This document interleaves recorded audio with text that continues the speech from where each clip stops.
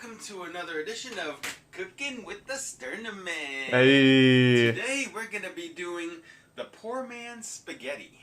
Let's go. So the first thing, we need a pot. Is that here. cat food? We need a can of Venus sausages. Why would we need that? What the fuck? A little bit of the juice off into this pot. You've got my attention now. This is gourmet. Your meatballs. So we're going to get this Kind Venus of. sausage It's here. not the dumbest idea I've ever heard. Hey, what's up? That cat looks disgusted. Mama's over there. Are they Thanks just... for- Okay, someone brought this up. Are they just meat sticks? This is going to be an interesting experiment. Has anyone in chat ever had these? The little sticks, little Gerber's meat sticks? Or was it just me? I ate this shit till I was like 12 years old. It slapped. It was like an improved formula of a Vienna sausage. But yeah, Vienna sausages are basically just these. I had these again for the baby food tier list. Fuck man, they're still so good. I could kill 20 of those jars and shit my pants. Got 2 packs of chicken ramen here. Ah, Open these up for you. A little flavor packet. there's a second person filming this? Yeah, it's the health inspector, I guess. I don't know, man. This is an interesting recipe, though. That's for sure. So are we, like, broiling those Vienna sausages? Because that shit's just down there cooking. Things like that. Let's, go ahead and get What do we need this for right now? these are just too big. Oh, I see. I need A my lid. little ones. Okay, I found them. They're in here. There I we found my go. little ones. Now to put everything back in here. Oh, Jesus Christ. Back in here. When does the recipe begin? Does it? That is just a disaster waiting to happen. It's Jenga with pots and pans. Alrighty then. Let's try to close this off here. I mean, it's great if you're trying to prank your friend and give him a concussion when it all falls out. There you go. And now you can see it's completely covering. Oh, now we're getting there. That's how I usually like to do it there. Those Vienna sausages are screaming. Ramen pack on the bottom is now on the top, and the one on the top is now on the bottom. Maybe So now full-grown Vienna sausages act differently than Gerber's meat sticks, but aren't they already cooked? And it's Isn't that the point of the Vienna sausages? You just eat them out of the that jar? position for another minute. They are? Thought so. Either that timer or the smoke Hey. alarm will let me know. One of the two. It'll get the job done. If you live in apartments like these, where it's mandatory to have smoke alarms, they'll let you know when you're cooking. Good. I just love how these meatballs are just plumping up. You all like plump, thick meatballs here? They're not really plumping up, they're like exploding. Okay. You boiled Vienna sausages, Now man. what we're gonna do is we're gonna drain this off. Look at all this steam. Woo! All that. It's not fogging up your camera, is it? God damn. Good. It's like a WWE entrance coming in. The Tostino Smooth and Cheesy Dip. I got this at Walmart. This is the best flavor for that. You can get the cheap All stuff right. if you want, but well, there you go. Why Tostitos cheese dip? Couldn't even open a jar. If we're making poor man's spaghetti, why not just get Velveeta? And just look at Oh, how whoa. thick and creamy. You might not even need the flavor packets, but No, you need the flavor packets. you know, if you want like less sodium or whatever, Nah, fuck I that. always put the flavor packet. You need more sodium. Stuff like this, you might not even need a flavor packet. Just dump that Let's mustard dust stir in this there. Let's bad get boy crazy. up Here. Variety, but this is good right here. Cheesy. Yes. The poor man's cheesy spaghetti, I guess I should. I mean, it's basically just ramen with cheese. Your noodles, And then your Vienna sausages that Vienna fell in. sausage meatballs. That's pretty good right there. Yeah. I actually bet that tastes totally fine. Just really goofy. Like at that point, you spend more money making this than you would just buying Velveeta's mac and cheese. Put There's a in Prime however Nino much you and want. 5 gift subs, Silly. Thank you, Alright Silly. everybody, I went ahead and added in the cream cheese. I mixed it in with the ground beef. So this is what happened. Cream cheese. It's cream cheesed beef. But I don't know why. Is cream cheese and beef like a good combo? Does anyone eat that? I've never heard of it. Granted, you know I'm no culinary expert, but I've never heard of creamed beef cheese. I see one person say, yeah, it tastes wonderful, but I'm guessing you're just memeing. It looks like insulation. Trying get the camera to stop. I don't want to. Yeah, it kind of Pushing does. the stop button. Asbestos just fell in the pan. Yeah, it's all good. Super easy manwich casserole. Man, oh, it's Sternaman. Put it on there. Bake it. Put the oven to 350 degrees. Well, this one's underwhelming. And I thought the manwich was gonna be melt for a fucking good 15, hard. 20 minutes. This is some lame shit. That's not what the manwich is about. Oh, it sounds cool, scene. I'll look at it. Doesn't make sense. Hey, Mike Foster here. Look at, I'm all kicking back here on a Sunday. Yeah, we're just and hanging I out. decided to combine two of my favorite things in the world: IPA beer, which is India, India Pale Ale, with scrambled eggs. We love hops. What? Again? Are you crazy? Nope. Check this out. Bam. And another one. In Now she the crazy- goes. Oh yeah, and this is really beer. Check this out. As Mike's gonna drink it really close. Watch. Let's go, Mike. Woo. Those That just hops. scared the children. Pour it in there. I actually Oh, bet this is gonna goodness. come out good. I'm not gonna This is lie. absolutely crazy. Look at the froth on the beer.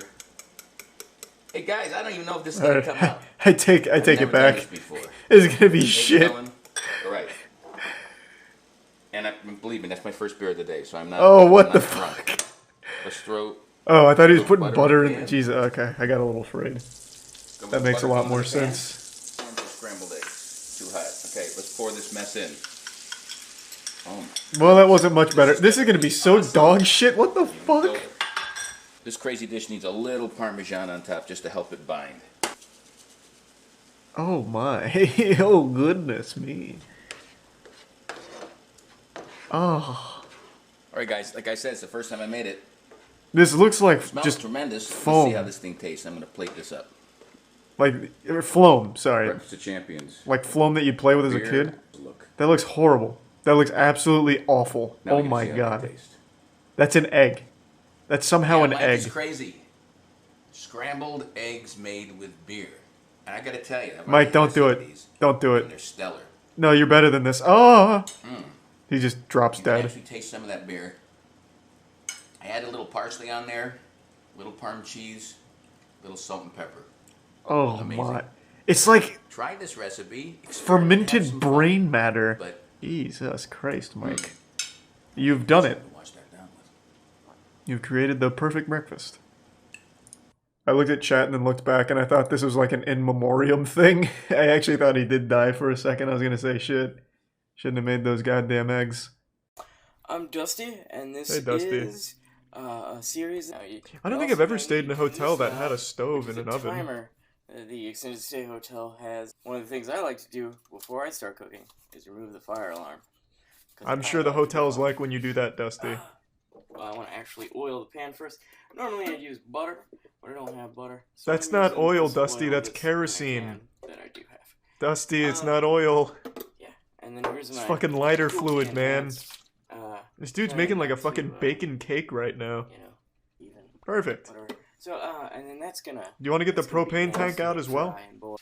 Wow. Alright, the magic of television. Look at that. My bacon is resting and a good one for your hotel stay, as you will be using What? it for everything that you do. Why are you shanking the neighbors or On the next something when they say the episode, bacon's scaring another them? Cooking one in particular. I'll be. You wouldn't say that to my CSGO butterfly And the knife. comes in a lot more. You can flip it over. How long has that been in there? It go well. I'm gonna go ahead and. Dusty, you've freshen made it up with charcoal. A little more sriracha. Yeah, that ought to fix it.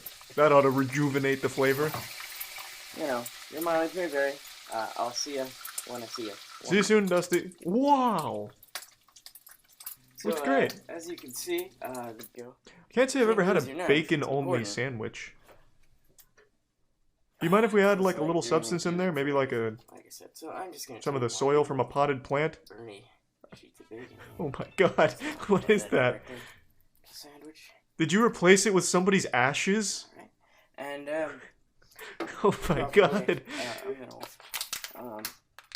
Man, this bacon has been torched. Honestly, great strategic placement of the ham. Now you can't see how shitty the bacon looks. It's kind of like a body bag for the bacon. Something fun. Bite the sandwich, Dusty. Bite it. No! Fuck! I hate when they don't bite it. out of the What is way. this? The garage from Rick and Morty? Where are we right now? The glass Klein bottle. So I say, Nice. I'll go over to the math. Sounds like department Charlie at from Berkeley, It's Always Sunny when and I'll he's show my talking friend about Ken Pepe Ribbit Silva, this or whatever the fuck Klein his bottle. name He's is. a topologist. He'll actually a bunch of these. I can probably sell them. You could say that for anything, though. Problem is, Who's buying Klein making bottles? A bunch of them. You know, it takes me 2 or 3 days to make one. Why not just do what other people So I call do? around. Join a pyramid scheme. Glass company made. Does this guy actually blow Wow, 1,000 check Klein this out. bottles? No fucking Under my way. house is my little forklift robot. What the to fuck go is this? pick This is some Klein Jimmy bottles Neutron and shit. Tilt the thing. If you look carefully at it, let's This see is if I my can bubblegum laser beam. show this. That is Drop so this off. fucking cool. From here on out, you're gonna have to look at a TV. He made camera himself a because you have robot to butler. appreciate That there's lots of bottles. Well, more and like a robot Amazon worker. It just collects heading boxes. Over to How the and fuck did he lots and build lots this? of- Sir, I've got the shot now if you come around towards me. Was there a stray cat in there? The Menace. Ruining the secret laboratory? Damn you, Dee Dee. You piss in it and it disappears. Is that what a Klein bottle's known for? The final fight. The Faceless vs. Anabolic Horse. I love the Faceless. Yeah, look at that shit. You don't know who's under that mask. Could be a substitute teacher, could be Jeffrey Dahmer. There's no telling. He truly is faceless. Boo! Anabolic horse, boo! Not even wearing a cool mask, boo! Also not even a horse. Boo! No! You took the... Put the mask back on, faceless. I can see your superhero identity. Damn it! He's compromised himself. Yeah, faceless. Let's fucking punch it. Why don't you have some of the dudes sit on the bar to make it an actual challenge for you? This is way too easy. He looks like that WWE 2K20 wrestler I created, Fetishimo. The man who has every fetish. That's what the faceless is looking like right now. What the fuck is going on? Did they sabotage his weight? They're using heavier weights for faceless. Faceless is coming in hot! He's not even feeling any weight right now. Come on, baby. This is when we get him. Christ. For all the young boys and girls who ever dreamed this big to win Strength Wars. Their dreams live on in you, faceless. Underneath that mask is hope. Faceless, come on. Please. Yes. Oh, Anabolic Horse is done. He's fucking done. Too easy. So now what? Do they win any money? One more time for these machines. The only reward was a good pump session. So 3,500 euros, what is that to USD? Like 50 grand? He gets less money than second place. Whoa! Valentine's episode. That's right, I'm going to teach you guys. This is considered a guy episode, okay? I'm going to teach the guys how to make dinner for their ladies. Only the boys. Group hug in the shower, boys. I'm going to ask all the ladies to please not watch this episode, okay? So, yep, turn it off. All wait. 4 women watching Cooking with Jack, can you please get the Turn it fuck off? out? Okay, because if you're anything. All right, guy tip number 1. Guys, Jerk off before your date. eat before you eat. Well, that's a Most bad of you know idea. what I'm talking about. That's right. You're going to eat before you have dinner with your lady. Have 5 scoopers of Because mayonnaise they're before you pigs. go on a date. So, do not make a dinner. Now, you don't have to do what I'm doing for dinner, but I'm giving you a I don't think anyone's gonna Not do what making you're doing dinner. for dinner. that has, A mayonnaise Pasta. salad. okay? Last thing you want to do is fill your lady up on Valentine's, all right? Nah, that's what you want to be doing. Am I right, boys? The dinner that you're Filling cooking, filling you don't like cooters crust meat. for the Going boys. to want Am I right, Jack? And the only people I think that should make dessert are people who aren't old enough to get in a car and drive their lady to a place to go have dessert. I honestly encourage you, do not make dessert if you don't have to. You beta male Take her cuck out. Go for a fucking walk. suck Go grab ass an ice cream. losers Go grab a making candy dessert apple. for your Get a women. milkshake. Give her a Take scoop out of somewhere for mayonnaise if dessert, that lady's right? still All right, hungry. So let's talk, That's the Jack dessert. way.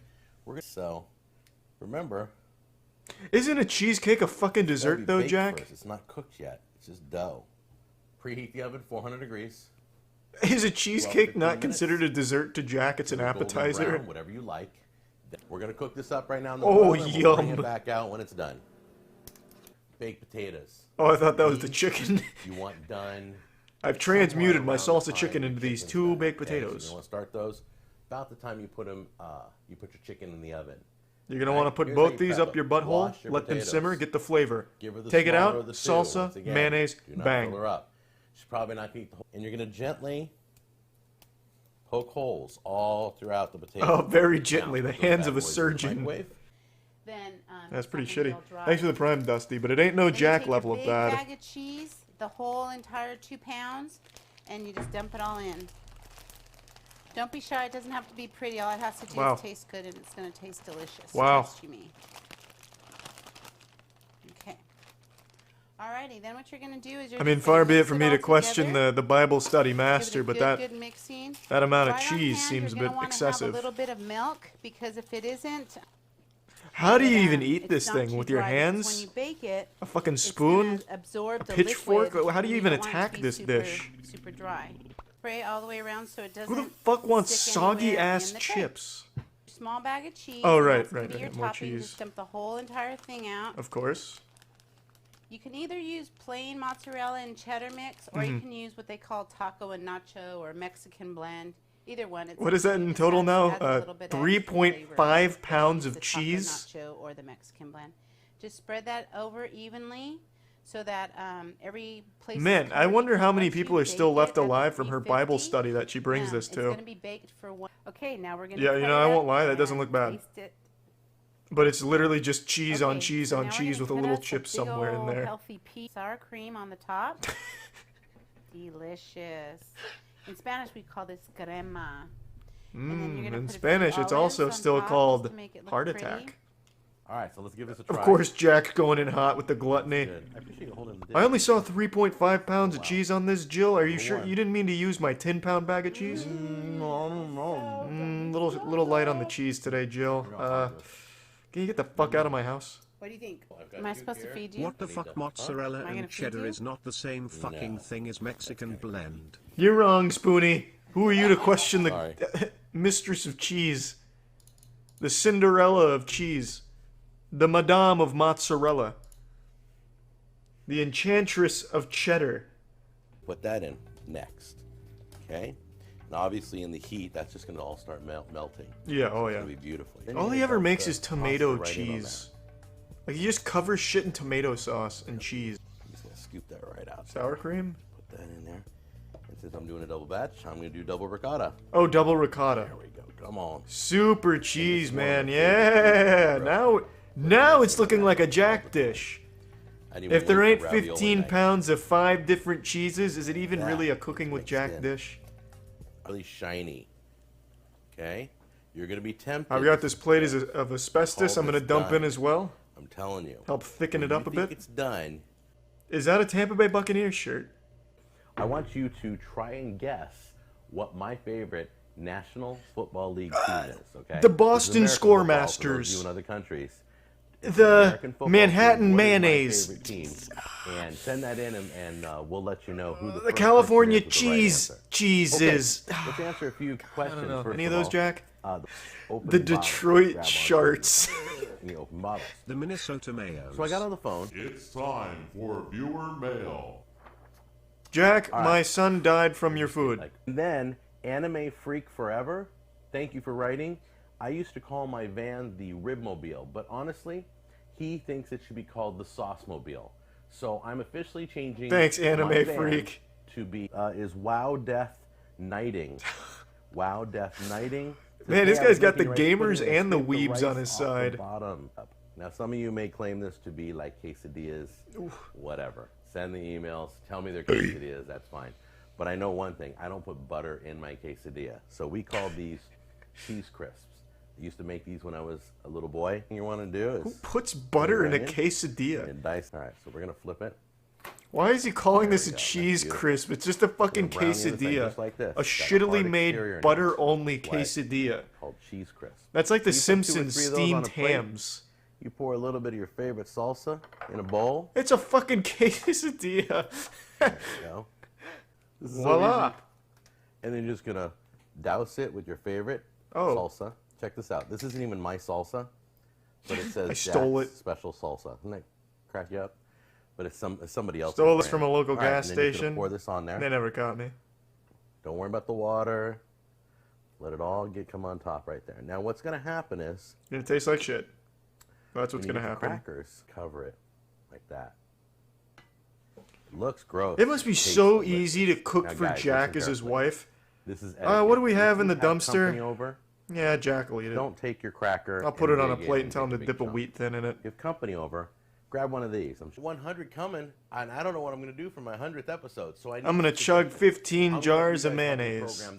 Got a call from a company called Blue Bison. That's right. You can go to their website. Crown This Blue fucking Bison, guy's getting brand and they meals? asked me. They said, "Hey Jack, Hey, can you make something gross with our food? That makes people never want to order our food? And they're like, Isn't that a on dog bison. food It's brand? incredible. Did you know bison has less cholesterol than chicken, beef, and I got a pork? call from a Less weird calories company and less called fat grams. Pedigree. That is amazing. They were asking me if I've heard of So anyway, they beef asked if I wanted to do chunks an episode on and bison. kibble. If I did, I they said sent me no, some but ground bison. can I put mayonnaise on it? I'm like, okay, They cool. said yeah, I so just let's wanted to make say thank a you kibble to, dish. Crown Blue Bison. God, this is an iconic recipe from Kay. The mincemeat has already come out. That's how we do it. Put it round the sticks. Of course. The way God intended. Oh shit, sticks are too big. Oh, it's falling from the... Oh.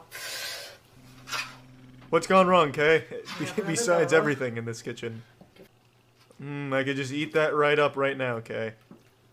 Right, Perfect. see, this is exactly how it is. I don't think I'm supposed to... That is the world's put most the, unfortunate group of spaghetti. It's like I'm watching an ISIS video for spaghetti. And that's how I was shown. And Who showed you this? Like an inmates doing the best they can with what they have? This is how it's said to do it. Sprinkle them all over. Those Pick it that up. pasta... There. The spaghetti's never getting cooked. But you did see me putting the juice on. So Okay. that's the onion. You're just gonna be eating dry pasta with mincemeat and some random onions that unfortunately got roped into the mix. Where did you get this recipe? 4chan? From like a hoarder? The onions, whichever you want me to say. Okay, can we cook the noodles? You can either I mean, it may be some way tomatoes past for time this for that. They look like fucking corpses in there now, but yes, I'm going might to as well open the try. tin tomatoes as well because it needs to be all for another half an hour. The to cook noodles the can't onions, take another dip in the and oven, then- Kay. They won't make but it. should be okay. They can't survive. They weren't. Oh, God. That is the different spag ball. Oh, Jesus. And Lee's coming to This the is literal taste test. racism at this point. It's a fucking hate crime what she's done to these noodles. Don't do it, son. So let's see what it's tastes Put some value on your life. Oh. Ew. Burnt off fine. Probably, yeah. They're not cooked is why. It's still raw and Right, burnt. so we got him burnt then. You may as well replace the noodles with sticks from outside. No, other side. That's it. Right, now the meat is done. Like I said, I have That's never one done word this for it, I guess, before, Kay. So you can imagine. This is straight up Bronze Age food, yeah. This is the kind of food you'd see in cartoons when they're like roasting it over a fire for 3 seconds and it's still red as fuck. Has got to go on the beef. God, it just looks like a plate of dog shit. Which I guess could be a UK delicacy for all I know. The beef. The finest horse pie I could find Now I'm outside. going to fold it over. I've got loads of juice which you're not supposed to have. I wonder why, Kay. It's still raw. It's not juice, it's still bleeding. It don't look too bad. It looks horrendous, Kay. Words can't I'm describe gonna what that tip looks it like. out. Tip It looks like you into tipped over a onto the- potted plant for its sauce.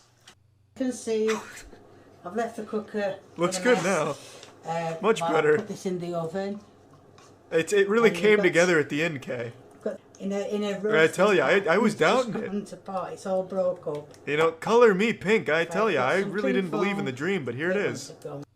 So she did this Wellington 3 years ago, and she came back for revenge 2 years ago. So let's see what difference a year makes in a beef Wellington's mastery. Okay, are you sure this is stuffing? It sounds and looks like To rocks. make it more moist. I think you've been scammed. Obviously, 4 ounces of flour. Shit. 5 ounces of flour. Make it 6. Was there an off-camera mistake, 6 ounces Kay? of flour. I find that hard to believe. Ah, right on the mark And then. then I'm going to do They called for 50 ounces of 3 flour, ounces right? lard. How are we looking back there, Kay? What's the behind-the-scenes looking like? Have we spilt more flour yet? She's cooking in a sandcastle bucket. That's it. 3 Well, ounces. what do you know about fine So that dining, can go big in guy? there. How many beef Wellingtons have you prepared flawlessly? Sing some yellow And then cake I'm going uranium. to Well, it's not Put- yellow cake uranium. In fact, it's... now I'm sure you see. It's a beef Wellington. some stuff in. What the fuck is that? A pre-made Okay. beef Wellington? What the fuck? Where did that come from? Round it. That's cheating. Yeah, I know I fucked up my last beef Wellington, so I bought one this time. Ouch. That's my redo. I'm just doing it this version. What version is Just this, under Kay? the meat and the stuff Does in. it have a name? The food poison special? Redo chicken Kiev. Well, I am guessing it didn't go well the first time. Man, there is no garlic left alive in that jar. Christ. What is the chicken Kiev used for? To ward off vampires? Who needs this much You should garlic watch in a Kay's recipe? son's channel big. Is she gonna dump that whole bowl of flour? Oh my A bit god. more flour. Sweet Lord Kay, have mercy! It's just a bagel! I know I've got a teaspoon. I'm Just gonna use a whole bag of flour, Oh. Kay. Fuck it, let's get real. put the yeast in. I cannot imagine there's any room left in this for more flour. At this point, it's just a... basically goopy flour. Oh, I can sneeze faster. Okay, what do you expect? You have 3 bags of flour in it, which you are now rolling into more flour. I can promise you she's going to put more flour on this. That is not nearly a football field's worth of flour that she usually rolls her bread in. Mark my words, I'll wager 5 gift subs more flour's coming. Who wants to take me up on that wager? I know Kay inside and out. I'm inside her head. And all I see is flour. Get a bit Oh, more I'm a flour. fucking I'm a rolling genius. pin. You got me a little You're gonna worried really for a wonder second, why I'm Kay. putting I'm not it gonna on. lie. That's You had me why I going. teach it. But I know you too well. It stops it from sticking to the flour. Of course, yeah, that's right. The flour. Flour. Okay, I'm gonna be honest. I think you're running out of flour. I think the reservoir's running low. Two. You know, at this point, I might as well just eat Right. some fucking sand. Done. I'm going to put If that in between the oven. Kay's bagel Just here that and on the sand, sand, I'd probably just choose in the oven. sand. There'd be But less I'm gonna fucking put that grain the in it. oven and as you can see, they've not risen at all. Yep, it's just chips. Flat. Flour But chips. they are classed And I as see you put bagels. more flour So on them that's it. afterwards. What you say Hey, it's not your now. fault. I think it was just a lack of flour. Let's check out her coming back to it. She had, I don't know how many, let's see. As you- From September to... Hi, 3. people, I'm back cooking again. She really came back with a With a vengeance. chest infection. And today She I'm rested going for to 2 days and then came back on the third and said it's of time. bagel. Oh, her pantry must be nothing but like fucking Willy Wonka's chocolate factory of flour. Flour and mincemeat are her staples. And It's that's fucking your crazy frother. how much flour she goes through in Get these. already lumped that. Leave for 10 minutes until frothy. Right, pour 200 millilitres of warm water into a bowl, and that's what I've done wrong because I've done it with cold water. So I'm going to have to redo it with warm water. Well, that was quick. It was the first. Right, I just saw I messed up first time. So I've got my yeast in. Tablespoon of sugar, copper, measured in stuff for bread. I've got a bread making machine. Over there. And I'm going to add the water. Step 1, warm water. warm, I Okay, warmed it up. I poured ice into it. Well, I boiled it. Shit. So the only thing she did differently was somehow use even more flour. I don't understand that, but yes, I shall do. So what is the exactly what it saran says, wrap doing? As I have got, that's it. Why did you put them in the saran wrap? Oh my god. Okay, don't do that. No. I've got to top it now. KY, I didn't want... Oh, it's Kay's special recipe, the saran wrap Do I put bagels. it that way, what do you think? God, she's actually boiling the saran wrap into the So bagels. that's... Okay, I'm sure you had to take the bagel out of the saran wrap. I'm no chef, but there's no Good job, fucking I've got a way. ticky-tacky This hand on my video top was in so my helpful. wash. There. Watch this. This will probably go wrong. It's already gone wrong, Kay. You're boiling saran wrap. Kay, it's as gone as wrong as it could. This is an FDA violation and most likely illegal. And put this one in. This one I'm going to put in. Ah, perfect. So Now he I'm has a gonna have friend. two boiling. So, chasing round. She has to get her recipes off And 4chan yeah, from people that make those troll recipes to try and get people to poison themselves. And she makes them as legitimate tutorials. There's no way. That is actual poison. For a minute. She is superheated saran wrap. Where does the plastic stop and the bagel begin? Not even she can figure it out. Oh my word. Right, now this one. Kay, you've outdone yourself with this recipe, I've got to say. I would have never thought to mix raw dough and plastic. I know what I'll be bringing to this year's Thanksgiving. I'm sure most of you know by now, I love watching bad YouTuber apologies, and they're all horrible. I swear to God, the animatronics in Five Nights at Freddy's appear more emotional than the fucking YouTubers when they're apologizing. It is the goofiest shit in the world, but that has nothing on TikTok apologies. They're in a totally different dimension, a realm all of their own. It's like everyone on TikTok has been trained by Tommy Wiseau when it comes to acting. Like, it literally sounds and looks like NPCs in Skyrim communicating. Like, there was a dude who got outed as like a child predator or something, and his apology, his response video was him reading off of note cards like he was in middle school class giving a presentation on like chemical bonds. And he's just sitting there, he's like, yes, I did this, but doesn't mean you can be mean to me. Flips. Please stop being mean to me.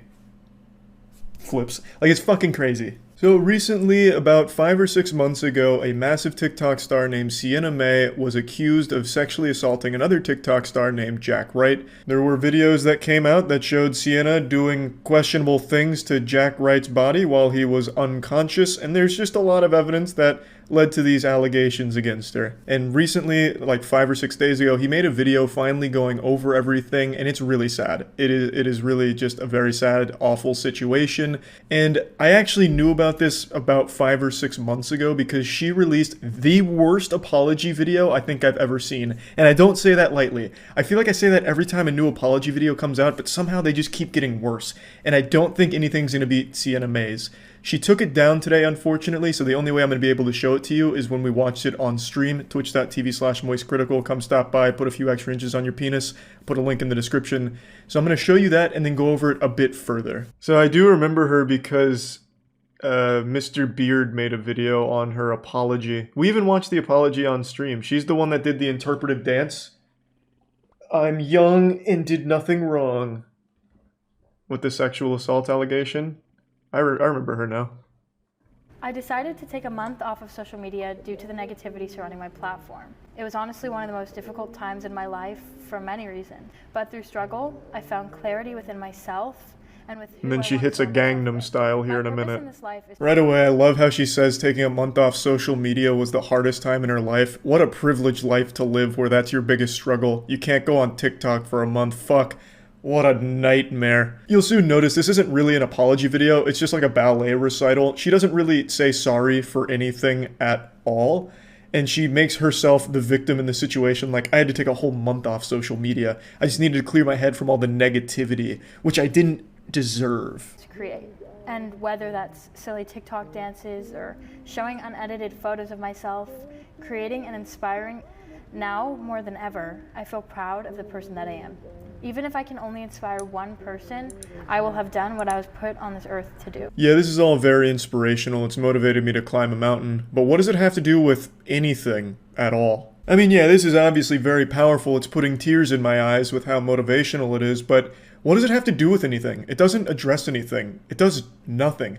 This is like if the feds came up to me and they're like, hey, Charlie, we caught you on camera burning down this Toys R Us. We know you're an arsonist. We have it right here. And my response is, I just love to create. I love to inspire and show unedited photos of myself.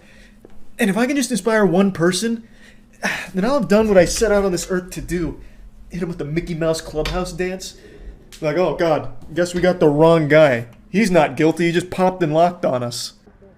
We're all learning and growing, and more than anything, I'm beyond thankful for my family, friends, partnerships, and supporters. I love how she It's shouts out her something sponsors that in I the think a lot of apology. people my age can relate to. I hope this can inspire you. Really appreciate Raid Shadow Legends. Appreciates them so they don't feel left out here.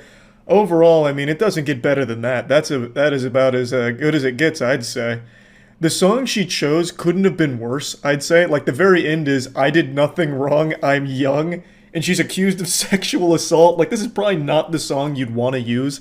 Feels really off, given the circumstance for why she's doing this. It's really a fucking weird choice. It almost feels like she's rubbing Jack's face in the whole situation. She makes herself the victim and then tries to spin this whole thing as a way of making herself like the hero of the story. Like, I had to take a whole month off social media, but now I'm back to inspire.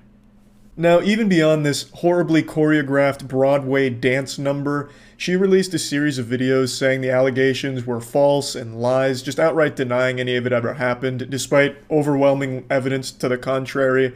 So the whole thing has been just a big, gross mess. But yeah, I mainly just wanted to show you that apology because I think it's going to be a pretty tough one for someone to beat. This was very egotistical, and it wasn't an apology. I don't know why I even keep calling it that. This was her, like, victim blaming and making the whole situation a way of trying to like become more popular from it almost. I don't know. It was just fucking stupid, and I just had to at least show you all this whole situation, and that's about it. So yeah. Yeah, so I think the YouTube makeup or beauty community, I'm not sure on the proper nomenclature, is just fucking terrible right now. You can tell just from looking at me that I'm not big into the makeup or beauty world, but I do like to keep my cheeks spread so I can stay updated and filled in on information on YouTube drama, and the makeup and beauty side of all of that never has any shortage of that. Taddy Westbrook released another 40-minute video today, which is supposed to be some kind of pseudo-apology and explanation for why she tried to ruin James Charles's life last year. And it's pretty fucking rough. It's like having a hemorrhoid. It's kind of painful. It's pretty boring. Really, the only purpose this video would serve is if you have insomnia and need help falling asleep. It is unnecessarily long. Like, this whole thing could have been summarized in 1 or 2 tweets if she wanted to. I don't really know why it's 40 minutes long. And it's her reading a legal statement that she's prepared, and it's pretty fucking painful. It's like she's reading the terms and conditions when signing up to Spotify. In fact, I wish it was just 40 minutes of Taddy reading the terms and conditions when signing up to Spotify. It'd be more genuine and engaging. This has every cliche of a YouTuber apology, a lot of fake crying, and a lot of passing the blame and deflecting. She keeps talking about how terrible Shane and Jeffrey were for this whole thing, and that it's really just kind of mainly their fault and she was just an innocent victim of their manipulation.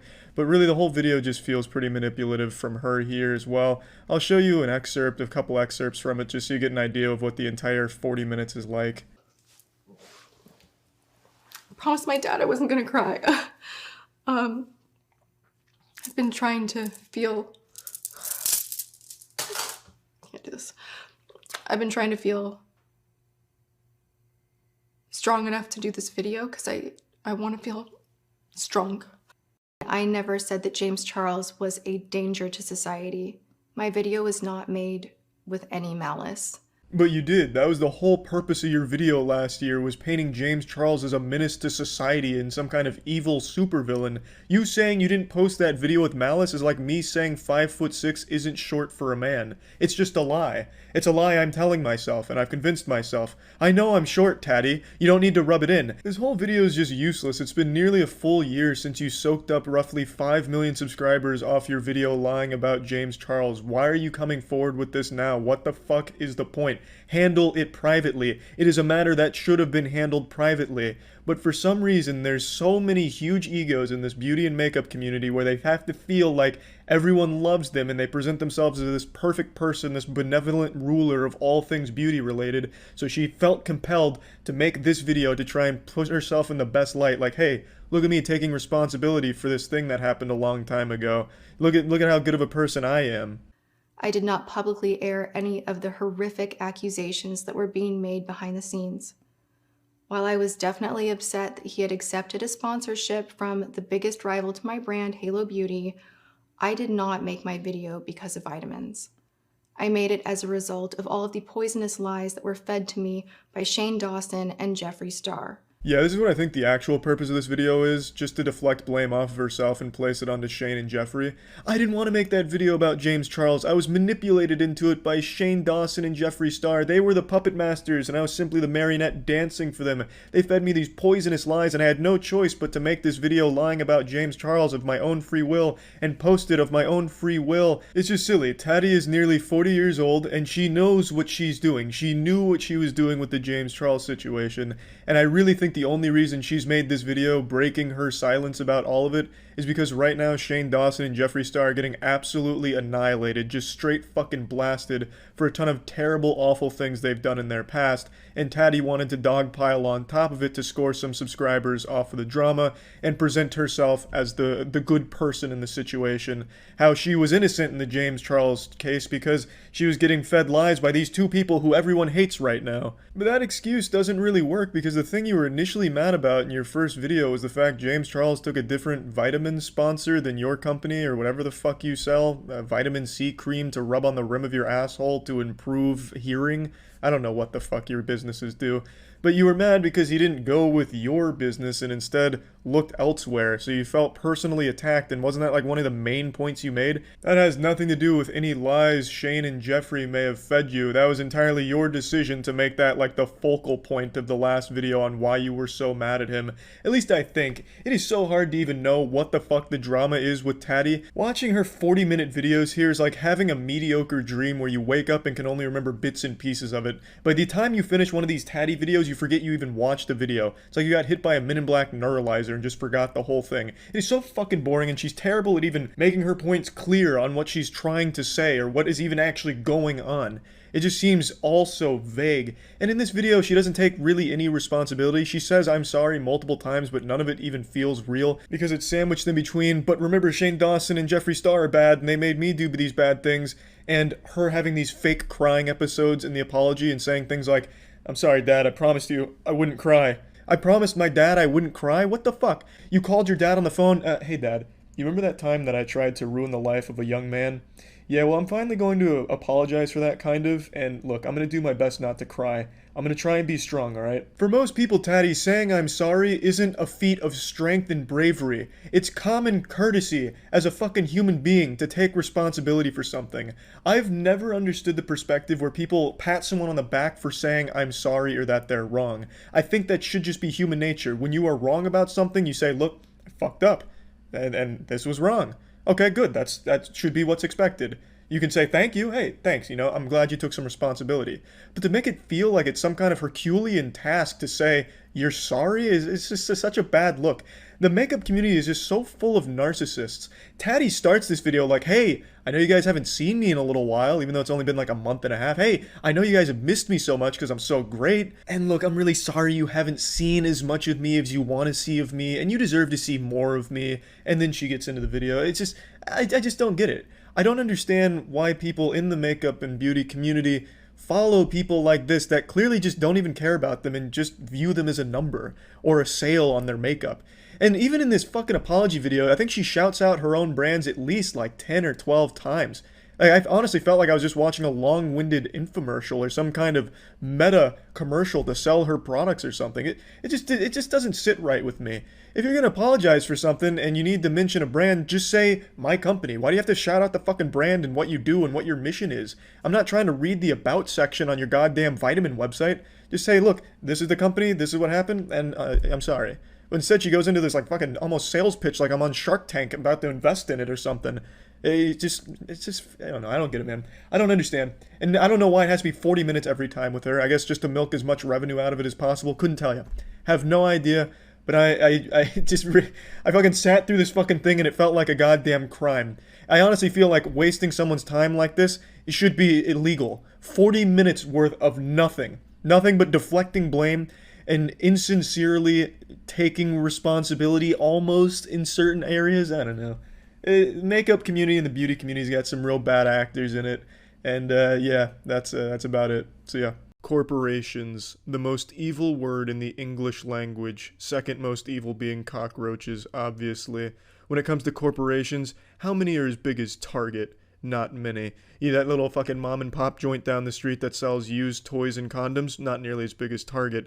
So what better place to go to rally the people than Target, going right into the heart of big business and try and make a dent in it so the man can hear you say loud and clear, enough is enough. What you're about to see is a family of warriors bravely march through a Target spouting some hateful bullshit.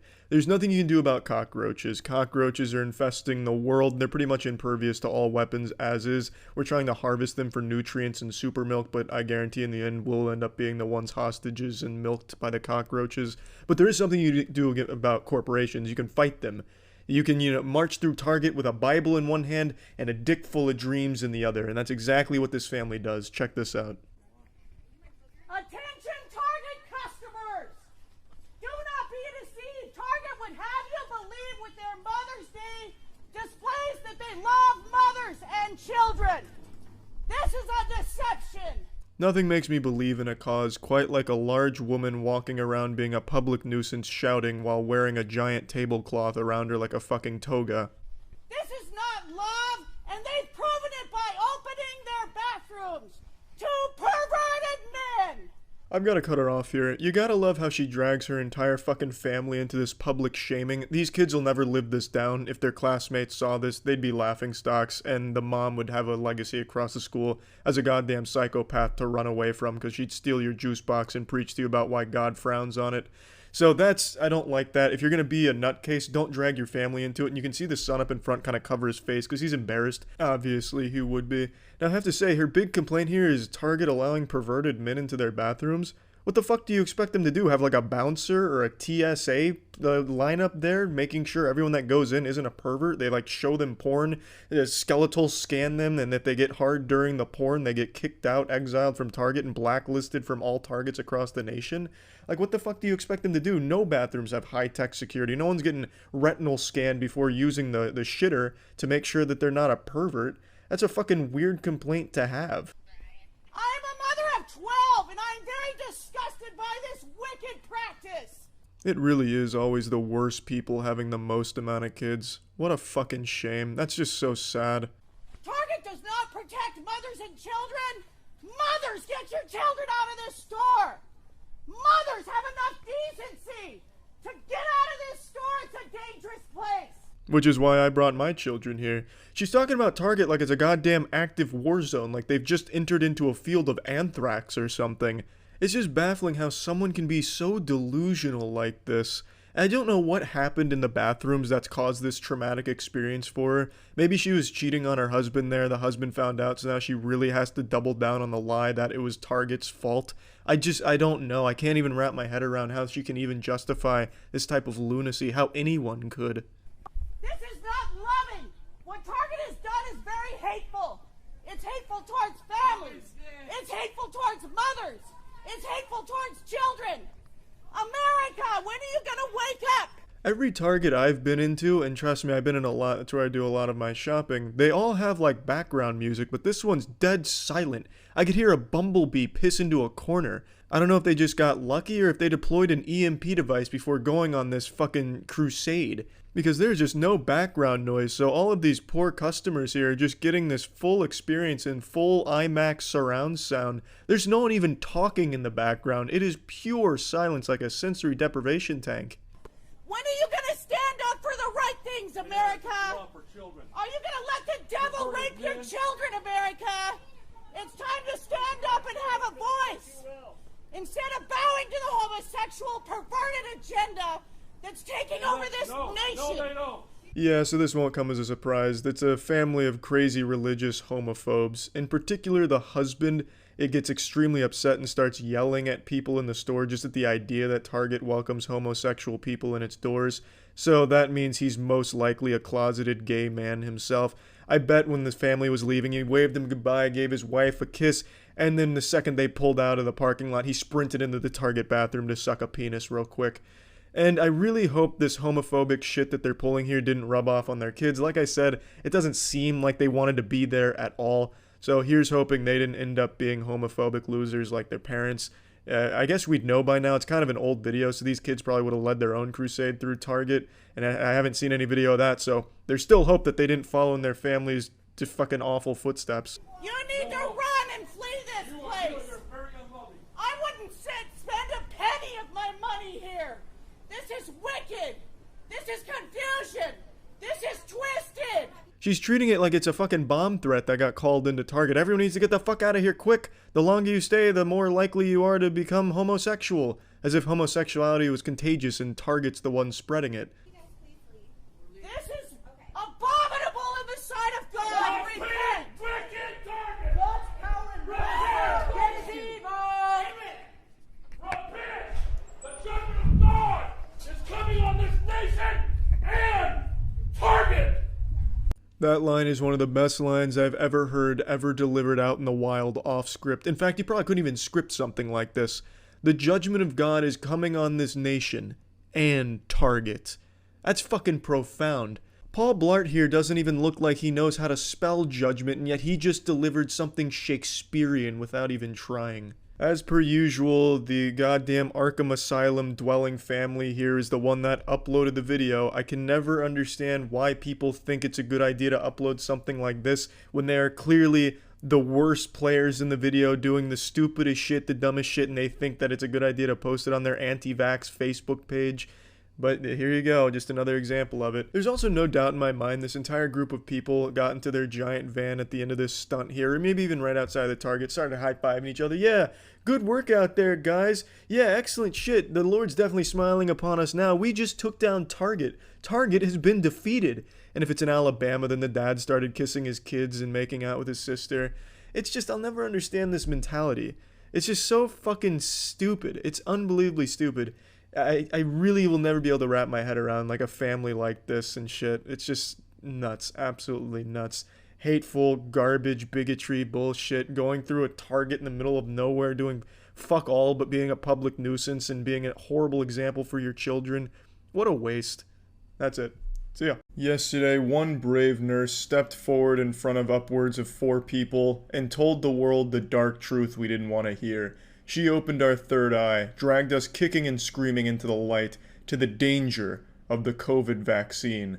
She showed us that it magnetizes the human body, and her science is irrefutable. And to be honest, it really makes sense. I'm vaccinated, and ever since getting the vaccine, I've noticed when I go in the kitchen, my knives start to shake a little bit. So now that I know the truth, I'm gonna have to switch to like ceramic knives or something like that, so that way I don't go down there and just get like fucking, you know, impaled by 10 different knives like I was attacked by Magneto. You know, I'm gonna have to take precautions now that I'm aware. Yes, vaccines do harm people. By the way, so I just found out something when I was on lunch, and I wanted to show it to you. We were talking about Dr. Tenpenny's testimony about magnetic vaccine crystals. So this is what I found out. So I have a key and a bobby pin here. Explain to me why the key sticks to me. It sticks to my neck, too. I got those. Yeah, so if somebody can explain this, that would be great. Any questions? This guy's face really says it all, to be honest. Of course there were no questions, because you can't disprove that. Like, that is as bulletproof as science can get. Did you see the way the key stuck to her chest? There is no other explanation other than the fact that her entire body has become a magnet because of the COVID vaccine. I mean, Jesus fucking Christ, open your eyes. It's so clear now that she's blown the lid wide open. I think the fact that this lady is a nurse should be extremely inspiring to all of you watching this, because this proves that no matter how fucking dumb you are, you can still achieve pretty much anything you want. I can't imagine there's anybody watching this scratching their head right now, fucking blown away like, oh my fucking god, how did this happen? I mean, Charlie, the key did stick, so she's got a point, you can't explain that. I think everyone understands what happened here and how the key stuck to her chest for like half a second, but just in case, I'll go ahead and spoil the surprise and ruin Christmas here. I'll tell you how the sausage was made, break the magician's code, so it's not exactly like a David Blaine level trick or illusion. It's, you can do it with anything. You just press it against your skin, and then your sweat particles will eventually take hold of it if you press hard enough. You can literally do it with anything. Like, here's one of Bill Gates' microchips, and I could just have that sit there for a long time. You know, this isn't even metal. Like, it's just, you can do it with anything, and I think all of us know that, but for some reason, she used this like proof, like, look at this! My blood has been transmogrified into magnet crystals because of the vaccine! Obviously. It's like she's doing this to a class of 4-year-olds, like, who don't have object permanence yet. Like, I'm surprised she didn't also do, like, the pull the thumb away trick. Which now I look like a fucking idiot because I don't remember how that works. Is it like this? Look at this, the COVID vaccine is taking my thumb off. You can't explain that. My thumb's gone now, all because of the COVID vaccine. I also love how even in her demonstration, she couldn't get the bobby pin or the key to stick to her neck. So you can see the panic start to set in. She's like trembling a little bit as she knows that this is becoming a giant fucking train wreck. And I think that's beautiful. Even with the simplest thing in the world, which is just pressing an item against your skin to make it stick, she couldn't pull it off when she needed it most. Oh man, it's poetic, really. So I think that's great. The whole thing was a pretty wonderful demonstration and a look at delusion in a different light.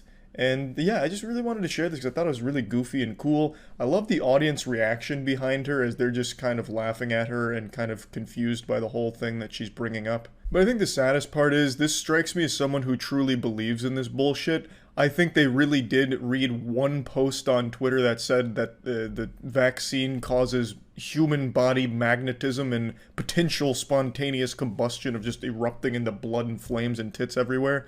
And she really took it to heart and believes it. So then on her lunch break, she took keys and bobby pins and paper clips and just started going full Hellraiser, just sticking them all over her body and panicking when they'd stick for more than a second, convincing herself that it truly was magnetism. So I'm sure she fully believed she was walking into this building ready to really break new ground here and be a hero.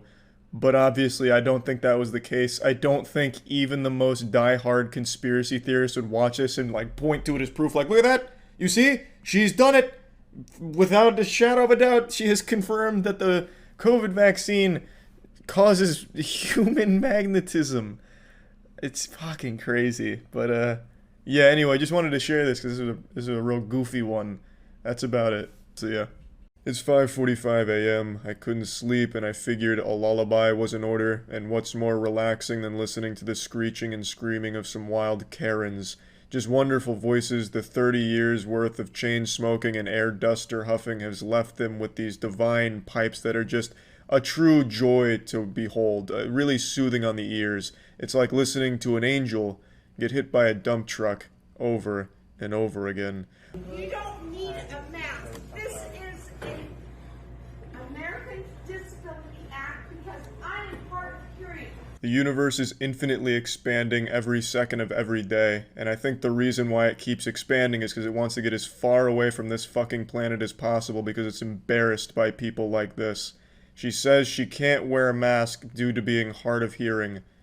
How the fuck does that make any sense? How does being hard of hearing make it so you can't wear a mask? That's like me saying I can't wear a seatbelt because I get hemorrhoids from time to time. And I have Robert. I speak my mind, and I have a right to see your lips because you do not, under any circumstances, violate. Y'all should call the police.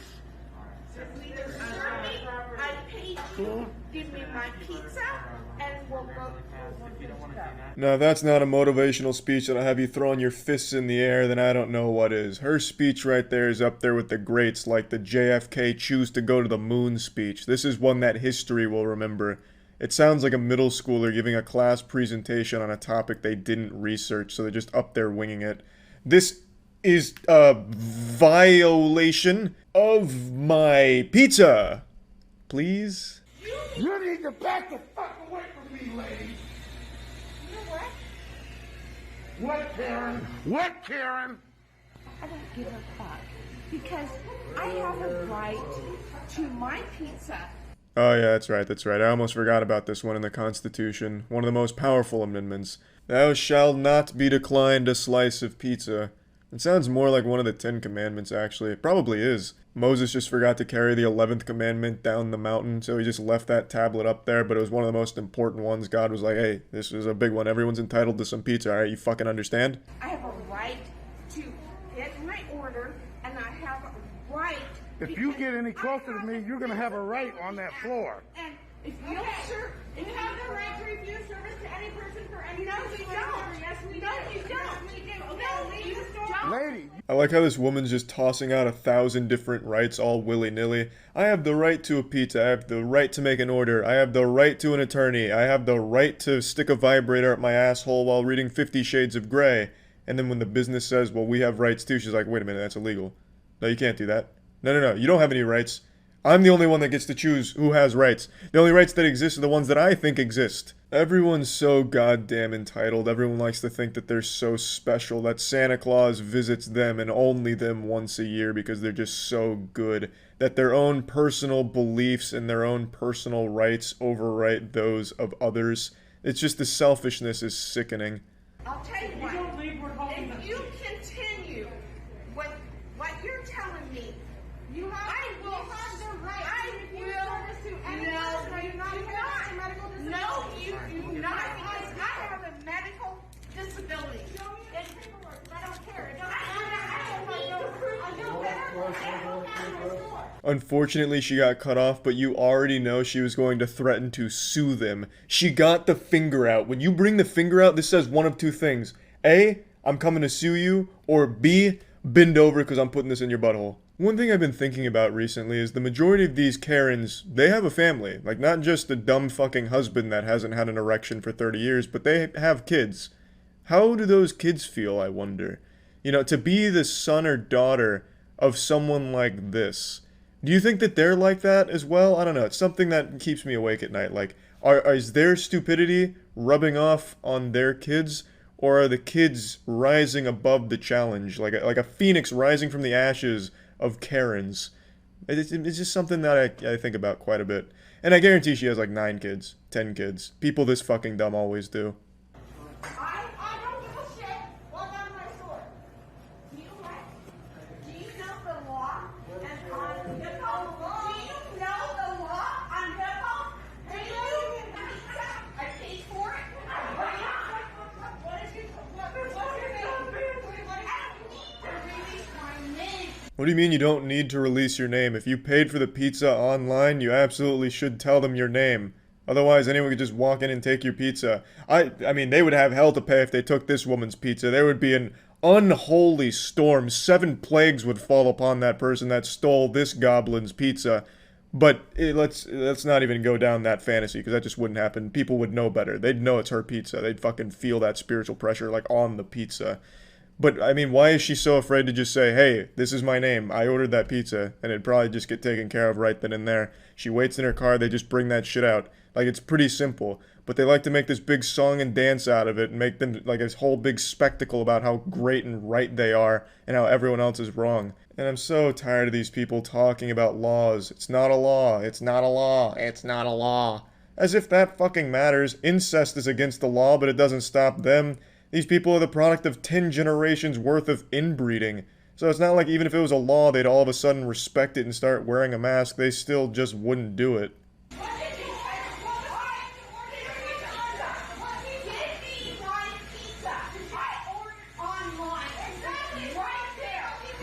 You see how people are. Here you got another Karen. This guy's absolutely right. Here we have another Karen. I really wish the lady behind the counter just slapped her with the pizza. Okay, you want your pizza? What was that? Double cheese? And then turn it into like a WWE show. Alright, you want your fucking 2 slices of pizza, huh? Then slams them together like Stone Cold's beers and just drinks the grease right in front of her. Then throws the remnants at her.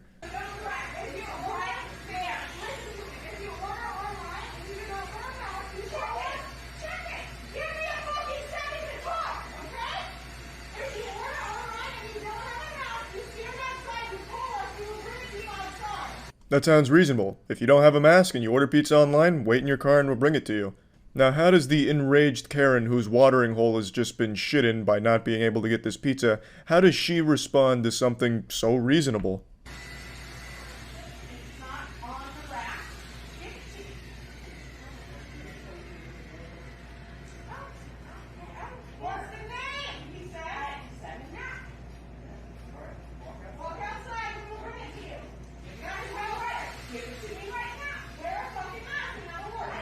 You can see for one brief second, in this Karen's rotted mind, she was like, wow, that just made a lot of sense.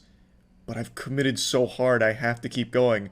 No, give me it right now. Fuck the car. What's a car? I came here on a fucking wagon like the Flintstones. Look at me. Just give me the fucking pizza right now. I'm just waiting on my pizza. Huh? Huh? Yes. Yes. Defeated and hungry, this pizza Karen predator leaves the hunting ground, recognizing there will be no prey for her today, no pizza for her to feast upon, so she heads back to the swamp. Or at least that's what you think, but we haven't even met Mr. Pizza Karen yet. I have a First Amendment right, and I am doing my First Amendment right. You want to hide behind it? You hide behind it. Show me the law, not a statement. You show me the law that says I have to. Show me the law. That's a mic drop right there, ladies and gentlemen. He fucking got us. When I first saw this, I thought this was a celebrity appearance, a little celebrity cameo from Tom Arnold. This guy looks a lot like Tom Arnold if he was drunk driving a Dodge pickup truck or whatever the fuck he's driving. I don't think it's Tom Arnold. I mean, I guess it could be, but it's probably not. Either way, Pizza Karen really came out here, put on quite the show, and unfortunately it didn't pan out for her. She didn't get the pizza, so she probably took that bad attitude to Domino's or some shit. So I feel bad for everyone who worked in the pizza industry within a 10-mile radius of that spot on that day, because it was like a fucking apocalypse with the Pizza Karen on the prowl. But anyway, that's about it. See ya. I learned very early on in life that you can tell a lot about a person based on how they treat workers, whether that be retail workers at a store, waiters and waitresses at a restaurant, fast food workers, anything.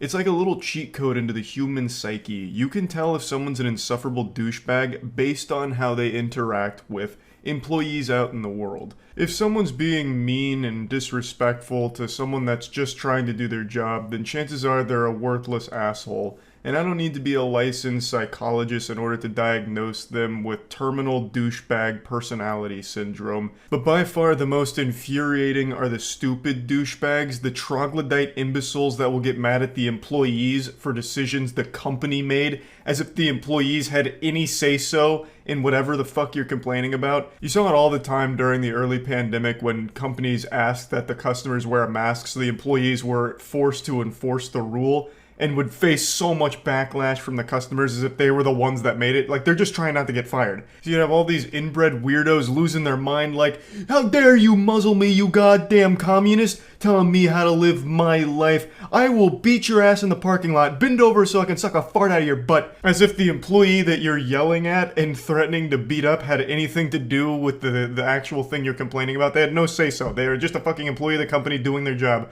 And it happens all the time in retail, but this was the first example I could think of since that was happening all over the place on Facebook back during the early pandemic. Just being rude, mean, and nasty to workers who are just doing their job is by far the easiest way to identify a piece of shit. And I'd love to show you a perfect example of this. This is a customer who's melting down at a fast food worker who quite literally did nothing wrong at all.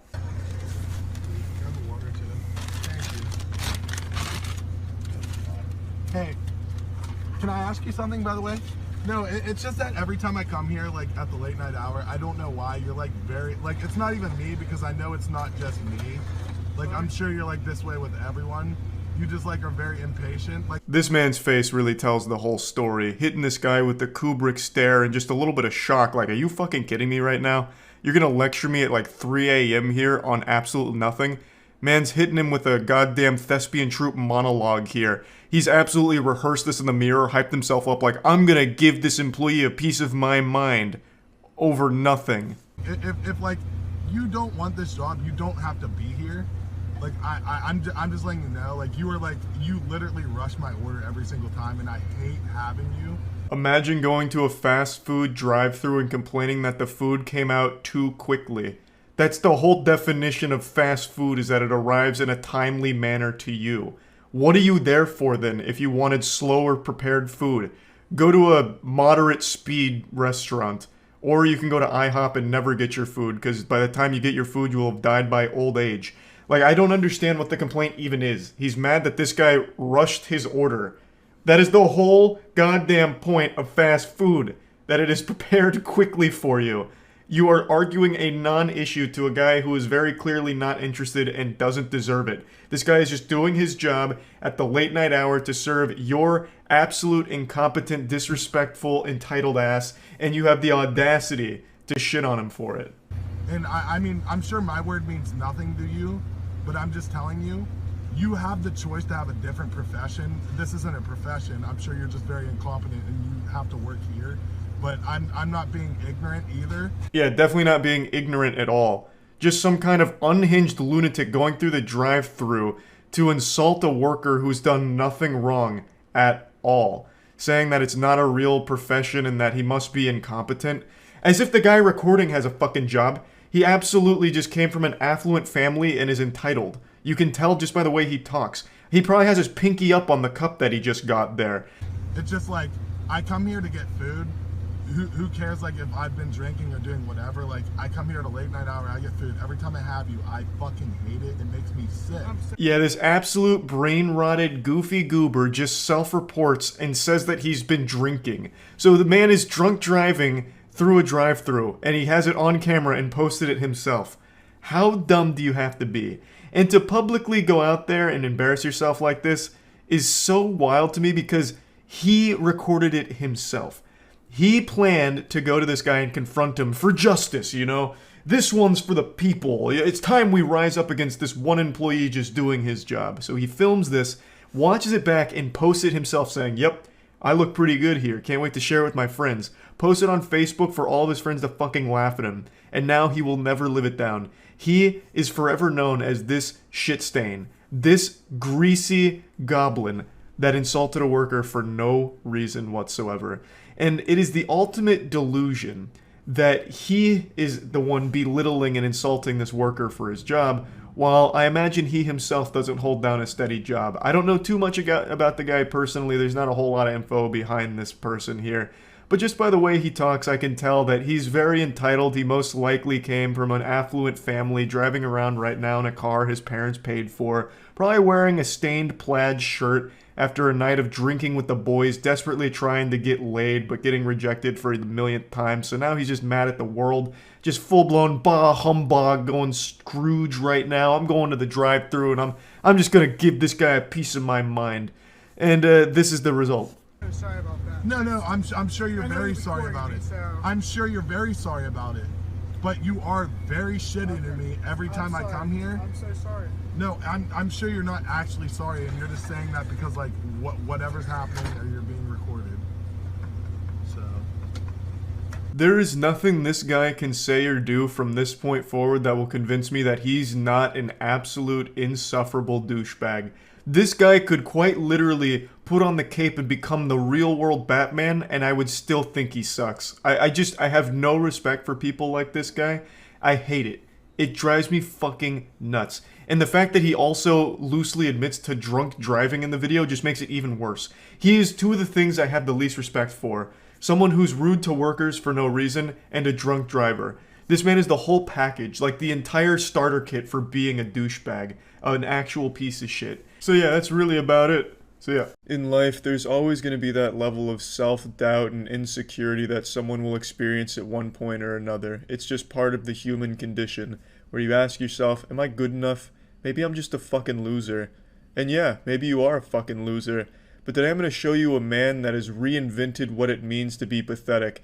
This guy has achieved a level of loser that science didn't even think possible. So rest assured, no matter how terrible you think you are, you will never even be in the same dimension as this homunculus I'm about to show you. The only man to master all 4 elements of douchebag. Perpetually striking a goofy power stance that he saw on WikiHow when he googled how to look intimidating, berating and assaulting food service workers, threatening lawsuits in jail, and of course, the most powerful element of being a douchebag, a pair of sunglasses. A douchebag without sunglasses is like cereal without milk. And only this man here was chosen to master all 4 of these elements, the avatar of douchebag. In fucking jail for robbery and stealing stuff. So she needs to get the fuck out of here before I get her put in jail for the rest of her life. Sir, you are on camera right now? There's just so much that happens in this short, less than 20-second video here. Somehow this man was able to speedrun, making everyone hate him. Like, he set an 80% record for the shortest amount of time it takes for everybody to hate you. So Johnny Bravo with an eating disorder here storms into Burger King, and we don't have the crucial lore that built up to this point. We're missing the context on exactly what's happening, which is unfortunately opened the fucking septic tank for these shitty journalists to just make things up.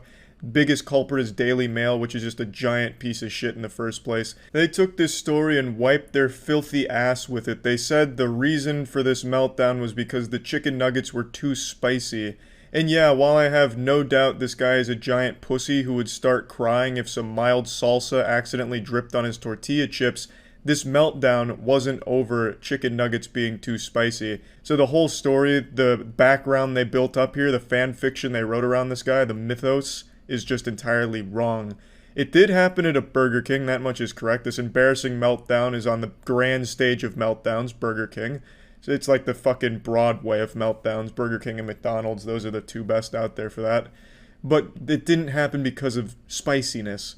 It happened, and I don't even know why they bothered changing this, because the real story is just as good as their clickbait garbage headline. The reason it happened is because he didn't get as many chicken nuggets as he was used to getting from Burger King. So this guy is a seasoned veteran of chicken nugget hoarding from Burger King, and one of the workers there must have hid one of those sacred chicken nuggets from him, and he counts each and every one of them. He came in there fucking primed and ready. He fucking stormed the gates and was giving her an earful. In fucking jail for robbery and stealing stuff. So she needs to get the fuck out of here before I get her put in jail for the rest of her life. Sir, you are on camera right now? I understand chicken nuggets can be serious business, but this man really elevated that shit. He treated it like some kind of holy artifact. This is why the opening monologue says, can't fucking count except for robbery and stealing stuff. He's accusing her of stealing his chicken nuggets, and it's a robbery, which is why he then says, I'm gonna throw her in jail for the rest of her life if she doesn't get out of here. I cannot even imagine what he was thinking at this point, as if that's like a real charge you could bring up, some kind of felony, shorting someone 1 chicken nugget. Like, what did he expect? Like, is some kind of high crime here where it'd go to court and he'd be like, Your Honor, no, you're not understanding. I was missing a chicken nugget that I, as an American red-blooded patriot, paid for. The jury gasps, missing nugget, and the judge swings the gavel. 100 years in prison for the Burger King worker, and then everyone claps. Like, this guy treats this fucking thing like some kind of Tumblr fanfiction in his head, I imagine. It's such a dumb goddamn idea. And then when he's told he's on camera, he makes the worst possible decision you can make when you're told you're on camera. He fucking slaps the worker, which is an actual crime. He just assaults the man, who was nothing but kind to him. He was honestly looking out for him like, bro, stop melting down, you're really embarrassing yourself.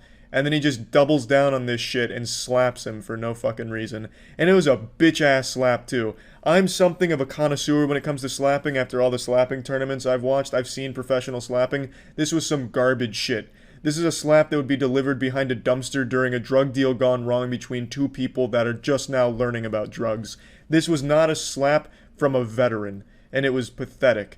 Unfortunately, the worker had glasses on, so it made the slap look more impactful than it was by having the glasses kind of like jiggle off. But it wasn't a very good textbook form slap. Really, this whole thing was just a whole bunch of fucking garbage, and I think unanimously we can all agree that this guy here is probably the biggest douchebag of 2020, and it's going to be hard to beat. I really thought this could be motivational for somebody that's maybe going through a hard time right now or struggling with their self-image. You will never be as bad as this guy unless you actively go out of your way to try and be a bigger loser than this guy. So just take that. Realize that. Look, I'm not the worst out there. Look at this guy. And then that should help you see things a little more clearly and maybe be a little more positive. But anyway, that's about it. See ya. Welcome, class. Today we'll be taking a look at the male Karens of the world. They are not a myth, they are very real. As the leading epidemiologist in Karen bullshit, I figured it was only right that we start turning our attention towards the male Karens out there. Yes, these male Karens, these Karemins, are a bit more rare than the Karens we're used to seeing in the labs, which is of course the postmenopausal, wrinkly, sunburnt women whose genes have been corrupted by generations worth of incest, so much so that they now believe wearing a mask will instantly suffocate them. But just because the Karemins are fewer in number doesn't mean that they're any less fucking dumb. So let's go ahead and take a look at a few. Want to say that again? Would you like to say that again? What you're about to see here is the tough guy Karen. I'm going to do a little psychic reading, a little FBI analysis. Using only his voice, I can deduce that this man is bald, with a barbed wire tattoo on his upper left arm, and a skull on fire tattoo on his right pec. This man basically modeled his whole fucking life after Wild Hogs. He says, yep, that's what I want to look like, a generic background biker. And I'm not just saying this because I've seen a picture of this fucking loser. I mean, you can basically listen to him and just hear it in his voice, you know what I mean? This guy is very upset because a worker politely asked if he'd wear a mask, and that was a declaration of war attacking his fragile ego, and he's so insecure that he starts filming and shaming her in public at her workplace until she starts crying.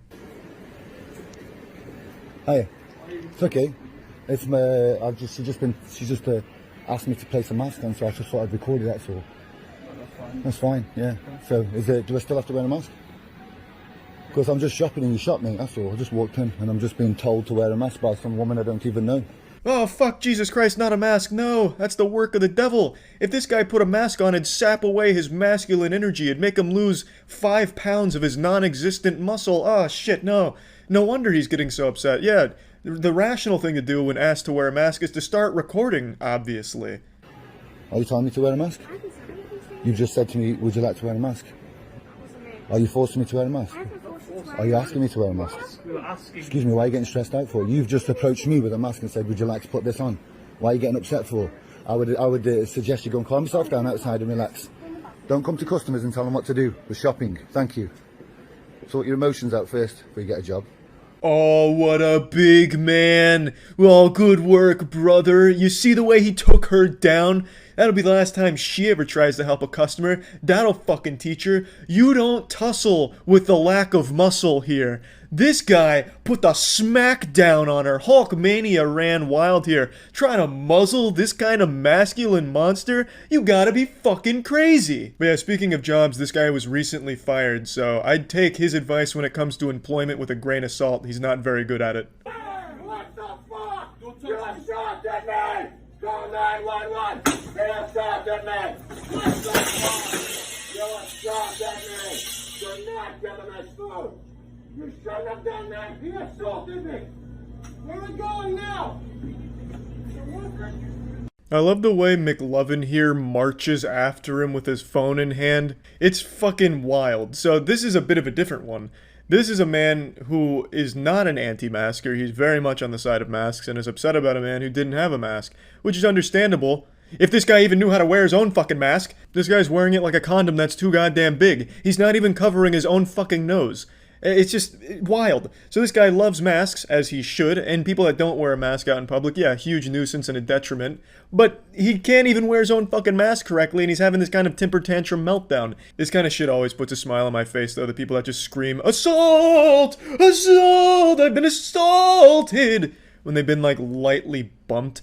Like, this guy's fucking screeching and squealing like he just stepped on a landmine or something, when really what happened is he just got lightly bumped because he's in his face with his phone. The guy was like, "Oh, get the fuck off of me." And then he just totally goes into meltdown mode, destroys an entire rack of pizza for some reason. It's not like the guy he's mad at works at the pizza place or owns it or anything. That does nothing except make it really tough for the fucking workers there. So he's just a huge douchebag asshole. And then he starts blaming the pizza place. "Why did you serve him food? Did you not see what he did to me? He almost killed me with that little body bump.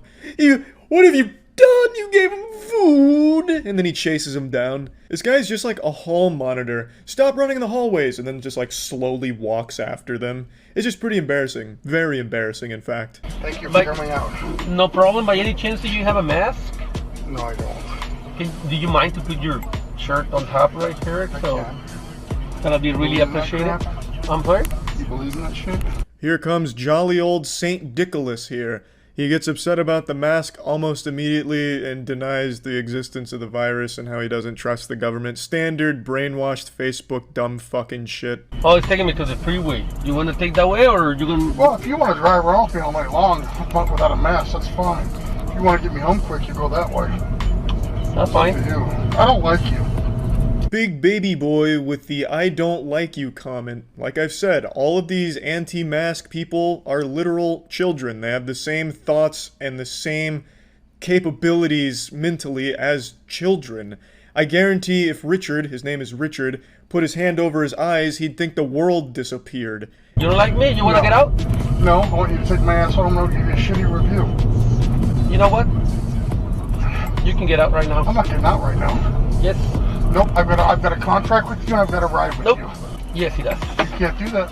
Yes, I can. You try, go ahead. Don't worry, Richard, he is. That's why the car has stopped moving. Nope, it's my car. You represent Lyft. Well, then suit Lyft. Then your little candy-ass faggy white glasses. Mm-hmm. Richard's really letting the demon out today, and the driver has been more than generous. He should have just drove away the second he saw Richard didn't have a mask, but he made an exception saying, "Hey, alright, can you at least put your shirt over your mouth," or something like that. And all Richard had to do was keep his fucking hand over his mouth and shut the fuck up, and he would have gotten home with no problem at all. But these anti-mask lunatics are just so combative and so fucking dumb, they can't help but make everything an argument and a fight. I just fucking crush your fucking skull right now. You're on video. I'm not gonna do that because I'm an idiot. I'm an idiot. Right, no, of course. No one would ever think you're an idiot. Yeah, you're on video right now. I'm not an idiot. Just take me home. No. I won't give you a review. Just take me home. Nope. I mean, you can say a lot of things about Richard, but you can't say he's an idiot. He's only, threatening to kill this man on video because he asked him to wear a mask, and when Richard got to be a big old asshole about it, he asked him to get out. He's not a fucking idiot, though. I finished the trip already. Get out of my car. Please. Out of your car? Yes. Yeah, how about a please? Boy. It's Okay, different. so I'll just have to call Lyft and then complain about it. Go ahead. Okay, that's what I'll do then. Go ahead. I have video. Yeah, you got video? Yeah. You got video? Yeah. Hey, you got video? You got video? Where You you speak from? English, but you Hawaii? don't. I'm from here. No, you're not. Yes, I am. You're a fucking wetback. And you are? I'm an American motherfucker. I fought for the country for 3 times. He's an American motherfucker? Damn, that's patriotic. Richard's racist, he's an asshole, and I guarantee he went home on his Facebook group to brag about this, about how he was some kind of hero, and how he fought for his right to not wear a mask against his Lyft driver, and then got his ride canceled because he was a fascist or some shit. I actually don't really know how they talk on Facebook. It's baffling, but I'm pretty confident in saying he most likely went home to brag about it online. There is a happy ending to this, though. Richard did get banned from Lyft, which is nice. And there's, of course, a lot more male Karens, but these were the 3 from the last week or so that I just thought were the most interesting. So, yeah, that's about it. So, yeah. Last year, I made a lot of videos about Karens, those wild and wacky women that would go out in public and cause a big ruckus over nothing. while most of those women were postmenopausal, I was able to latch on to their titties and milk them a little bit for some content, but unfortunately that well began to run dry. Not that the Karens became an endangered species or self-aware enough to stop doing their stupid shit in public, it's just I lost interest in it. Every single meltdown from these women just became the exact same thing every time. Oh, what's this? Another video of Great Aunt Gertrude screaming about microchips in the gas station hot dogs? Seen fucking 50 of these this week. It just became the same thing. Like, they were all saying and doing the same shit. It reminds me of like in a Madden video game where if you look into the stands, you just see the same fucking NPC spectators looking on and cheering. That's what it felt like watching Karen videos. Just a whole bunch of clones doing the same shit. It was weird. So I stopped doing Karen content, but I'm happy to say a Karen video has surfaced today that is actually pretty interesting and unique. This happened at an airport. He threw me to the ground! My name is Terry Ann Blues. I'm running the manager of the fucking airport here! That's not I'm joking! This lady is fuming. She's so mad she just did a full scat, man. Just hit him with a skibbity-dee-dee-boo-bada-bop. Like, I don't know what the fuck she was saying. Who's got It's like some gibberish Adam Sandler would have said in SNL back in the 90s as a joke. But she just couldn't get the words out because she's so fucking angry and heated over something that happened off camera. You'll learn about what happened here in a minute. But I also love the way she announces herself like it's a WWE entrance. My name's Terry Ann Woos, and I'm here at SmackDown vs. Raw 25 to let fucking Hulkmania run wild, brother, at this airport. Let's fucking go. Who saw him choke me to the ground? Who saw me? I saw you run through the door when you weren't supposed to. He And I saw him me to push the you out ground! the You door. deserve I'm pretty sure you're mistaken. In a dress! Boo-hoo. Boo-hoo. Boo-hoo! You fuck off! Not helping. Excuse me? I want the manager of the airport here! There really is a lot to unpack here. This is the most stereotypical Karen I think you could possibly envision, from the outfit to the statements she makes. She wants the manager of the airport. What are you expecting? Fucking JJ the jet plane to come in here and troubleshoot for you and, ask what's going on? Who do you think the manager of the airport is? It's not fucking Starbucks, like you're not gonna be able to strong-arm your way to speaking to the airport manager. The delusion of these kind of Karens where they think they're always in the right and no matter what, they'll go from like victim to absolute evil supervillain in a second. She tries to like rally the people behind her. Who saw who saw him push me to the ground? Who saw it? Let's rise up, gamers! Who saw it? And then the crowd's just like, it was your fucking fault. You charged into a restricted area and got tackled for it. You brought this upon you. And then people get mad at her like, you deserve it. Fuck you. Boo-hoo. And then she's like, oh, god damn it. No, fuck all of you. Who saw it? We saw it, and it's your fault. No, shut up. You didn't see anything. It's extremely hard to root for the TSA under any circumstances. I don't think in the entire history of the TSA they've ever been viewed positively by anybody. But in this video, they're the clear good guys here. They did that airport a justice by getting her away. So, fuck yeah, I guess. This isn't a very long video or anything, but I did want to talk about it because it just felt good to be home. I've seen it all from Karens until now. This is something different. This is a little more unique. It's goofy. It's wacky. It has everything you would expect from a Karen adventure. And I hadn't seen something like this before. So it was just nice and refreshing to see that the Karens are still out there and they can still surprise us. So that's why I just wanted to talk about it and bring it to your attention. That's about it. See ya. It's often said the most painful experience a human being can endure is childbirth. But that's so disgustingly wrong. The most painful experience humans can endure is school board meetings. The amount of absolute lunacy there is off the charts. Listening to the crazy people at school board meetings is like sticking your head into a wood chipper, except the wood chipper's at least a lot faster at killing you. Listening to these people is a slow, agonizing death. It's never been about your health. It's never been about your health. It's about control and compliance. And let me tell you something. Go home tonight and take one of these spoons and put it on your vaccination spot. Guess what? It's gonna stick to you. Well, if you say so, I'll try this little Bill Nye experiment. Son of a bitch, come on. God, I wish it would stick to me. I'd love to be like Magneto, but unfortunately, this is a false prophet. She's shitting and spitting lies.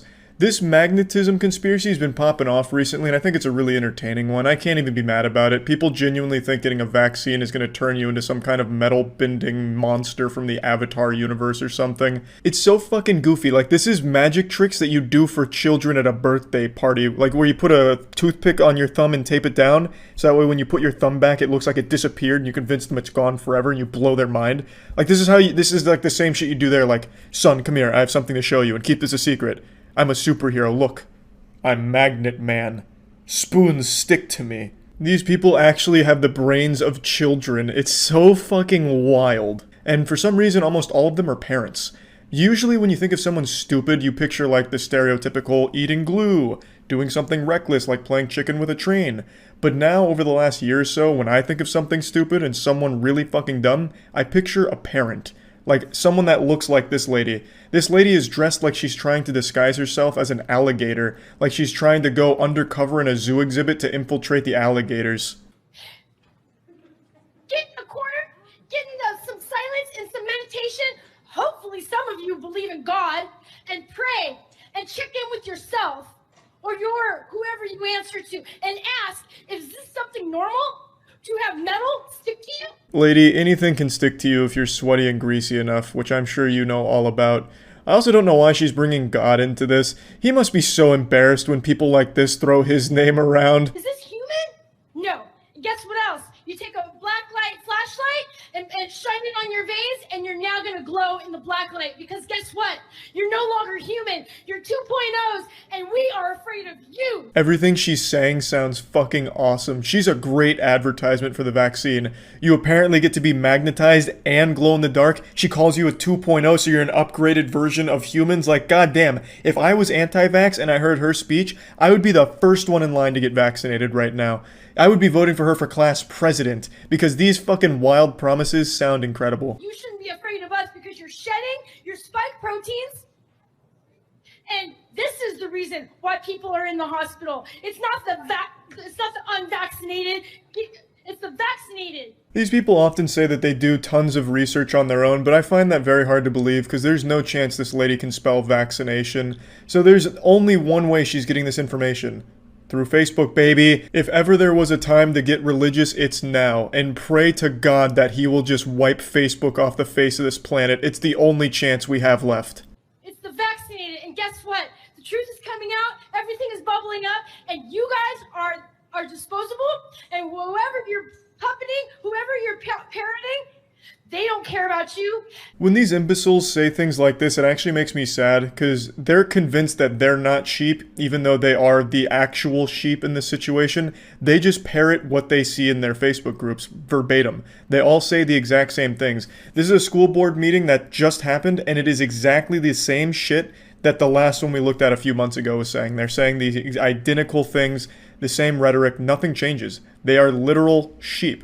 But they are convinced that they're the only ones seeing the truth. It's an absolute tragedy, and it's a slippery slope. Once you believe one conspiracy like this, you believe every single one of them, because then it puts the mistrust of everything and everyone in your blood. It's a direct injection of delusion right into your bloodstream. So, while she believes all this magnetism vaccination shit, I am sure she is also going to start believing in flat earth as well, because they all stem from the same idea. You can't trust anyone but the Facebook groups that suck on your dick and titties and make you feel good, make you feel smart. You can't trust anyone else. The experts, they're lying to you because they're trying to control you. The reason you're miserable at 40 years old and haven't accomplished anything isn't because it's your fault. It's because the government's been keeping you down and trying to prevent your third eye from opening. But we're going to show you the truth, this and that, and then you believe all of these absolutely asinine, wild, garbage things. Any more or less than you care about the kids. And I invite you to get a conscience, because if you're vaccinated, your time is limited. Anyways, but I ask you to get on your knees and repent and ask for forgiveness, because this is not just happening on this field and on this plane. You're going to be paying for this for the rest of eternity, all right? So I would tell you good luck. God bless. See ya. The worst part about this supervillain monologue is the clapping at the end. There's people supporting that. And that's awful. That's what's so fucking sad. It's crazy how many people believe these things. I know a lot of people like to say, oh, no one really believes that. But there's a lot of people just like her that'll hear these absolutely outlandish statements like, the vaccine makes you a magnet. You'll go outside and get hit by a fucking car battery that gets ripped out of a nearby vehicle because you're such a super magnet from the vaccine. And they're like, oh, that sounds reasonable. I don't need any further proof because now you've said it, so I'll believe it. It's just people wanting to believe absolute dumb shit. We live in fan fiction land now. People believe everything based on nothing. They just have this desire to feel smarter than everyone else and unique. And it sucks. It fucking sucks. But it is always fun to have a little laugh at, like people like her. So, I mean, you know, you take the good with the bad, I suppose. That's about it. See ya. There was once a period in time before erections were invented. There was also a period in time before televisions had hundreds of channels. And when I was growing up, my television only had 100 channels, and the majority of them were static because you were accidentally picking up some fucking alien transmissions through the tube TV antenna. And during this time, there was a hobby known as channel surfing. I'm sure that's a dead art now, because now when you have friends come over and shit and you don't know what to do, well, you can pop back, play some games with your gamer bros, and give each other Dorito enemas and all that cool shit. But back then, what you would do is you would surf the channels looking for shit to watch. Comedy Central, after like 2 a.m., would just start playing censored Girls Gone Wild. There'd be a lot of Spanish stations playing some news and shit, but what would always happen is you'd end up watching a C-SPAN broadcast. Now, what I'm about to show you has no relation to C-SPAN in any regard, really. However, it does personally remind me of those times watching C-SPAN broadcasts. Hello, my name is Lisa. I just moved here because I'm getting a divorce. Now, Lisa has shown up to a council meeting where they're asking for input from the community for some upcoming decisions they're making, and Lisa is now speaking her piece. The most important character to focus on during this manga arc is the old man in the background. He is a very important character to the development of the plot. And it's not final till September 18th. My husband will not give me any money. Not 1 penny. It's a shitty husband and you're better off without him, honestly, Lisa. It's time that you get on Tinder. You're gonna find some good guys on Tinder, and let's say Tinder doesn't pan out for you. There's always RuneScape. There's some real upstanding good gentlemen on that game. The lawyer won't help me. My husband won't help me. My dad, Marlon Lee Whitmer, he's a minister, won't help me. This is really when the old man starts falling apart here. He's trying so hard to hold it in, but his armor is cracking, and beneath that armor is a giggling demon. And out of context, there's really no reason why he should be laughing at this. It's very unfortunate the situation Lisa's going through. However, as the anime continues to develop, you'll start to realize that maybe this isn't the time and place to be talking about such things. My stepmother won't help me. My mother passed away 7 years ago, and my dad and Annie Hockhausen, they wrote at Vera French that they both are my parents. Annie is my stepmom.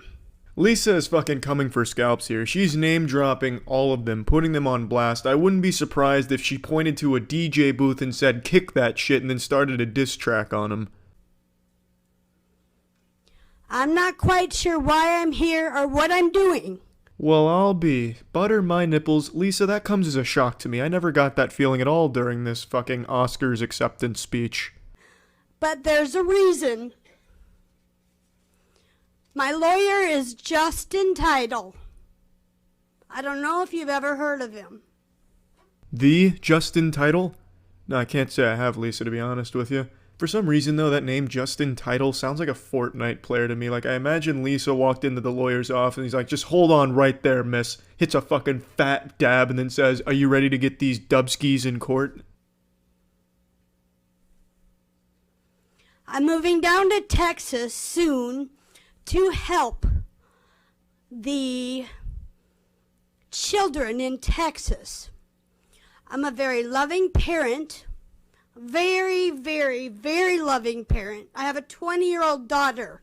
She's going to college at St. Ambrose this fall. She's in Muscatine College right now. Her name's Brianna Elizabeth. Man, that elderly gentleman is trying so hard to keep it together. I feel bad for him because it looks like he just came into the council meeting to catch some hard Z's and just fall asleep through it. But now there's this monkey wrench that's been thrown into his plan, this X factor, because Lisa's now left the set of Parks and Recreation to come to the council meeting to give a graduation speech, and the old man is just laughing too hard to fall asleep. And she is not helping me because she's 20. She's scared. She doesn't want her parents to separate or divorce.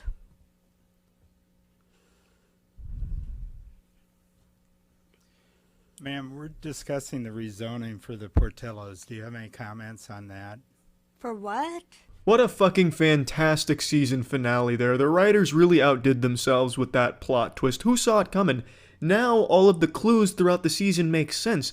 Why the old man was laughing as hard as he was, despite Lisa's story not being all that comedic, makes sense because she was delivering this DiGiorno's personal pan life story in front of a council that was aiming to discuss a Portillo's rezoning. It had no place there. It's absurd. You can't help but giggle about that. It'd be like me going on America's Got Talent and reading excerpts from The Outsider's book. Or rather, it'd be like me dropping trousers, soft dick out, and pissing into a trash can, then calling my dentist to schedule an appointment for my dentist to come take out that trash. That's not what the dentist signed up for. That's not his job. That's not what he was looking for. And neither was this council. They just wanted Portillo's input, but instead, they got Lisa's entire story. We're discussing the rezoning on 53rd for... Well, I live on 63rd. Again, we're here to hear comments about the rezoning. Well, I don't like Facebook, and I don't like the internet because I can't find a job. The library blocked my password.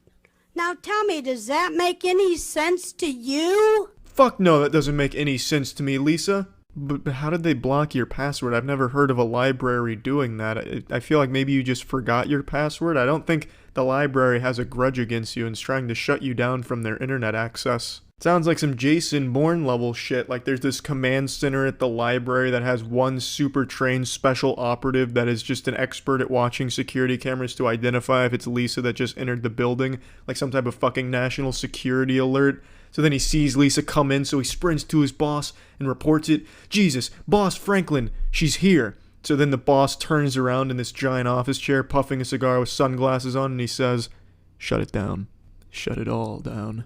May God have mercy on this library." But yeah, on the real, Lisa, fuck Facebook. Ma'am, we're not here to discuss your personal life. I'm sorry. Do you have any comments about the rezoning? No, sir. Have a good day. Thank you. Next.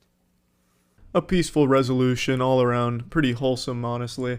I'm convinced that the council wanted to just let her go as long as possible, and they had this joke ready in their head like, this is for the Portillos, you know, this is going to be a great mic drop, let's time this perfectly. And then they did. Hats off to the council for letting her go and then timing the Portillos mic drop for when they did. The timing couldn't have been any better. So yeah.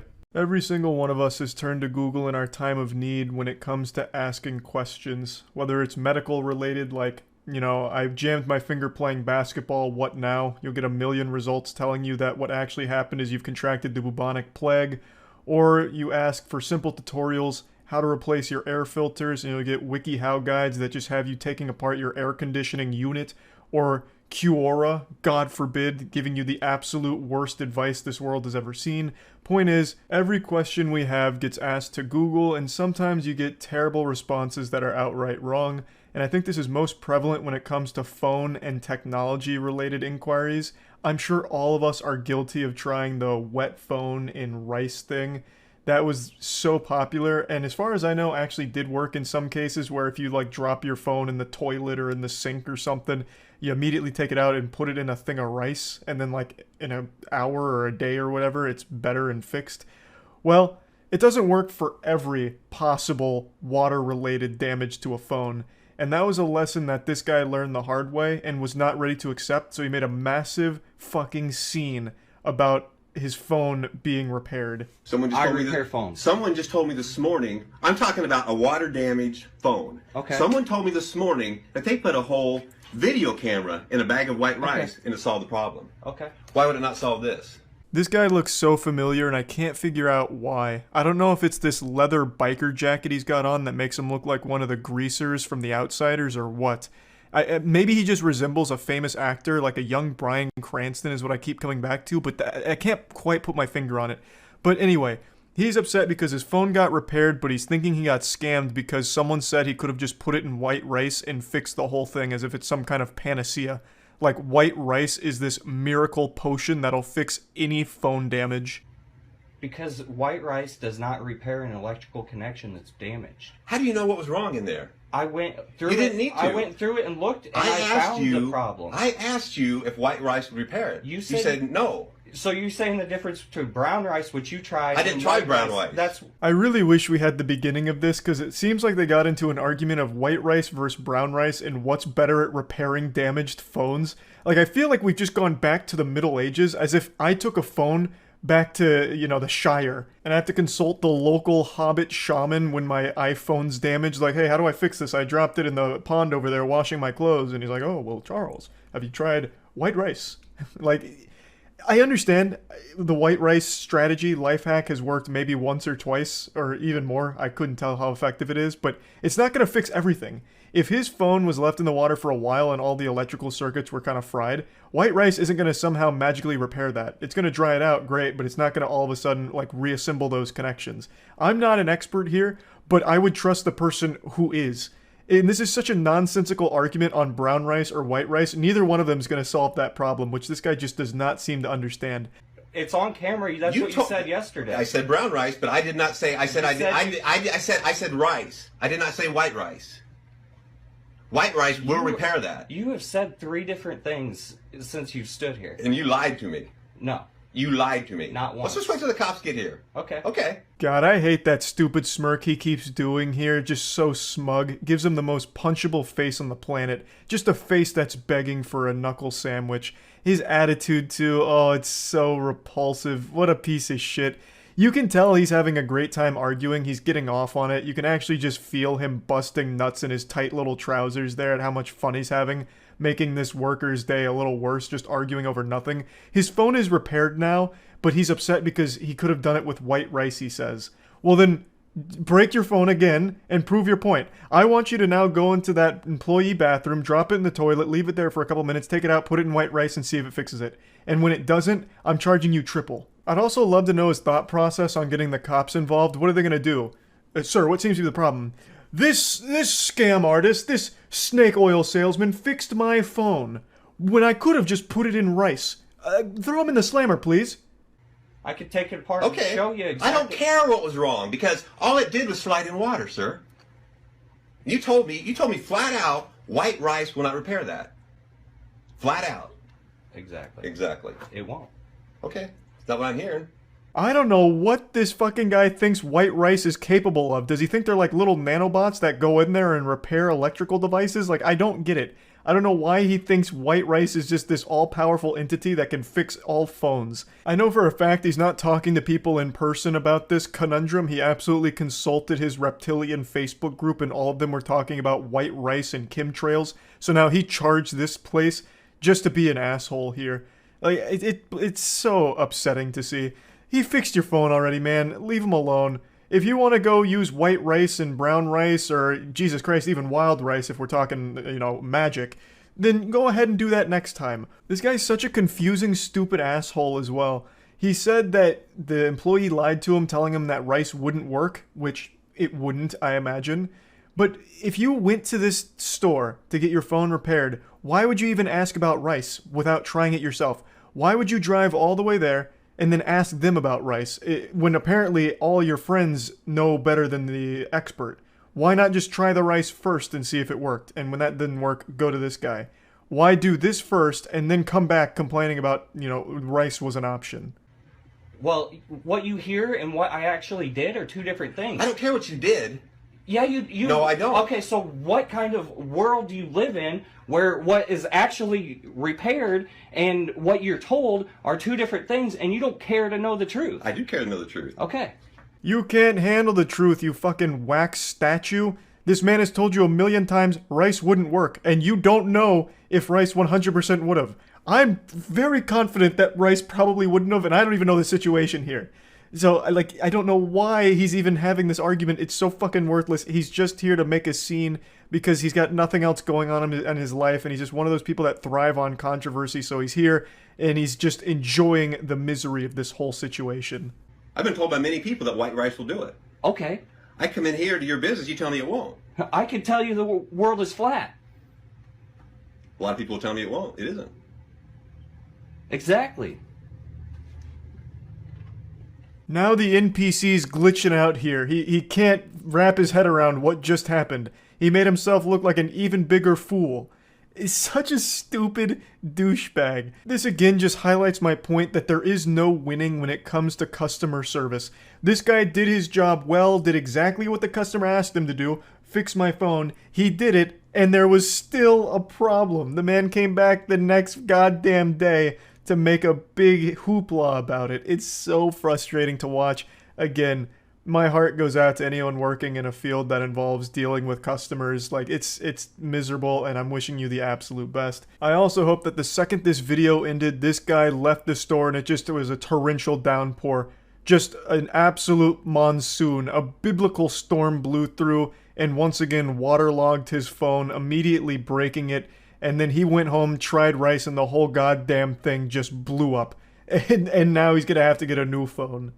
That's if there's any justice in the world, that's how that played out in my fanfic. Anyway, that's really about it. So, yep. Being a fast food worker has to be one of the most dangerous jobs in America. Second only to a firefighter, maybe. Over the last, 3 or 4 months, I'd say, things have been reaching this crescendo of madness in the fast food industry. Pretty much every day I'll hop on Twitter and see 5 new viral clips of public meltdowns or freakouts or fights at fast food restaurants like McDonald's, Dairy Queen, Burger King. God bless any soul that eats at Burger King. May the Lord have mercy on you. You know, just every restaurant having all of these wild over-the-top freakouts, and sometimes it just leads to death. You can Google any fast food restaurant right now and probably find 6 or 7 fatalities that occurred there just this week. It's been getting scary. 2 months ago, there was that shooting at Subway where a guy just shot one of the workers, killed them because he had too much mayo on his sandwich. That's fucking horrifying, getting blasted because you went a little heavy on the mayo. What is this, Mad Max in the Thunderdome? It's scary. You never know what you're going to encounter at a fast food restaurant, whether you're going to see wiener or see a giant fight. Anything's on the table. Sometimes people aren't coming in there for food, they're coming in there to just fuck shit up. So I genuinely do think there's a lot of danger associated with working in the fast food industry right now. I don't know if it's always been this way, or if it's just getting worse for some reason. I couldn't tell you, but since since smartphones are so common right now, you can see all of this happening every single day across the country. And a lot of it's really entertaining freakouts, like the one I'll show you right now. But then there's just a lot of really fucking scary ones too. My heart genuinely does break for anyone in the service industry, and I wish you nothing but the best. I, again, don't get why it's always fast food restaurants. It's the second people walk through the doors, they just get hit by some kind of frequency that turns their brain into an aggressive fucking primal caveman brain. Like in Kingsman, where Valentine had that chip in the phone that made everyone fight each other in a church. I feel like that's what's happening at fast food restaurants right now. Give me my tail, my fucking store! Fuck you! Give me my fucking meal!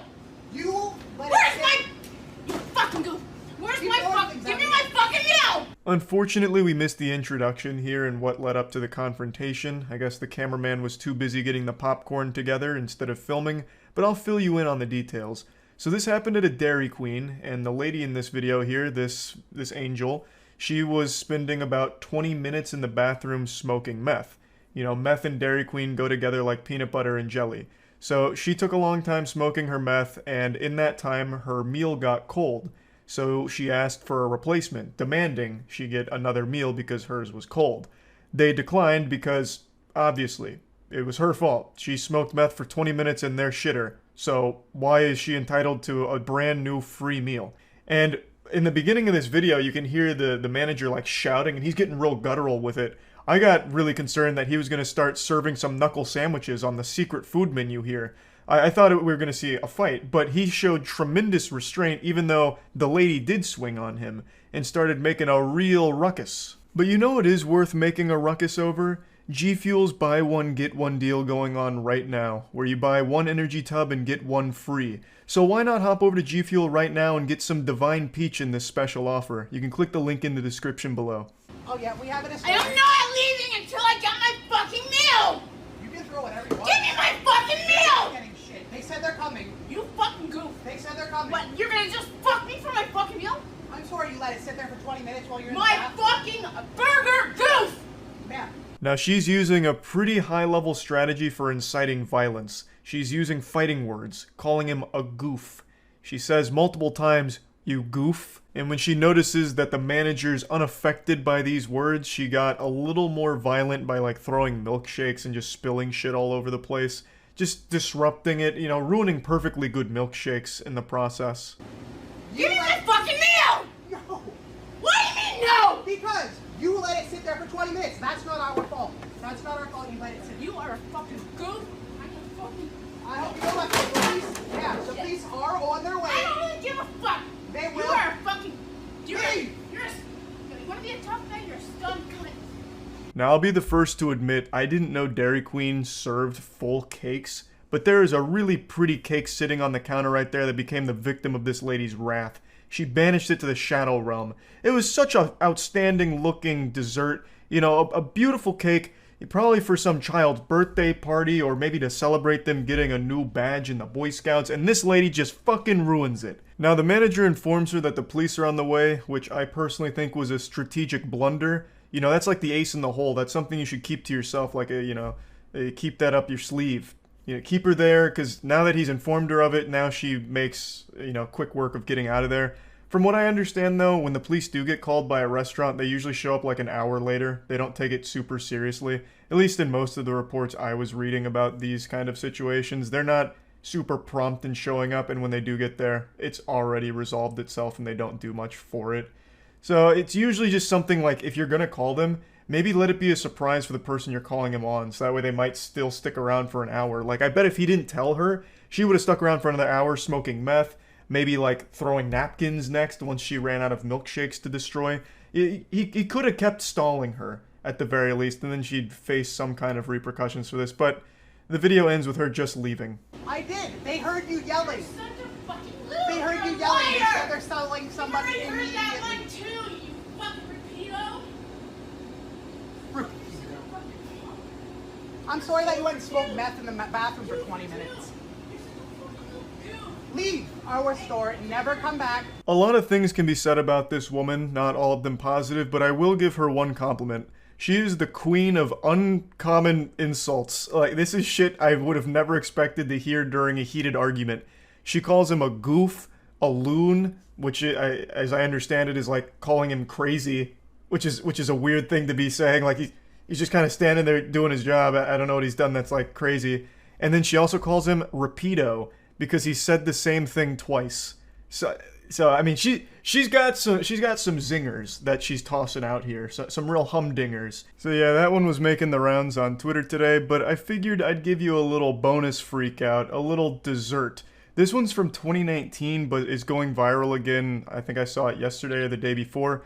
It's a woman who got extremely upset that the restaurant was out of beef patties, so she went and got a baseball bat and beat the fuck out of their windows. She was just like, you're lying, the beef patties are ready, and why they're not ready, you're lying. Says then she left and came back 5 minutes later, and that's when she went absolutely berserk. Cops say it happened January 15th at the East 169th Street restaurant.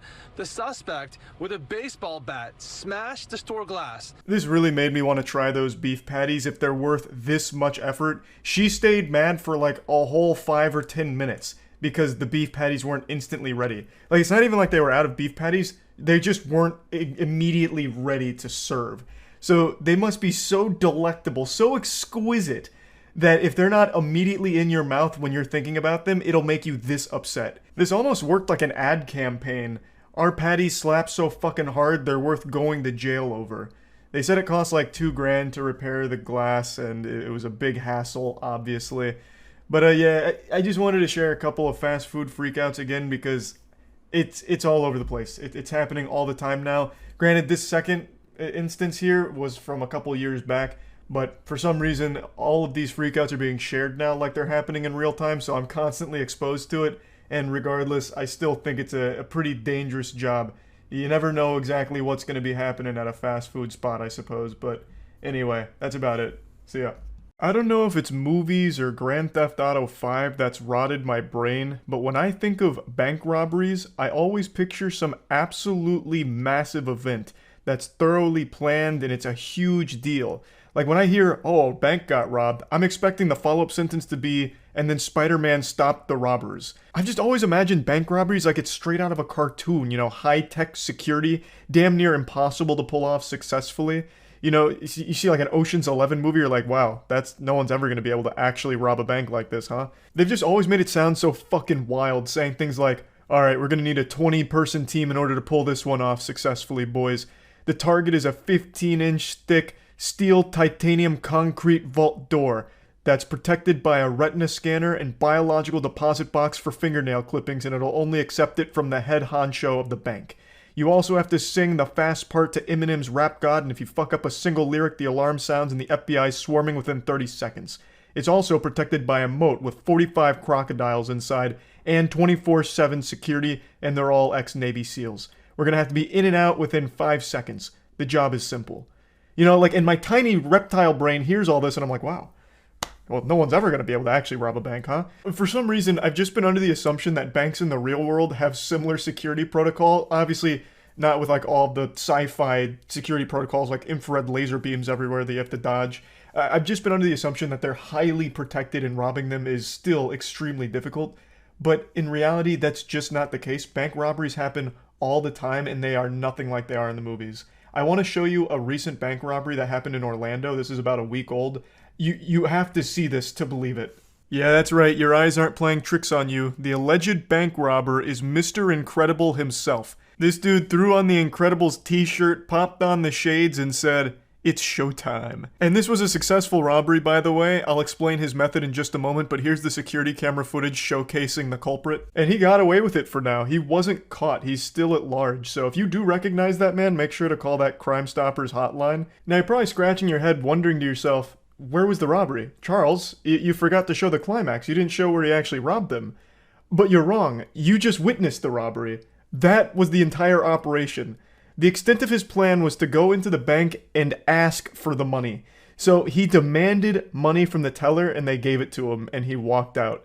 That's how that bank robbery went. He didn't flash any weapons. I haven't read any reports about him making threatening remarks or anything like that. They just explained that he demanded money from the teller, which he received, and then fled the scene. Now, the use of the word demanding in the reports leaves a lot of wiggle room for what could have been said or done from the guy to get the money. You know, maybe he went in there and was threatening the employees or seemed to just be like this menace. Maybe he treated it like a Call of Duty Xbox Live lobby and got real loud, vocal, screaming, this and that. And I have always said it's never worth risking your life for the business you work at, you know? If someone comes in there and they're saying, you know, empty the register, you're gonna get it, bub, it's best just to comply. What's the point in risking life and limb for the business you work at? It's simply not worth it. Plus, insurance covers all of it for the business anyway. So it's just, you really shouldn't be, like, willing to die for your job, I would say. So I have no ill will towards the teller here who did give this guy the money. I just find it super interesting that this is the technique that was used for a successful bank robbery. Just going up and asking for the money. It doesn't seem like he did anything beyond that. His plan was as simple as it gets. Can I have some more of that cash? In fact, I'm not asking. Give me more of that cash. And they did. So I decided to look into it a bit. And it turns out all bank tellers are instructed to always follow the thief's instructions no matter the case, whether a weapon is produced or not. If there is a thief there demanding money, it is the bank teller's responsibility to follow it. They're instructed to follow along no matter what because their safety is of paramount importance. So that caught me by surprise because I wasn't sure. I knew bank tellers always had to go along with like someone who shows a weapon or something. Like they're not going to try and make a holdout and challenge them to a fist fight in order to disarm them or anything. I just thought like they had to produce like a weapon or some kind of threat or like reasonable showcase that they're going to cause a problem. I didn't realize that if they even just hinted at wanting to rob them, that they had to follow along. So that was a little surprising to me, but it makes complete sense, and I completely agree with that ruling as well. However, I still think this guy's planning is lackluster, to say the least. He didn't even make an attempt to conceal his face. The closest thing he has to a disguise is just some sunglasses he picked up at the gas station, probably on the way to the bank. Now, I don't want to undersell the importance of his wardrobe pick for the day. I think the Incredibles shirt really sealed the deal. There's a good chance this crashes and burns if he's wearing just like a normal Abercrombie & Fitch shirt or something, but he threw on the Incredibles shirt. That right there adds like a +10 to intimidation. They didn't know who they were fucking with, and they weren't taking any chances. So he got away with it for now. He's managed to elude authorities, as I understand it. So overall, just like a really goofy, wild story that I happened to stumble across today and just wanted to share with all of you. This is not at all how I imagined bank robberies going in the real world. I very rarely have ever read about any in the real world, aside from like the big ones where there's getaway cars, like massive police chases, shootouts. I haven't heard of any like this, so I just found it to be pretty interesting. That's about it. So yeah. I remember when I was a kid in middle school, there was a guy that tried to sell me cigarettes once. It wasn't like an adult or anything. It wasn't a creepy uncle situation. It was just a fellow classmate. And he like pulled me aside. He's like, "Charlie, you want to see something fucking epic? You ever heard of cigarettes?" And I was like, "Yeah, I've heard of those goofy little things before. Why?" So he like opened up his backpack and showed me. He made it seem like he was showing me like a real life fucking Pokemon or something, like a dinosaur egg. And I just never really forgot that. That story doesn't really have anything in common with what we're talking about today, other than I now feel like that kid's selling cigarettes, but instead of selling cigarettes, now I'm just showing you something fucking epic with a grown-ass man melting down and throwing a temper tantrum after being told he has to move one seat to his left in a movie theater. Seats in this theater. So that's Why not do you yours. have to have mine? It's not your seat. Go away. That's not gonna I pay my money. I have a right to it. Sit in your seat, correct? Yes, that's my not, seat. That's not your seat. How can you tell it's not my seat? Because your ticket has your seat number on it. Absolutely bent him over and blasted his ass with facts and logic. Put his ass into a checkmate, the scholar's mate, by dropping the mic after revealing that his ticket has his assigned seat on it, as pretty much every movie theater does these days. And so, to bring you up to speed, this gentleman was asked to just move to his seat that is on his ticket, and that's when all hell broke loose. That's when the demon came out. Whatever. Let's find it. Whatever. This can easily Do be your own resolved policy. in No, your I'm going to be an argument. asshole because you're being an asshole. I am not. I'm a patron here. Okay, and I'm trying to find And this your will be seat. the last time that I come to this imagined theater. My man just dropped a theater on him. That's some straight out of SpongeBob fire. Again, this could all be solved super easily if he just moved to the seat right next to him. But he just will not budge. This is what happens when an unstoppable object meets an immovable sack of rejection and failure. All right, great. I paid That my sounds money. great. Does Please- anybody please here don't come think back. that Please this don't is come back. actually a thing where it's like, it doesn't matter where you sit. It's not assigned seating. It is. Go sit in your own seat. Thank you. So now we get a look at our protagonist here. It's Hulk Hogan. Hulkmania is running wild here, brother. I'll tell you what. And the camera angle is very cinematic here. I feel like a child hiding inside of my parents' closet. Now they've just busted in and started making out with each other, and I'm really uncomfortable. You also gotta love that the crowd work didn't exactly pan out. Wait, guys, what's the deal with assigned seating? Does anyone else believe in this shit? This shit's more made up than round earth theory, am I right? Like, come on, what's going on with that shit? And some guy's like, bro, just go to your seat. He's like, oh, bah humbug, whatever.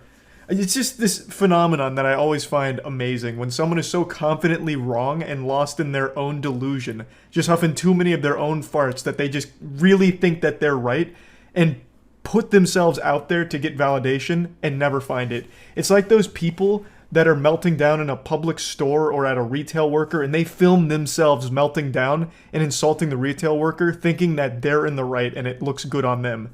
But every single time, it just gets them attacked by everyone, or they get like fired from their job for it because they themselves posted their worst moment thinking that they were in the right. Oh, thank you. Please, sir, let's find your seat and we can start the No, meeting. I'm not going to. Then I'm going to ask you to leave. You did, like 4 or 5 times. And that's why now we have a disturbance. Because some other people can't just be like, you know what? I could sit right here. Sir, we're not doing this One anymore. seat off. We're not doing One this. seat off. I gotta say, man, the employee here has the patience of an actual Zen master. I don't know how someone can be dealing with fucking drunk Yosemite Sam over here like this with such a level head. He's just sitting there being as respectful as possible given the circumstance. So that guy needs a raise. ASAP. So if I were to move over one seat, everything would be okay. Sir, Is that what you're saying? You're Is that what you're saying? Listen. Does that mean? Are you gonna listen? All right, go ahead. Go ahead. Be my pest. Okay. At this point, you are disrupting the show for these fine folks. We're gonna ask you to leave. We'll get you a refund, though. I'll be nice and get you a refund. I don't know. I might want to be taken out in handcuffs now. Sir, come on. I say call his bluff. This is not a guy who's accustomed to confrontation or fighting. When you see him stand up, you'll know what I'm talking about. This is a guy whose only argument has probably ever come from playing Dungeons & Dragons online, or maybe like a rule dispute in Magic the Gathering. There is no chance that this guy would be okay in the face of like actual confrontation. He's just taking advantage of some very respectful and nice workers and being an insufferable asshole. Now, it does sound like he's been drinking, but that's no excuse for this behavior whatsoever. It's such a small, trivial thing to just move one seat over. I imagine the reason they even checked his ticket and then found out he was in the wrong seat is because someone was trying to sit in their assigned seat, but this fucking vigilante swamp-ass monster couldn't help but try and like fight for his right to be a nuisance. It's so frustrating that people will cause such a massive scene over something so small. Just move one seat over. It's just not that hard. I paid my money. I don't understand why it is. If I sit over here, one seat, it's okay, and everything is right with the world. But if not, the world stops and everybody gets upset. Sir, let's go. I'll be nice and I'll get you a refund. I want more than just a refund. Okay. Can I get a drink? We'll take care of you in the lobby. One more drink's gonna have this man in the fetal position crying and asking for his mom to pop a tit for him to suckle. It's not a good idea. He's definitely hit the sauce a little too hard today, though he does strike me as just an already angry person to begin with if he's willing to go this hard on something this insignificant. So hopefully he didn't get a drink, and hopefully he didn't get a refund. He was not entitled to a refund. He literally just donated to this theater to not even see a movie. He went in here, confrontational, and basically kicked himself out. He does not need a refund. That is being way too nice to this guy. These two workers deserve a raise for having to deal with someone like this. Just an actual public nuisance. Fine. And then I won't come back. Okay. Ever. Okay. And I'm going to make sure everybody knows about this shit. Okay. I appreciate that. I'm capitulating because I don't want to watch the movie now. You ruined it for me. Because of your silly ass rules. Okay. I apologize about that. Take a look at that drip, god damn! Looking suave. Man out here with the red on red, dressed like an actual zit. Or maybe the saturation's a little up and maybe it's orange on orange and he's cosplaying as a traffic cone with a wig. I'm really not sure, but he's looking real good here. Man's looking like Doc Brown going through a phase after Back to the Future 3. I still think I'm being the bigger person here. Yeah. Should we plan? At least I didn't pay $900 for it.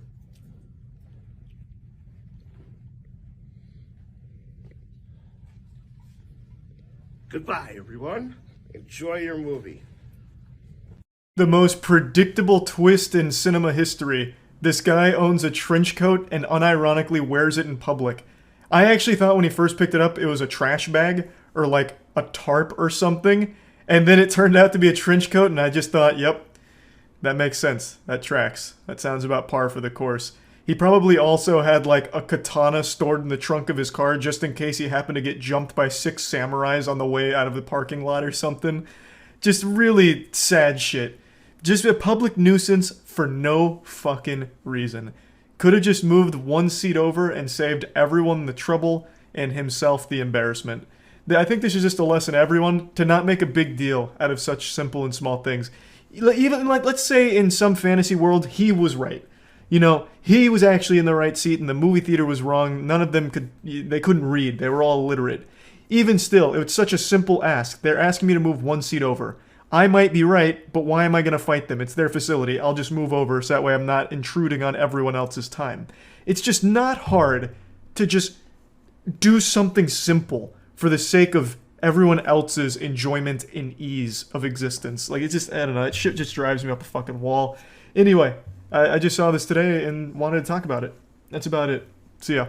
I had an itch, and the only way to scratch it was to find a nice new public freakout. This one's a little special. It comes from one of those gate attendants that work the gates at those high-class areas where a guard comes out and say, hey, who you see in here? Who do you know? Do you want to buy crack? Okay, and then they let you through. Yeah, this lady here you're about to see has that position, and she's going on like a fucking power trip. She's going full-on Paul Blart, looking to dispense some justice, and the only way she knows how, through bad acting and whining on a telephone. Car, and now he's videotaping me. Because this is unlawful. Ma'am, he's running me over. No, I'm not. Ma'am, hurry, please hurry. Yeah, she's a real thespian, and I have to commend her for her method acting. She even pretends to run away from the vehicle, even though the 911 operator can't see that. She starts backing away from the car, looking all panicked, and then she gets into like a defensive position, like she's trying to stop a fast break in basketball.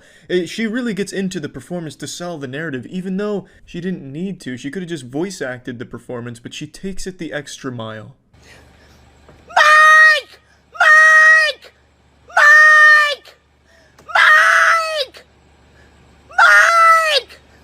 She has the voice of an angel. Feels as though your ears are being caressed by a chorus of 1,000 mermaids.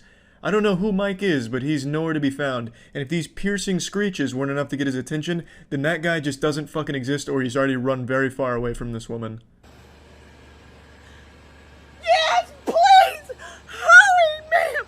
Ma'am, I don't know, and he's a lunatic, and he's videotaping me. Ma'am, please hurry.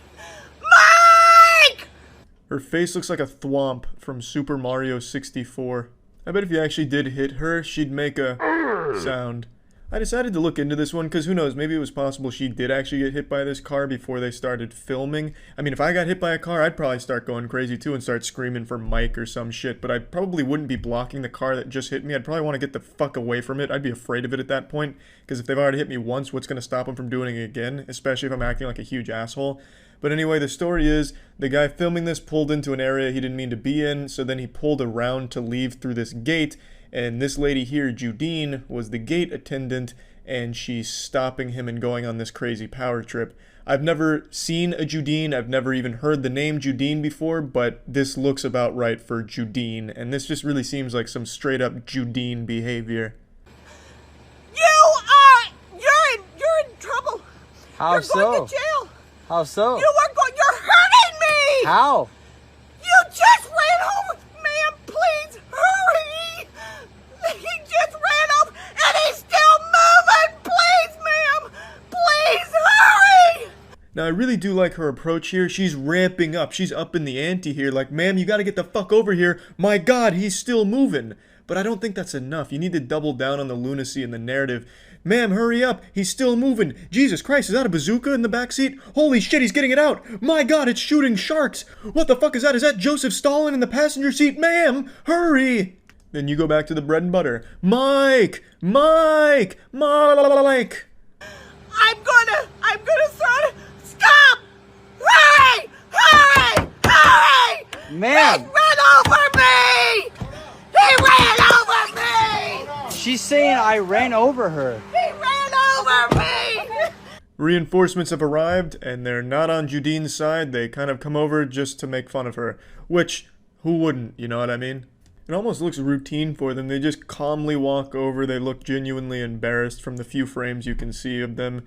And it just seems like a common occurrence with Judine. Oh, shit.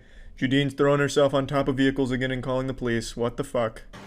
I have the whole thing on recording. Sir, come on. No, you're good. Hey, This is unbelievable, man. good. We just heard it on the radio. The cops are already coming. Can So I this kinda please go? You can't. The cops. I over there can. now. I absolutely can. Okay. Well, I'm just telling you. If you want, want him arrested. I want him arrested. I have done nothing wrong. He's gonna leave. He's gonna leave. He'll run over you, Chase. Chase, get Marvin, please. Call Marvin. Please call Marvin. Get him out of here. She was really out here making a last-second push for an Oscar. However, it didn't pay off. The man did pull away. He got about a mile or two down the road. Cops pulled him over about this call. He showed them the video. They let him go. No charges. Judine gets fired. Happy ending all around, and pretty much what you'd expect. But I don't think it's all bad for Judine, because this really shows her acting chops. She's able to convey a schizophrenic old woman beautifully. So while the door may be closed on her time as a gate attendant, perhaps a new door has swung wide open in her acting career. Who knows? We'll have to wait and see her on the big screen. That's it. See ya. Yesterday there was a war fought on American soil that I'm sure many of you have seen by now. A one-man army barged into a local smoothie place, assaulted the young workers, got racist, got arrested, and subsequently fired from his very well-paying job. He was one of the top 25 highest-grossing wealth advisors in Connecticut, and he threw all of it away over what was ultimately his fault when it came to a smoothie dispute. This battle was up there with the Battle of Troy, but instead of being fought over a woman, it was fought over a smoothie. To briefly break down the situation before sharing the video, or at least some of the video, I can't share all of it because he gets racist and I'm not going to show that. So just to briefly sum up the lore here, there was a father who had ordered a smoothie from this smoothie place earlier in the day. He mentioned he didn't want any peanut butter in it, so when he got the smoothie, he brought it to his son who has a peanut allergy, and his son had an allergic reaction to the smoothie and ended up in the hospital. Sometime after this, the father then went like full-blown fucking vigilante mode, goddamn trying to emulate John Wick, went back to the smoothie place to demand to speak face-to-face with the person who made the smoothie, but the 4 girls that were working there at the time were not the 4 employees that made that smoothie, so they didn't know who it was. So then the father got very upset, yelling and screaming, treating it like a 2009 Call of Duty Xbox Live lobby, just absolutely shouting, being racist, and tried to kick down the employees only door, I imagine, to try and like beat them up or some shit. Then police got involved, he got arrested, lost his job. The whole thing honestly played out like a fucking Dhar Mann video over the last 12 hours. Father gets angry, gets racist, gets fired, lives to regret it. Now, I want to make it clear, I think the father is totally in the right to be mad about the situation, but nothing justifies racism and like trying to assault people that didn't even have anything to do with the situation in the first place or any of that shit. The most important part of this story is the father never specified he didn't want the peanut butter due to allergies. He never specified that it was due to, allergies to peanuts that he wanted the peanut butter excluded. So the workers may have made a mistake of blending it in a blender that had already had a peanut butter smoothie in it at some point. But nothing excuses how the father handled this situation at all. It's terrible what happened to his son, and what the father should have done is handle this legally, professionally. The dude's a fucking wealth advisor, at a very reputable place. He shouldn't be some kind of troglodyte homunculus who thinks the only solution here is to goofily march into the smoothie place, fee-fi-fo-fumming, ready to fight some high school girls. It's absolutely outrageous the way he handled it, and there's no excuse for it. Now, from what I understand, most restaurants do have a policy when someone asks for anything regarding nuts, like leave off, the peanut butter or whatever, the assumption is supposed to be made that it is due to allergies, which is why they have like a special blender at smoothie places from what I was reading. So yes, the smoothie place is at fault, which is why the father should have handled this legally, not as some kind of, agent of chaos or whatever. Let me go ahead and show you the video now. Please don't yell at us. Yeah. Don't videotape me. You have no room to yell at us. I want to speak to the fucking person who made this drink. Is that you? No, it wasn't me. We don't know who made it, so. You don't know who made it? There's 4 of us here, so we obviously don't know. Fucking stupid, fucking ignorant high school kids. Okay, bye. I want to speak to the fucking Bye. man. Okay, you can call corporate whenever you want. Goodbye. John, stop. You're on camera. You're on camera. You're on camera. No, I don't care. Give it to me right now. What? I'm calling the police. I'm calling the police. Fuck you! I want the fucking telephone number right now. Do you I understand? want the telephone number. Shut the fuck You up. shut up! Down! You can call corporate right away. Bye! You're a fucking idiot. Okay, good for you. Fuck out! You're going to jail! You're going to jail, you racist piece of shit! Bro, call the police now. Like I said, I'm not going to keep any of the racist shit he said in here because obviously I don't want to keep that in here. So, this is the worst way of handling any situation ever. I talked about it on stream last night, so I'll play some of those clips. But there's nothing that excuses this behavior. I've seen quite a few people almost defend him, saying like how emotional he must have been with his son. And yeah, that's a horrible thing that happened to his kid off of a mistake from the facility here. But this is not the way you go about it. And nothing justifies racism and like attacking people, especially people that had nothing to do with what happened in the first place. And if he was really that emotional about his son, why wasn't he with his son at the hospital at this point? I'm assuming when this was happening, his son was still at the hospital. This probably wasn't like 18 hours later, or, you know, the next day or anything. So he sent his son to the hospital and then immediately came over here like it was some kind of revenge movie or something. It's disgusting. I don't think they like maliciously put peanut butter in his smoothie after he asked not to. It was probably just using a cross-contaminated blender that had peanut butter in it. Just sue. Exactly. He could have handled this legally or anything other than whatever the fuck he thought he was doing here, like Liam Neeson. Fair, but if I was a dad, I'd get just as angry, just without the racism. He absolutely had a right to be angry. I don't think anyone disputes that. But he doesn't have a right to be racist, or go to the place and threaten high school girls. And throw a smoothie at them, call them all kinds of horrible names, and then try and literally break down the door to, I assume, beat them up. Most places when they hear no peanuts / nuts of any kind, they're supposed to assume allergies due to how common it is. That would make sense. He was the wealth management advisor, and managing director for Merrill Lynch. Yeah, that's what it was. He only worked with clients with $1 million or more. I remember that. I guess you can't control emotions when your son is in the hospital. What? What? I mean, no matter how mad you get, there's never an excuse for racism. Like, what do you mean? It's not like, my son, time to go be racist. Dude looks way older than 48. He doesn't look that much older than 48. Like, it's not like a good 48 he's rocking, but it's also not, like, terrible. You clearly haven't met a 48-year-old in Florida. Yeah, so as I mentioned, this father only worked with clients who had $1 million or more worth of, like, assets in their account or some shit like that. So this guy was big money. He wasn't making peanuts. This guy was making, like, fucking fat, big old stacks. And he lost that job, like, hours after this video surfaced. Overall, this whole situation was awful. Feel really bad for the kid. Both parties were at fault, but the father was significantly more in the wrong for how he handled this. There is just no excuse for this behavior whatsoever. So, yeah, that's about it. So, yeah.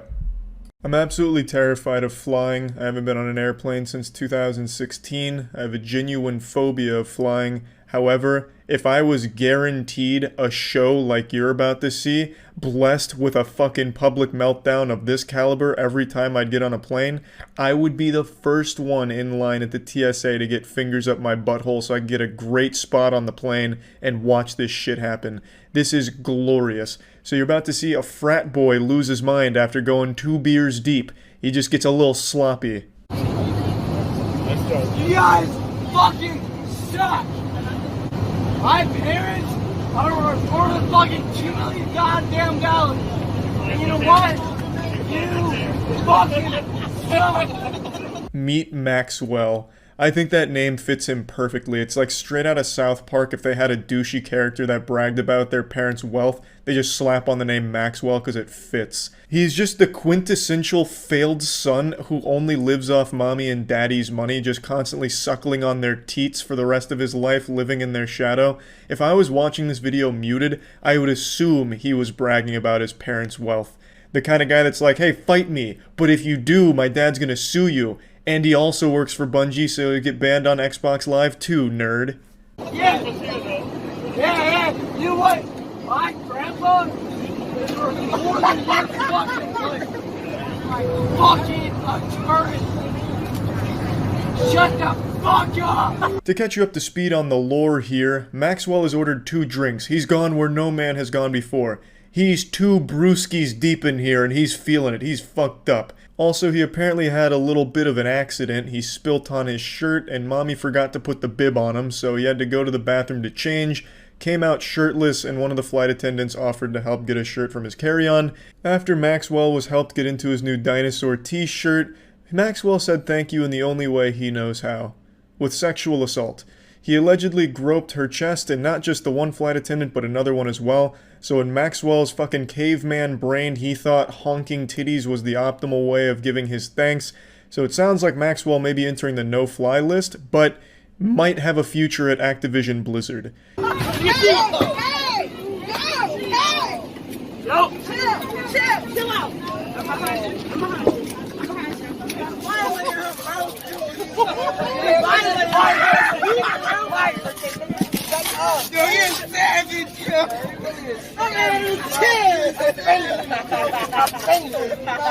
Ladies and gentlemen.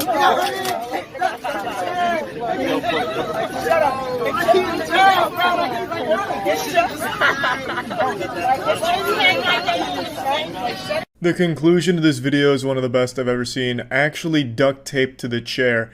Like a mummy getting fucking mummified and thrown into a sarcophagus.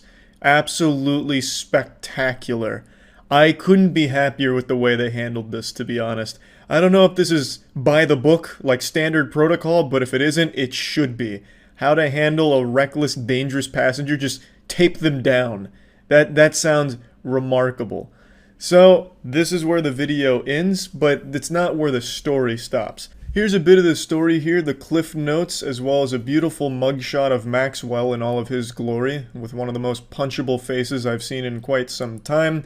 This isn't some small thing, it's not like he's only going to be banned from this particular airline, which was Frontier in this case. From what I was reading, assaulting flight staff can carry up to 20 years in jail, or like a $250,000 fine, which to Maxwell and his extremely wealthy family might be nothing but pennies in the bucket, you know. Maxwell's an extremely successful leech. I'm sure Daddy and the 5 cars he sold at his dealership can probably get him out of that fine, but 20 years in jail, well, that's nothing to scoff at. This just happened. This is some fresh, stinky news right now, so they're still investigating. All of the involved party members from the flight side of things are being interviewed, as well as getting everyone's statements. So, don't know exactly how this is going to all wrap up in this anime, though I do imagine none of it's going to be a good outcome for Maxwell.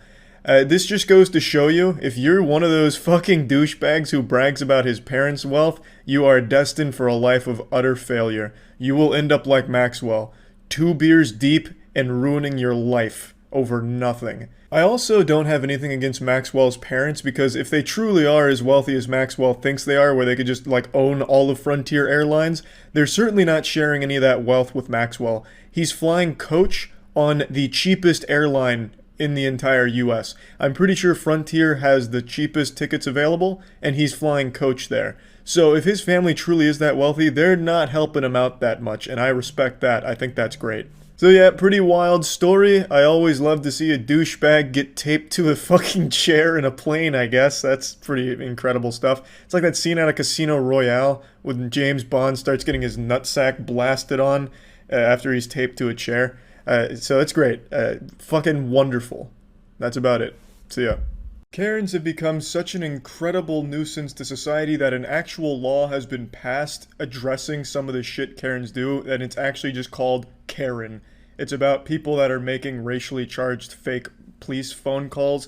It's pretty fucking wild just how insane this surge in Karen activity has been. This is something on like a biblical scale. Something that you'd read about in like a history textbook of some kind of plague that swept across the world at some point, and we're living through it right now. And I think all of us just think every Karen is a big dumb fucking idiot with this incredible mistrust of anything scientifically accurate or anything that comes from a position of authority. Like if scientists came out tomorrow and said, hey, just want to remind everyone the air is safe to breathe and good for you, these Karens and Facebook anti-vax moms would then start questioning whether or not it's safe to breathe air. Like, oh fuck, they must have poisoned the air. Oh my god, I knew it all along. Oxygen is the devil. Wake up, you sheep, this is the truth. We need to start trying to live underwater. And then they'd all like drown themselves in their own fucking bathtub or something to escape the evil oxygen that the government has, you know, put out into the world or some shit. It's just been absolutely wild stuff. But I actually came across an extremely intelligent Karen, a self-proclaimed genius musician Karen, and I think it'd be fun to take a look at what a smart Karen might look like. But before we do that, I'd like to share with you a very rare male Karen. 6 feet away from you. You're harassing me. I'm not harassing you. You're coming close to me. You're coming close to me. Back up! Threaten me again! Back the fuck up or your fucking phone down! This delightful dickhead right here is Daniel, and he was an insurance salesman until this video came out, and he got fired in around 8 or 9 hours after this video went viral. Daniel fucking speed ran unemployment. A very impressive any percent route there executed by Daniel. You can say a lot of shit about Daniel, but you absolutely cannot call into question his ability to strike a mean power stance. I love that shit. It looks like he's a member of the Ginyu Force, getting ready to get in position to strike up their pose. I mean, what kind of fucking power stance is this? It's like an action figure that's a little too stiff, like the joints don't move around correctly. Or like a video game NPC with like a shitty walk animation. Now I'd like to share with everyone why he shouted, "I feel threatened." It's a law in Florida, and this happened in Florida, where if you exclaim that you feel threatened, you can pretty much do whatever you want to the person who's threatening you. You can literally kill that person and be deemed self-defense because you said you felt threatened. It's like an actual fucking cheat code you can use, like, oh, I feel threatened, and then you fucking torture somebody, and Florida would be like, well, he did say he feels threatened, so it's all good. It's fucking silly. I've actually seen this happen in the real world before. I was at a bar, and I don't know what was going on between these two dudes, but one of them shouted, "I feel threatened," verbatim, because that's like the fucking code word. He shouted that, and then Goldberg speared a man into this fucking support beam that was holding up this, I don't know, some shit to stop the rain. It wasn't raining, but there's like this little covering over top of one of the bars, and he speared him into that shit and fucking broke that fucking support beam. And all because he said, "I feel threatened," which gives him the legal right to do some shit like that. At least that's how I understand it, because I've seen it happen, and this dude doing that, it seems to me like he wanted to at least cover his bases if he wanted to get physical with this guy, because Florida has some stupid fucking laws like that. Very important. Good. This will exempt you. This will exempt you from wearing a mask. You're right. That's okay. Have a good day. Now this video here comes from a man named Brian Tao, who was biking through an anti-mask rally, and he gets a little more than he bargained for here. He bites off a little more than he can chew with this lady you're about to see enter the scene. You're getting a little sneak peek of her right here, and you're about to see her in full force. He ripped up the little brochure, and now he's summoned a demon. If somebody being rude to you, the only thing you say to them, have a good day. Have a good day. If somebody being rude to you, you That's okay. Those are the people that walk the Jews into the gas say station. help me and have a good day. Those are the same people that walk the Jews. Say help me and have a good day. It's a fact. I said you're the same kind of people that walk the Jews right into the gas tank. Oh, good. Thank you. I think coronavirus might be the least of humanity's concerns when people like this continue to reproduce and instill these beliefs in their children, and then those kids grow up to be this fucking disgusting clone of their parents that believe this abhorrent shit. Got you on video. Good. Have me on video. And your Because name then? That's what, my name is Kellyanne Wolf. I'll give you my name. Okay, you have a business card? No, I don't have a business card. And I don't need to Do provide you have you one. Instagram? Do you have Instagram? Do you have Facebook? I'm all over the place. I'm a musician and a very popular one.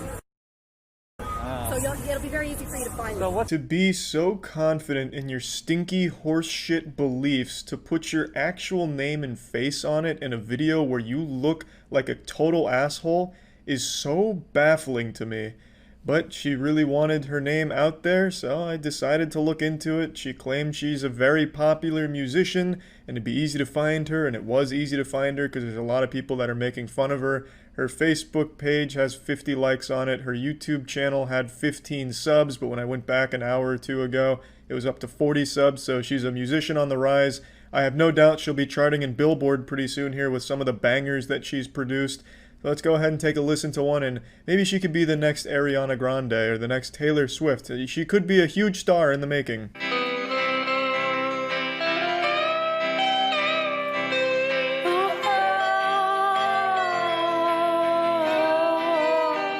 He said he loved me.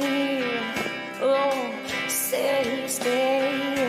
It reminds me of music you'd hear in SpongeBob, like if SpongeBob started like a shitty pop country band or something, as kind of a show joke, not like an actual musician's career, but to each their own. I do have to say the instrumentals I think are actually ripped from the Ed, Edd n Eddy episode where Double D's playing that weird fucking instrument on the back of a boat where Ed's like propelling them with his feet, if anyone remembers that. It reminds me of that instrument, whatever the fuck that was. It's a weird genre, but who knows, perhaps this is the next big genre to pop off. This could be like the new dubstep for the country community. Couldn't tell you. You are anybody who is going to commit to this kind of civil obedience is the same kind of people that believe their government when they walk the Jews into the gas tank. That's what I said. So you can quote me. Good. I will never not be amazed at the people that are claiming this civil obedience is some kind of disease and we're all just puppets of the government, when every single one of them practices the same civil obedience, but it doesn't apply to them. This lady is, by definition, conforming to what the government says she has to do, which is wearing clothes in public. Whether or not it's a choice she makes on her own doesn't matter. The government is telling her to do it and she's complying. But for some reason, asking people to wear a mask during a fucking pandemic is a little too far for these goddamn idiots that think putting something over your mouth instantly kills you, suffocates you, smothers you. It's just unbelievable to me how dumb people are these days. People only have an issue when something is new. If it's something that's been around since they were young, they don't care, even though it's the exact same fucking thing. You have to wear clothes in public. They don't get upset about that. I don't see a lot of these anti-maskers going around naked delivering their message about why you shouldn't listen to the government. Why is that? Why is it only the mask that you take an issue with when it's encouraged to wear one for the safety of everybody else? No one claims a mask is 100% effective, but it is proven to at least help. Why wouldn't you want to mitigate some of the risk? Well, it's because these fucking people have this insane desire to be unique, special, and smart when they're the dumbest fucking people in the world who are just clones of each other, just actual NPCs repeating the same goddamn script. They're the actual sheep. They just follow blindly whatever they see online, and they can't recognize the hypocrisy of criticizing people for following the government's instructions when they literally live their entire lives following the government's instructions. They just follow older rules instead of some newer ones that are encouraged. By the way, I've got 13 degrees in psychology. I'm a member of Mensa, and I have a master's in political science.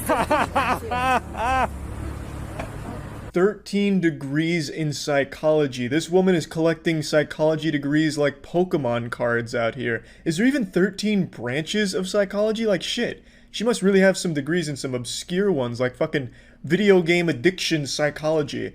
The psychology behind wanting to touch your wiener more than 2 times a day, like some real specific ones. And then a fucking member of Mensa. You know how you can immediately know someone's not in any way associated with Mensa? Is when they're telling you that they're associated with Mensa.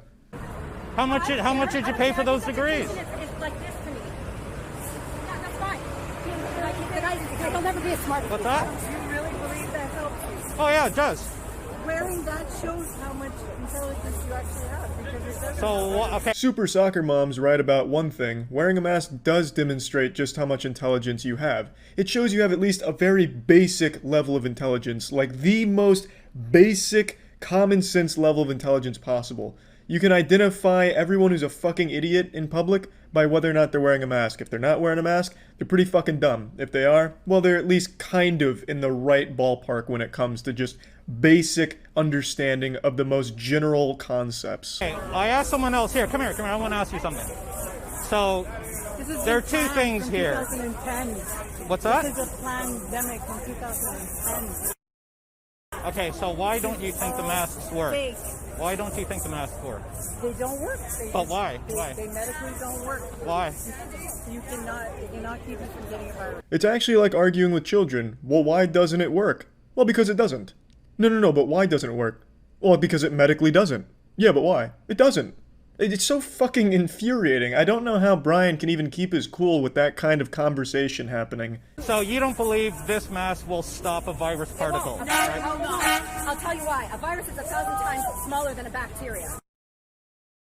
A virus will not stop a virus. Okay, so you also believe, all these top doctors, but you also believe that it stops an oxygen molecule? Then you can take away your attitude, and I'll have to. I don't have an attitude, I'm just asking you. You're trying to ridicule me from the get-go. So Brian makes a point to try and tell these people that their argument is a load of bullshit. They believe that the virus escapes through the mask, so the mask is totally useless, and meanwhile oxygen can't get into the mask, so the people wearing a mask can't breathe and they're getting sick due to lack of oxygen, which makes no fucking sense because oxygen is significantly smaller than a virus. I think it's 100 or 1,000 times smaller than a virus, so their argument just doesn't work. If the virus is getting through the mask, it'd be impossible for oxygen not to get into the mask considering it's so much smaller, and the fact that the virus is so much larger than oxygen means the mask at least helps the virus not get out. I don't even know why he bothers fucking trying to explain it to these people. I don't even know why I'm going into detail because it's fucking common sense really. But it's not that these people don't believe it. It's that they don't want to believe it, so they've convinced themselves the science is all wrong, and the science is only right when it's applied on Facebook. It's just a matter of people refusing to accept the truth because they want to believe something else. Yes, so you probably, I don't think you understand. If this is what a 195 IQ looks like, then there must be something really fucking wrong with the tests that are administered. But anyway, we've at least seen what it looks like when a Karen has a genius level intellect. In fact, one of the highest recorded intellects of all time. 195 is no joke, and we can really see it in full display here. Just really all the neurons firing there, all kinds of incredible arguments and whatever. And yeah, that's about it. So yeah. It's been another high-octane, action-packed week of Karen activity, reaching an all-time high. If you're checking with the meteorologist, you'll know that there's at least been a 90% chance of a downpour of Karens on any given day this last week, so it's been pretty wild. Pandora's box has been fully opened, and now we're left with the wrath and the chaos of the Karens. I can't help but draw similarities between what's happening right now and what happened in my favorite movie, 1999's The Mummy, when Brendan Fraser and the crew accidentally revive a mummy, and then as a result of this there were plagues that were put upon the world. I feel like something might have happened in this day and age where someone opened a sarcophagus and the only plague that came with that was these Karens. We'll go ahead and start with the most popular Karen sighting this week. This one's actually pretty special and pretty scientifically important, I'd argue. This isn't just some generic Karen, this is actually the guardian spirit of blueberries Karen. She comes out when she feels blueberries are being threatened, and it's someone we've read about in fairy tales, but until now we've never had video evidence that this Karen even exists. This is like finding a video of Bigfoot. I pay taxes, I pay for this park, and I don't like to see people wrecking it. We're not wrecking it. There's literally so many berries everywhere. Oh my god, we're not wrecking it! Oh, there's so many berries out here, there's so many berries! I cannot. Complete twits. You ever get so mad at someone that you just bust a fucking move? This Karen got so upset that she just couldn't help but hit the electric slide part 2 right then and there. I've said it before and it's absolutely true. Karens are just like children with temper tantrums and shit like that. Basically, a Karen is the result of a toddler being Freaky Friday'd into the body of a miserable middle school English teacher. We're twits. You're the one coming up to two young girls, getting Young mad girls, at them for yeah, picking you're acting berries. like 6 years old. 6 years old? Because we wanted to eat some berries. I'm saying, eat all the berries you want, just don't take the bush with you. It's not the bush. It's literally it's a tiny branch of berries. She's like King Ramses from that Courage the Cowardly Dog episode. Return the slab! Return the berries, or suffer my curse. But I'd be lying if I said I didn't want to see her break out those moves again where she's flailing her arms around acting like she's swatting away invisible bees that are swarming her. Why don't you mind your own business? Why don't you mind your own business? You know, that is the fucking rudest thing you've said to me. You decided Go to come back up where to you us. came from if you want to use language like that. Oh, why don't you go back to where you came from, you fucking colonizer? I like how that's where the line in the sand was. You've gone too far telling me to mind my own business. Are you kidding me? Mind my own business? Do you know who I am? I can't mind my own business because I'm fucking miserable and I need to get mad at every opportunity possible so I can yell at some kids, so I can boogie down with my fucking noodle arms, and I need to get mad. Mind my own business. Now I've gone way too fucking far and now I'm fucking upset. Imagine thinking it's rude when someone tells you, hey, just mind your own shit. Honestly, the rational response to that should be like, you know what? That's a really good point. This isn't affecting me personally. Why did I interject myself in this? I'm getting the fuck out. Where did you come from? Where did you come from? I'm actually curious. Where'd you U.S. U.S.? Oh, yeah. So you're not even you're from not here. Canadian either. Yeah, I am. Oh, so but we are Canadian too. I was born here. I was born here too. Okay. Were you born here? No. Okay, Oh. so this is actually like I was born here and you're not even born here, and you're telling me to go Doesn't back matter, to you're wherever. telling us to go Your back to- grandparents weren't either. That's the thing. Were your grandparents born here? No. Yeah, that angle didn't pan out too well for you there, did it? Not only did they get to eat those berries, but they got to slap you down right there on your own fucking stupid argument, so that was a bit rough for you. Is that what you want? I don't have a mask. I don't have a mask. This is fucking ridiculous. Are you fucking kidding me right now? You're not going to sell me this? It's going to take you to... I'm spreading more dirt standing here, for God's sakes. Yeah, this seems about par for the course. This looks about right for your average Miller Lite consumer here. I imagine there hasn't been a single case of Miller Lite that's been sold that hasn't had this kind of negative interaction with a customer. Buying a case of Miller Lite just says to your friends and family, hey, I make bad choices.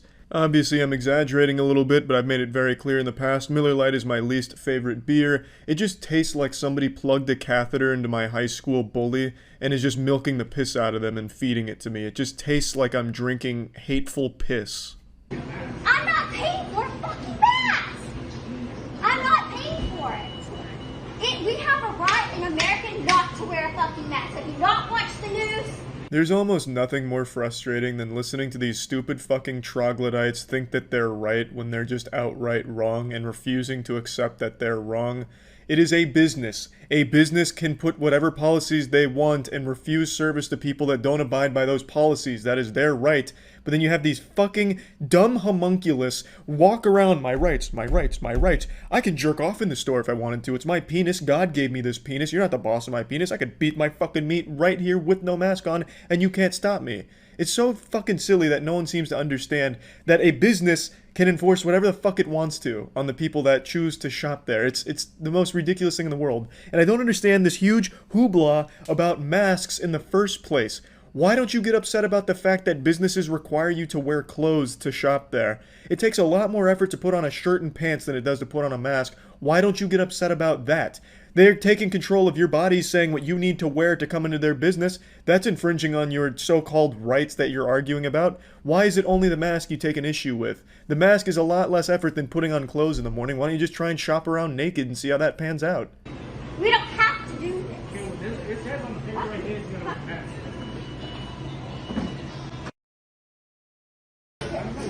There, find it. I'm not going to touch it. I think it went over there. You spit on the front counter. Don't do that. I'm just over here.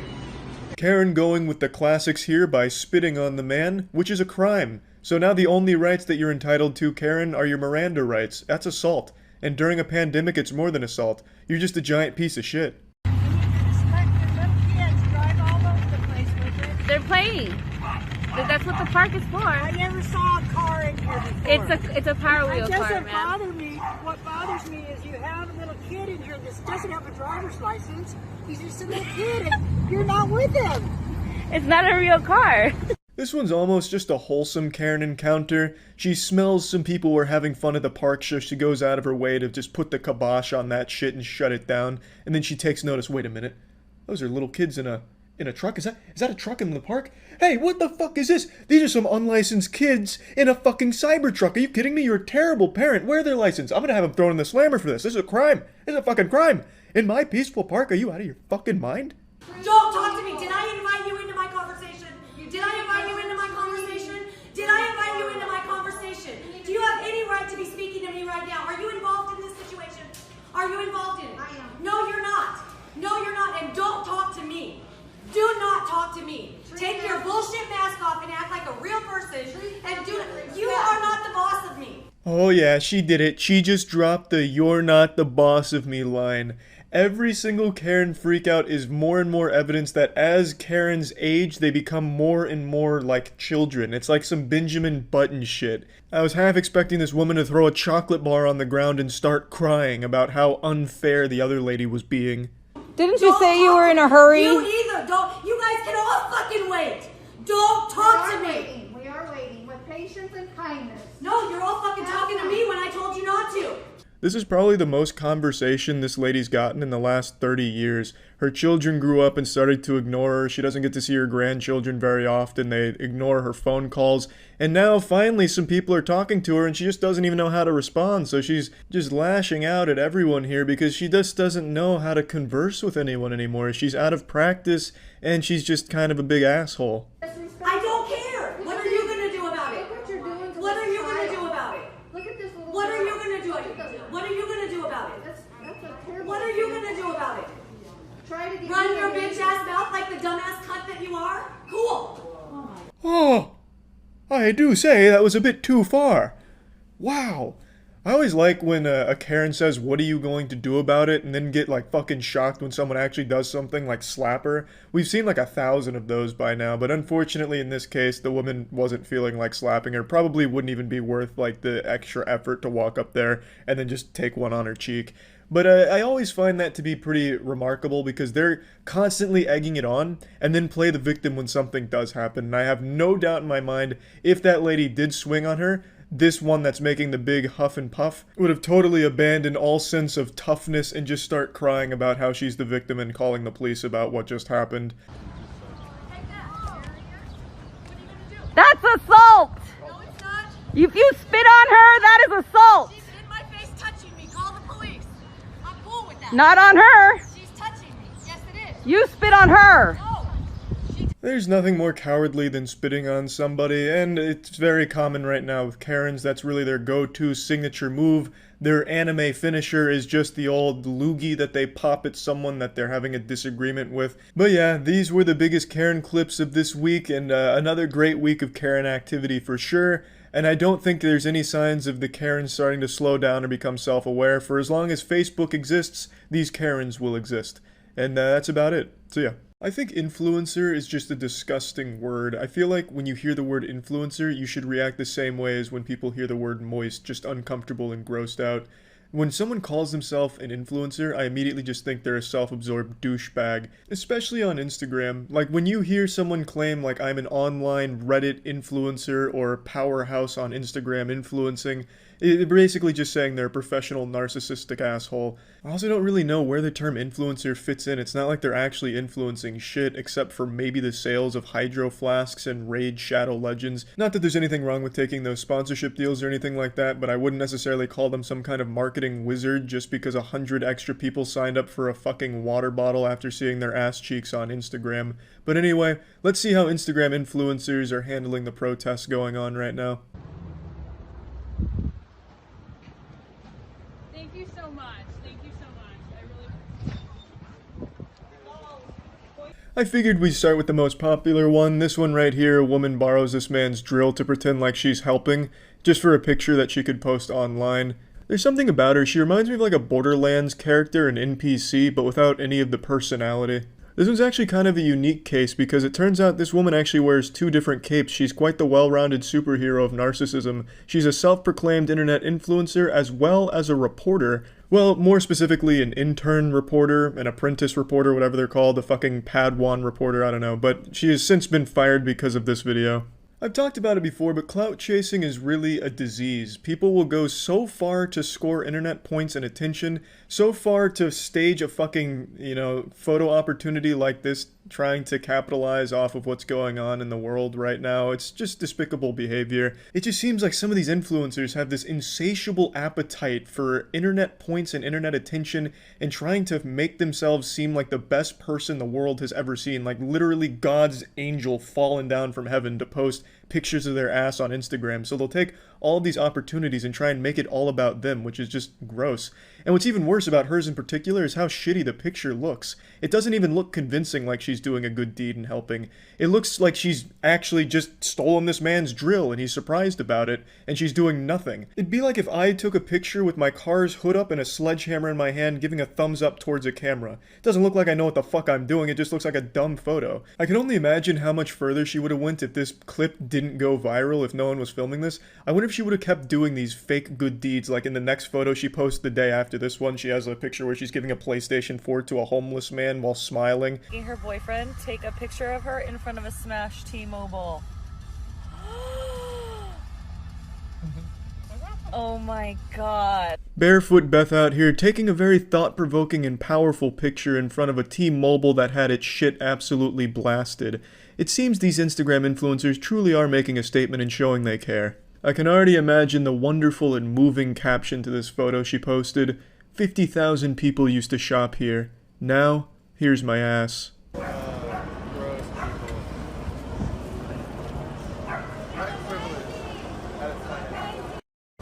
This one's actually kind of interesting. This looks like a scene right out of 101 Dalmatians with Cruella de Vil here taking a dumb fucking picture. One thing I've noticed about every single one of these is it's always some girl's boyfriend that's taking the picture, and I feel so bad for them because there's no way they actually want to do it. When they're looking through the phone and seeing what it's capturing, they have to be disgusted. There's no way their mind isn't registering it as a bad idea. There's no universe where they see that and be like, yep, she's right. This is up there with some of Marilyn Monroe's best work.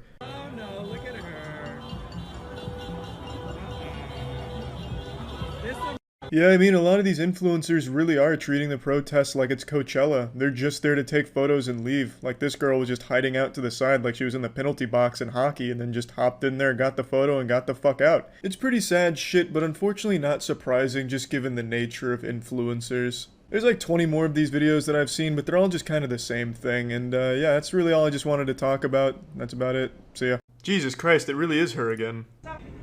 Does she get 72 fucking dicks in her mouth? Whoa, that's a lot of penis. No mouth can hold 72 wieners, lady. Do you know what date it is? Month? You're not gonna beat the Alpha Kais. Just leave, lady. Hand off me, motherfucker! Ooh, her catchphrase. Guys, come this way. She's not gonna follow us. See what happens to you. I fucking dare you to fucking touch me.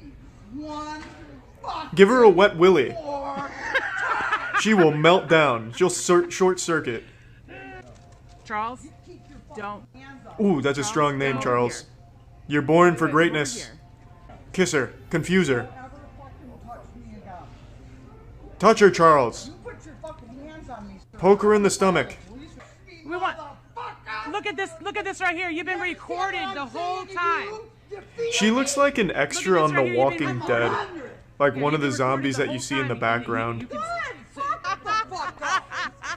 Did she live in Walmart? And ask Jesus Christ to Maybe you should ask Jesus Christ. Yeah, I think she's even wearing the same outfit from the last time. She has one set of clothes and she lives in the dumpster at Walmart. Thank you, sir. We appreciate. Yeah. This was the first sighting of her. This is when she first, like, came into the public eye. She's like the missing link between Homo sapiens and Sasquatch. You know what I mean? Like, you know how science is always debating, like, how the fuck are we related? How can the Sasquatch exist, you know, finding Bigfoot? She's that missing link. You're supposed to pick up everything. Nope, 4 bags. Yeah.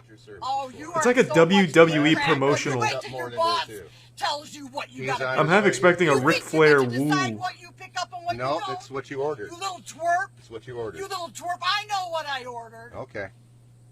And you're gonna pay. Okay. Yeah. At the WrestleMania SmackDown 1999. You like your job? Because you ain't gonna have it. Pass today, baby. Ooh, it's a crank window. That's a power move. He's fucking cranking it in front of her. I like that. Imagine you take a shit in front of him. I will say, though, this is a different outfit. So clearly she owns more than one.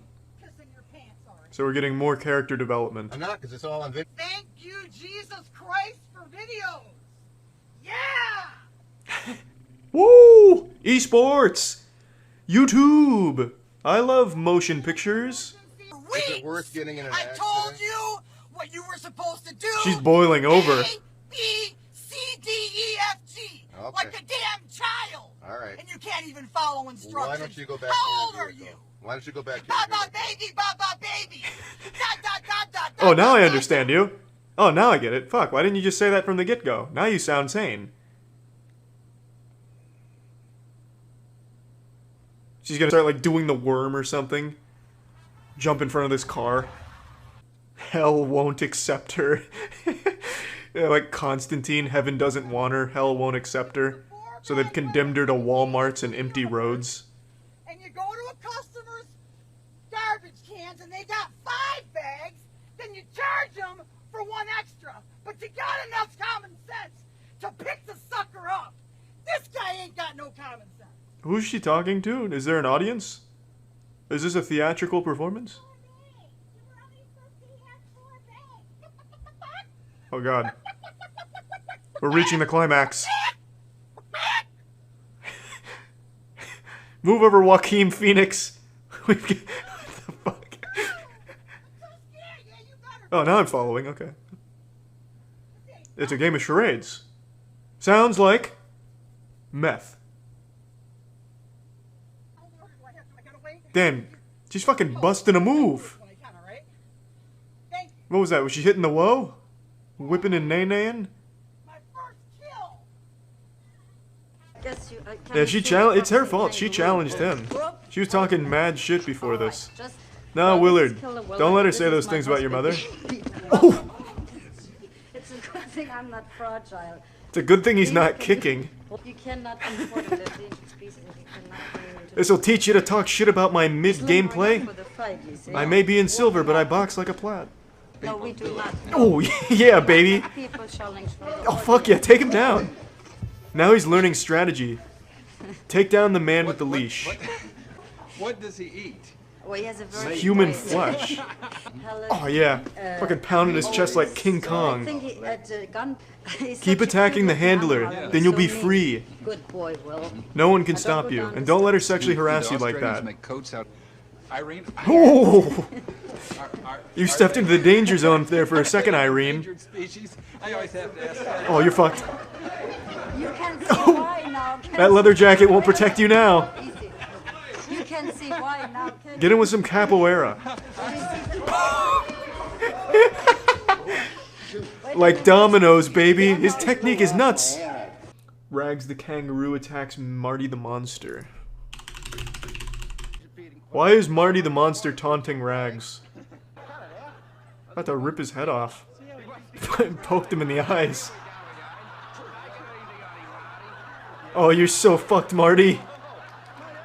He's got him in a blood choke. It's just... Somebody get Big Bird out here. We're about to lose one.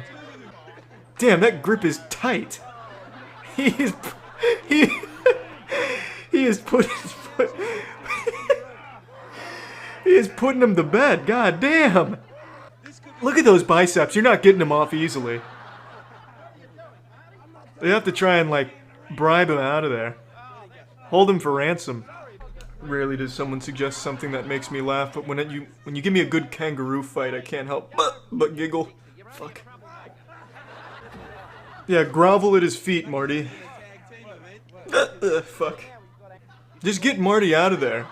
It's like a red cape in front of a bull. Century, 4 tsunamis have struck the coast of Alaska, including the order. He's gonna shoot the tsunami away. How's that gonna help against the tsunami? Don't worry, I have anti-tsunami weapons. Nobody has a phobia of puppies. This man is an actor. A paid actor. It doesn't sound like a phobia, it sounds like a sexual fetish, like he's coming. You're a pussy. Not a coward, you're a step above that. Pet the goddamn puppy, Marvin. That dog's gonna have such a big ego at the dog park, like, yeah, I made a biker afraid. No fear, they go after fear. I know it's tough. No, they don't.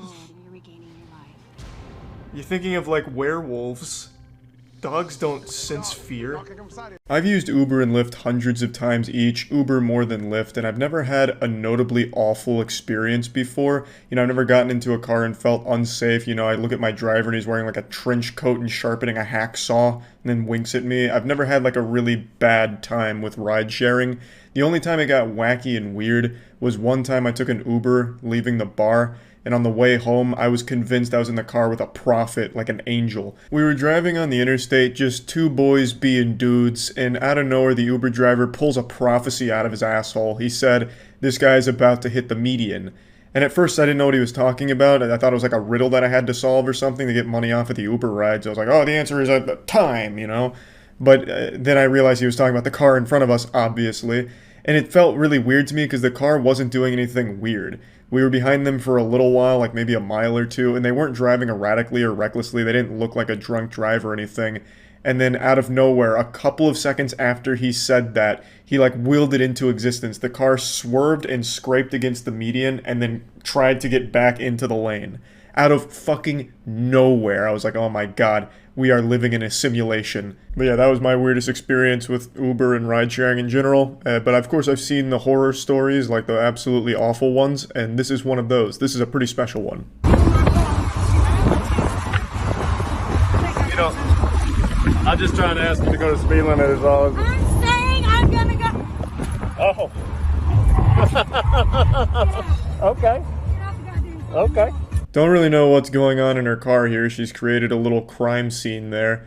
Like, stepping into this vehicle looks like you'd be stepping into your neighbor's shitty haunted house on Halloween.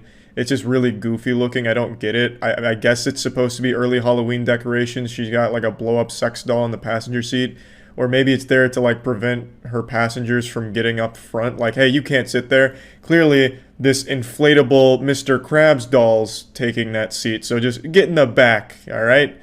You know, I don't even know what the fuck it is. I mean, maybe it's an inflatable clown or something. I couldn't tell you, but it's pretty weird stuff. Now what happened is the passenger asked if they could roll down the window and drive the speed limit, which I think is a pretty reasonable request because this lady's out here driving like it's Grand Theft Auto 5. I was half expecting her to try and ramp this vehicle off of a parked tow truck. She's treating it like it's Fast and Furious universe and she's trying to catch Dominic Toretto. So it's not like the passenger's being an asshole or anything, just asking, hey, can you drive the speed limit so you don't kill both of us here? And that just sets her off. She loses her goddamn mind there. Slow down! Fucking yanks on the e-brake and does a 360. Suck on this, pussy fart! You can hear, like, this tires start screeching. She completely takes her eyes off the road, turns around and starts swiping at the camera like she's a kaiju, like Godzilla trying to knock over a building. And meanwhile, the passenger's laughing the entire time. The absolute fucking dick on this man. The fucking balls of pure adamantium to laugh through an experience like this is inspiring. They could have very easily died here. The driver went feral and totally forgot they were operating a vehicle. This could have ended up like the Billy Madison scene where O'Doyle Rules just fucking shoots their car off a cliff like a missile. And meanwhile, the whole time, the guy's just giggling about it. Alright. Well, you got to. Hey, you're gonna have to open that trunk. I'm not going anywhere until you open that trunk. Unironically, she starts squealing. Literally squealing. This is what a small dog sounds like when it's trying to intimidate a larger dog, but it's also very afraid as well. It actually sounds like somebody stepped on a toad. It is shocking that a human being can make this noise with their vocal cords. This is what it sounds like to smoke 15 packs a day. Alright. Well, you got to. Hey, you're gonna have to open that trunk. Sorry to hit you with the surprise instant replay on the Jumbotron. It's just I'm so impressed with her ability to hit this screeching note. This is the brown note. Like, hearing that makes a human being involuntarily shit themselves. This is such an abhorrent sound. It's like someone's recorder broke, but they still desperately tried to play hot cross buns on it. Nope. You're gonna have to get my bag out of your car. I just want my bag, man. That's all I want was my bag. Thank you. Thank you. Thank you. Thank you. Yeah, I'm no Phoenix Wright Ace Attorney, but I'm pretty sure this is a highly illegal act here. You can't just pull over on a busy interstate and kick out the passenger, because they could easily just get hit by a car and die, and you're fully responsible for it. What a remarkably reckless decision from this asshole here. But credit where credit is due, she did slam him with a real humdinger, saying, fuck you and fuck your mom too. So she tossed in a your mom there, so she really got him. I was really hoping she'd double down and go for a D's nuts as well. Just be like, hey, yeah, you can you get off at the D's exit and find another lift. D's nutties. Then she fucking peels out, drifts in there. But she handled herself like a professional, only sticking with a your mother statement as she launched his suitcase across the road. Me too. So she's running around barefoot like a hobbit, threatening an Uno reverse card, saying, well, I'm also filming everything, so that way we have two angles of how stupid I am and how reckless of a driver I am. I don't think there's any world or any multiverse out there where there's a single reality where what she was doing was justifiable. She was driving extremely fast and reckless. She turned around to swipe at the guy's phone while driving extremely fast, tires screeching, and then pulling off to the side of the road to kick him out. Pretty hard to defend stuff, I'd say.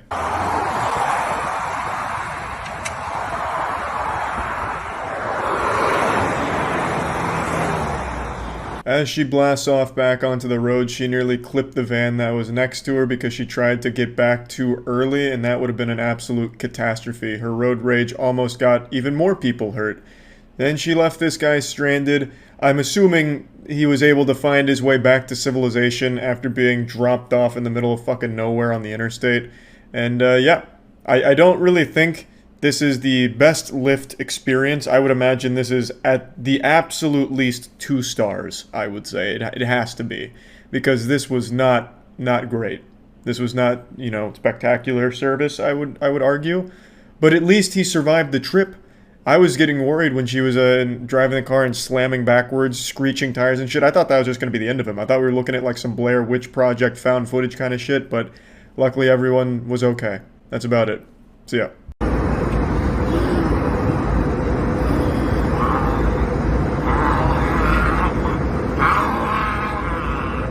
This actually looks like some shit out of the intro for I Am Legend here. This guy's snarling and showing his teeth like an angry dog ready to strike. It sounds like something out of Call of Duty Zombies. Thank God it wasn't a full moon. This guy was ready to fucking anamorph into a werewolf here.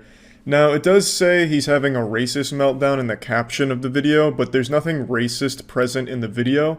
But according to the passengers on the flight, this all started because he was yelling at an Asian woman, and then all of a sudden, I guess, Umbrella Corporation blasted him with a T-virus and turned him into this, like, fucking zombie thing.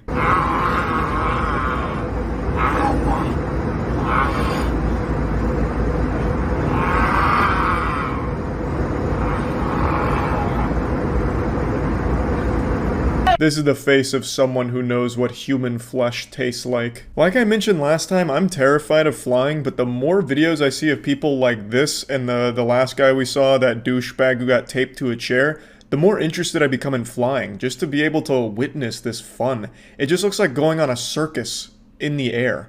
Like, it seems like a genuinely good time. You have, like, these onboard entertainment clowns that kind of go wild. Like, it seems cool. But I feel like that's only because I'm on the outside of it. I feel like if I was on this plane and witnessing this, I would be shitting my goddamn pants. I'd already be nervously hyperventilating into a paper bag, and then all of a sudden, fucking Lex Luthor in the row next to me just starts breaking out, going Super Saiyan, growling and eating his mask while salivating. So I definitely don't think it'd be super fun to be there for it. But I just want to say thank you to the heroes that film it, so that way I get to enjoy it from the safety of the ground. Now! Sit down now! You can't hold us! We're out on the ground, sir. Sit! Yes, we are! We're already grounded! Sit! You see anyone else getting up? Sit! I love that they're talking to Voldemort here like he's a dog, just telling him to sit. You know, just, hey, be a good boy, go over there and sit and I'll give you a treat. Alright? Now go sit. This is where I got a little confused. So he's upset because he thinks he should be allowed off the plane because they're on the ground. But according to the passengers, they're not on the ground. So this guy was just asking to be let off the plane mid-flight. You know, like, hey, let me the fuck out of here, I'm done. Alright, I've had enough. He just opens the door and flies out like D.B. Cooper. Like, I don't really understand because it's such an easy thing to prove to himself. Like, are we on the ground? Let me look out the window.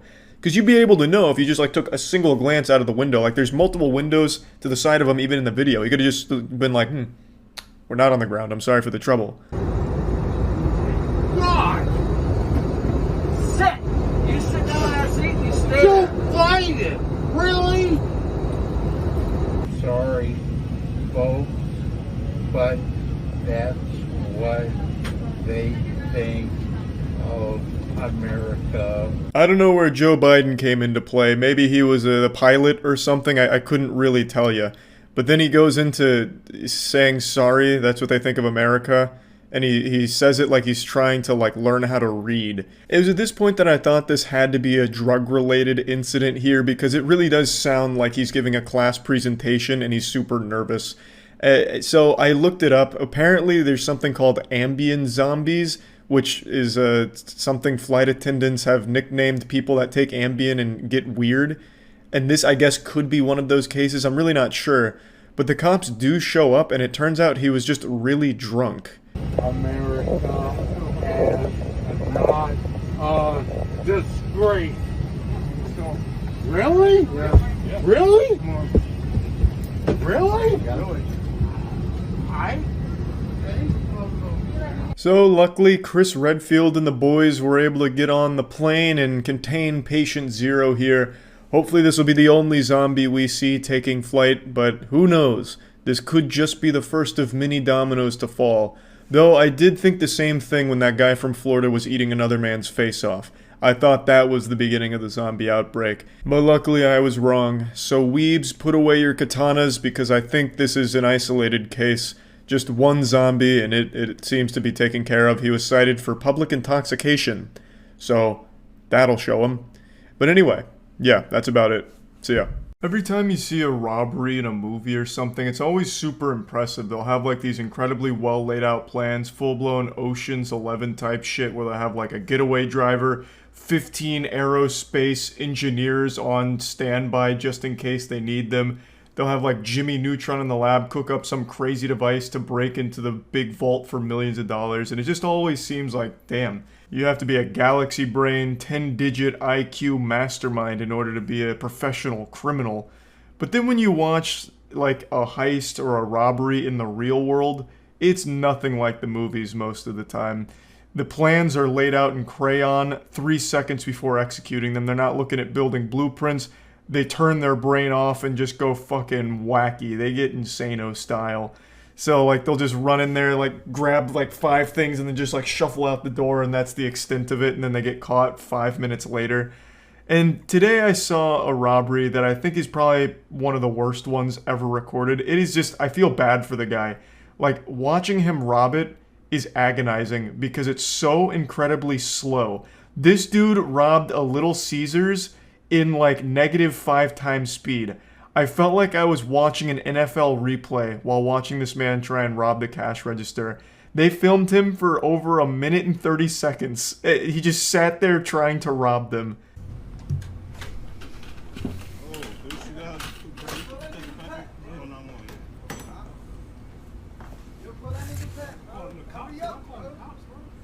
At first glance, I thought this was Pay Money Wubby robbing the place, and I thought to myself, God damn, he is really doing everything he can to get to the bottom of his turd kebab mystery. But then I realized that this is just like a generic default character in GTA Online. This was just like a preset. This guy is coming in here, not even trying to disguise himself. Like, he didn't even bother to cover his face. He put on sunglasses, but they're too loose and they keep falling off. It's a disaster.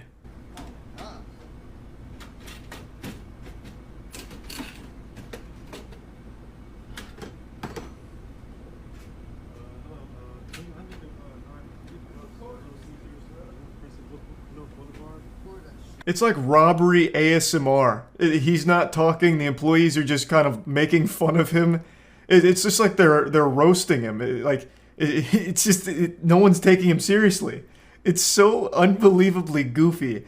And the thought process here to rob a Little Caesars, bro, the pizzas are $5. How much money do you possibly think you can get from the cash register? He was better off just taking the whole register and trying to sell that. He would have made more money that way. He's going through this whole song and dance prying open the cash register, but he probably would have made more money just standing outside making balloon animals for people that came into the Little Caesars. He would have got more in tips than he did out of this register. It is $5 pizzas. I don't know what he was expecting. He hasn't exactly hit fucking Fort Knox here. It's Little Caesars. $5 pies. Like, I think he maybe got $20. Maybe.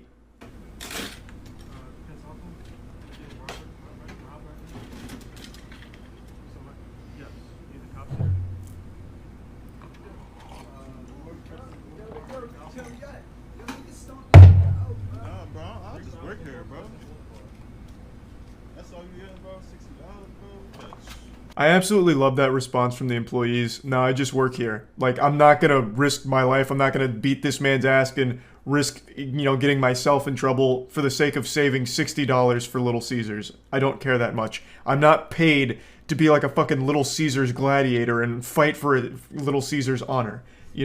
That's the right way of handling things. Just the employees like, hey, all right, you're robbing it? Okay, I'm not gonna stop you. I'll just call the police, which they do. And then they just sit here and record all of it for evidence. And this man just keeps flashing the camera with his whole goddamn face. They did the absolute perfect thing here in this situation.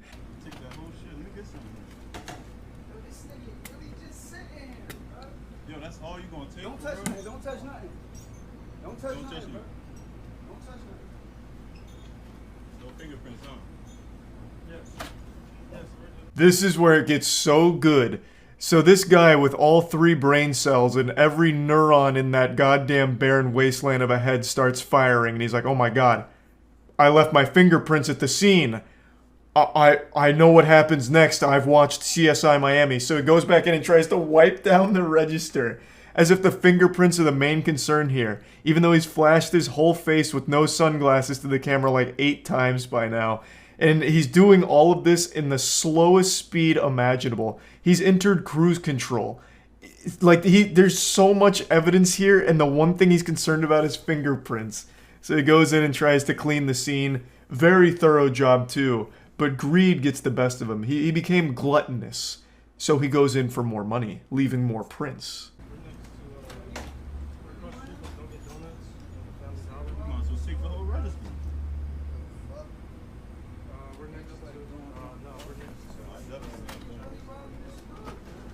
Yeah, so he grabbed an extra like $3 there and then tried to wipe down those extra prints, but kept missing the areas that his greasy paws were touching, and then just skedaddles in the slowest getaway of all time.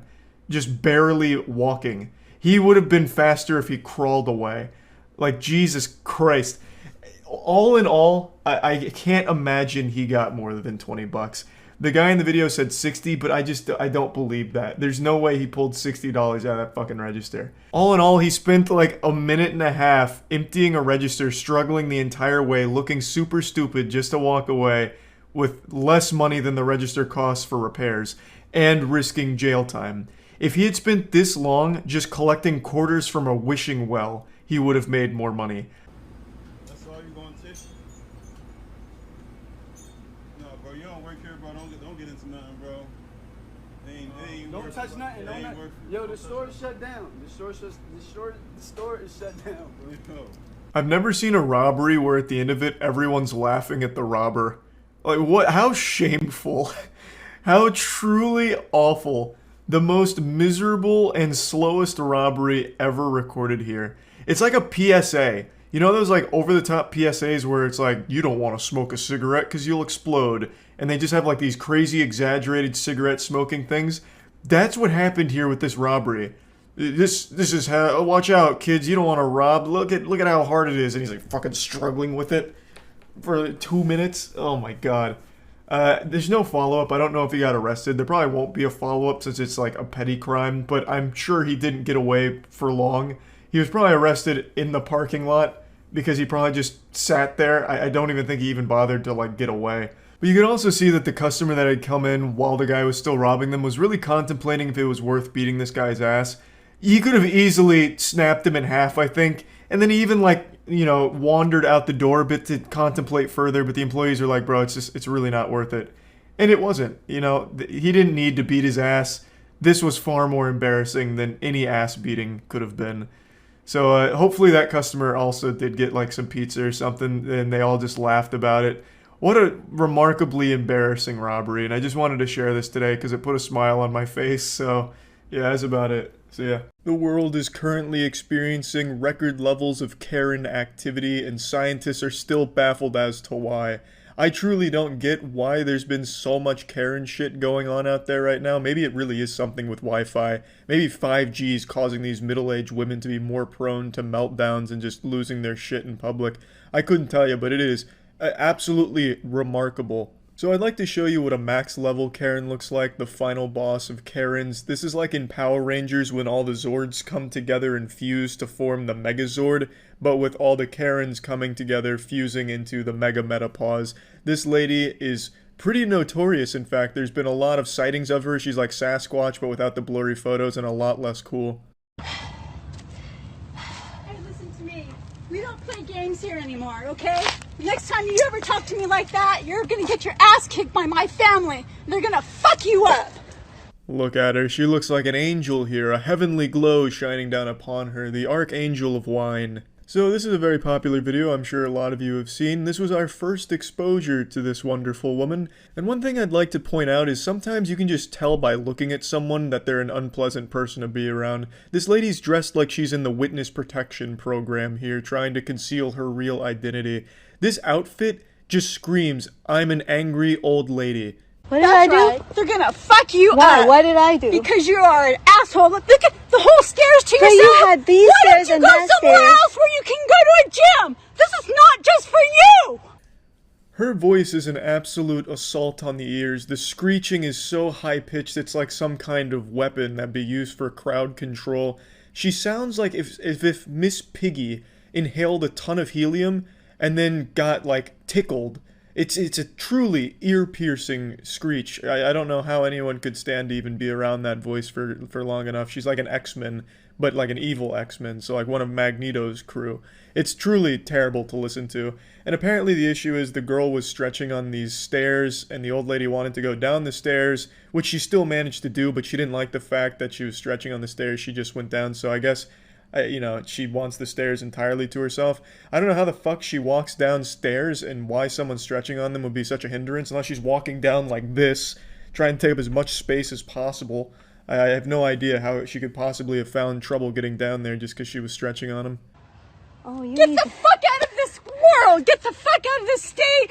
Go back to whatever fucking Asian country you belong in. Okay, you racist. Fucking bitch! This is not your place!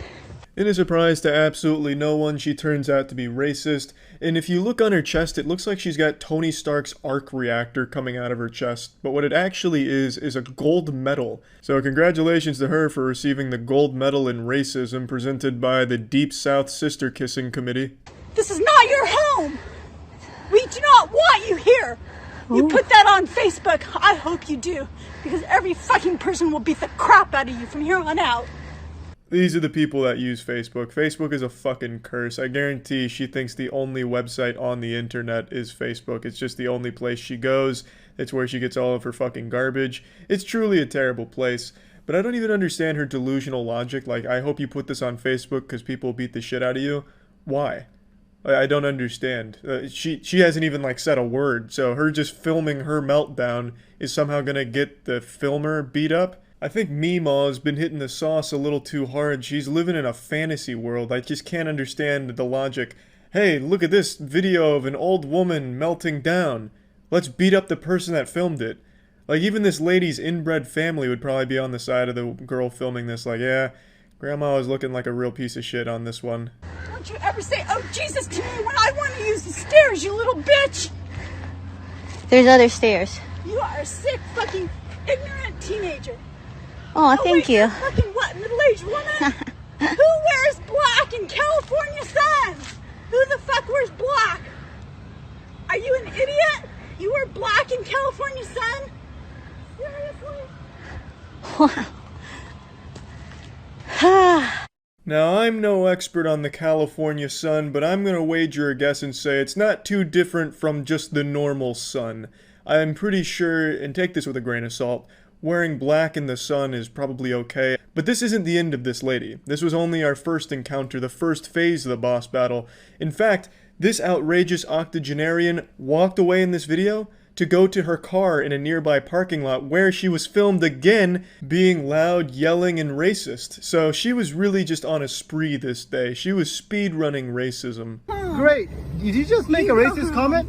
You know what? I am not a racist person. You just made a But you know racist what? comment. You need to go home.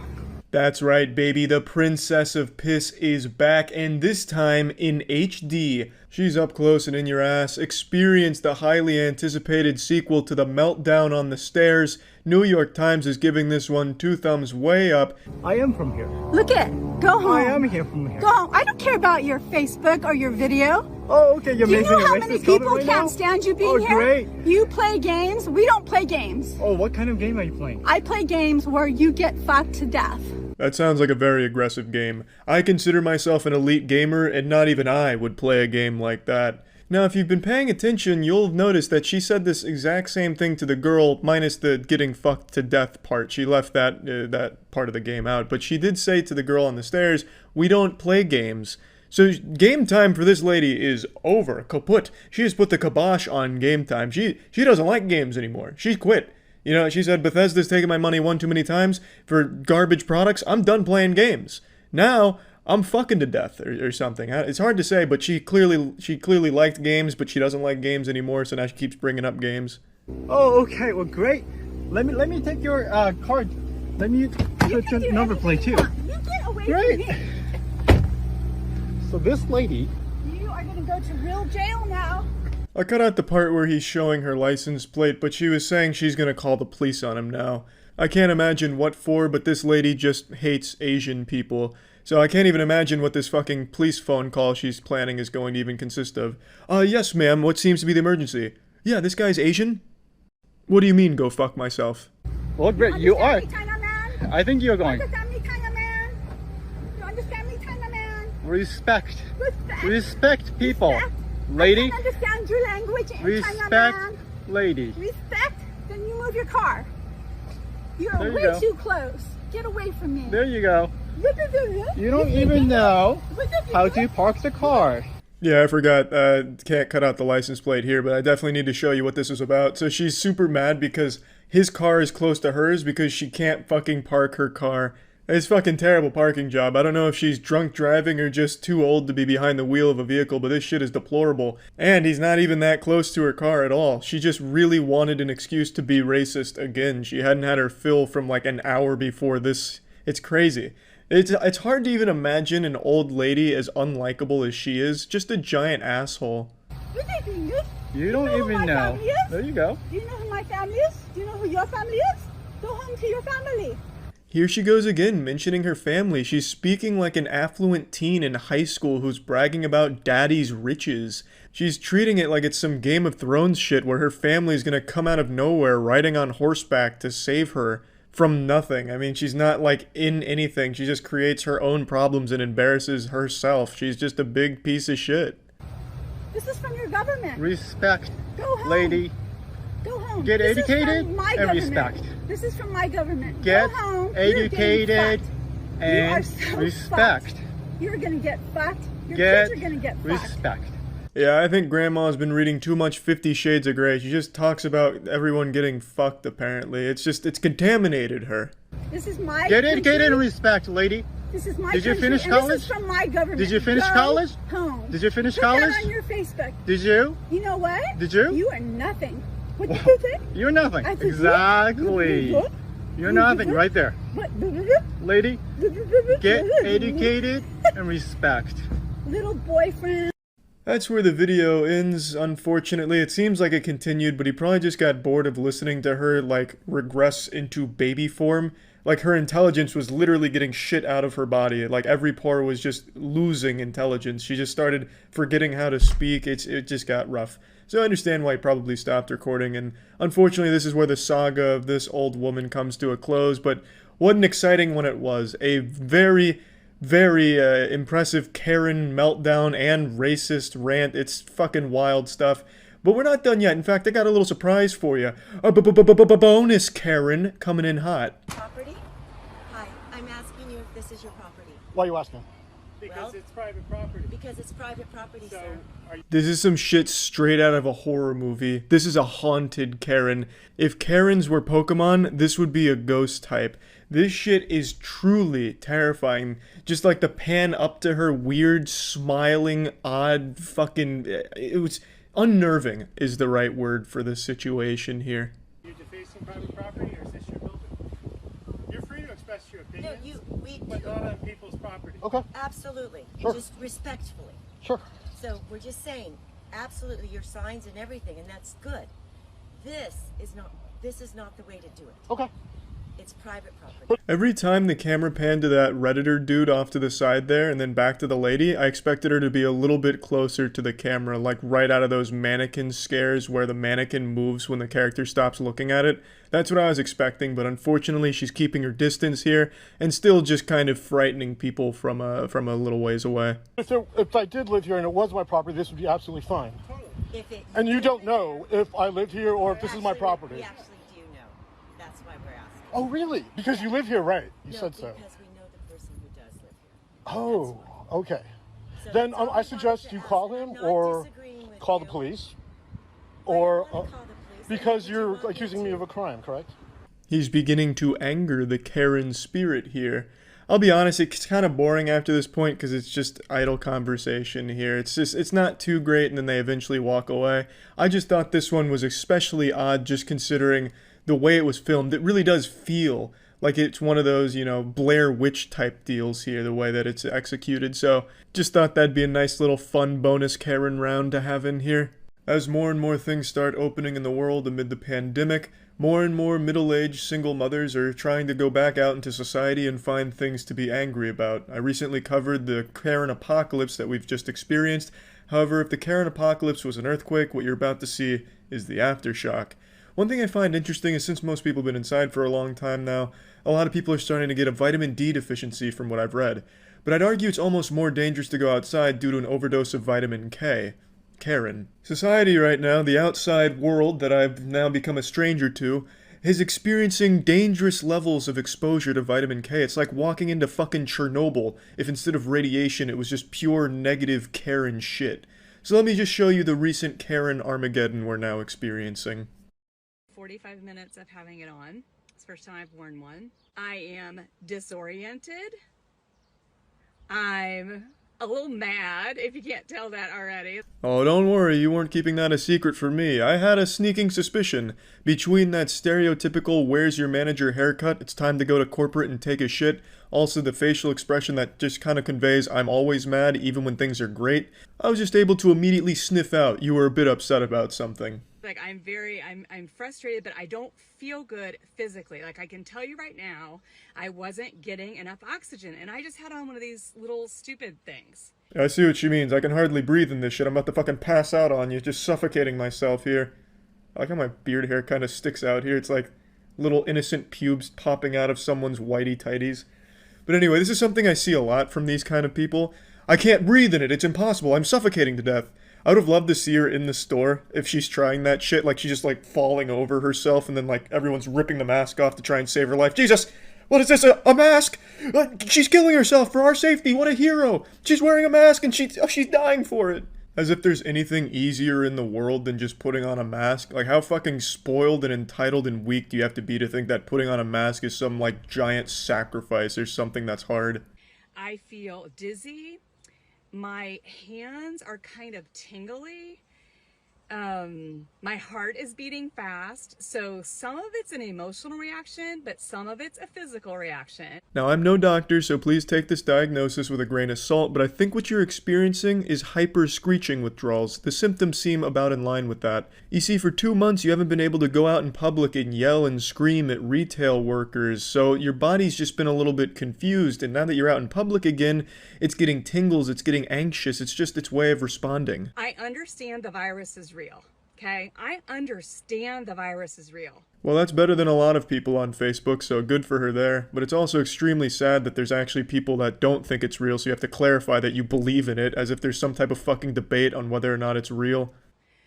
Friends, look at the numbers and tell me why everybody's living in fear. Tell me why we're putting these things on and not being able to breathe. I just want to cry.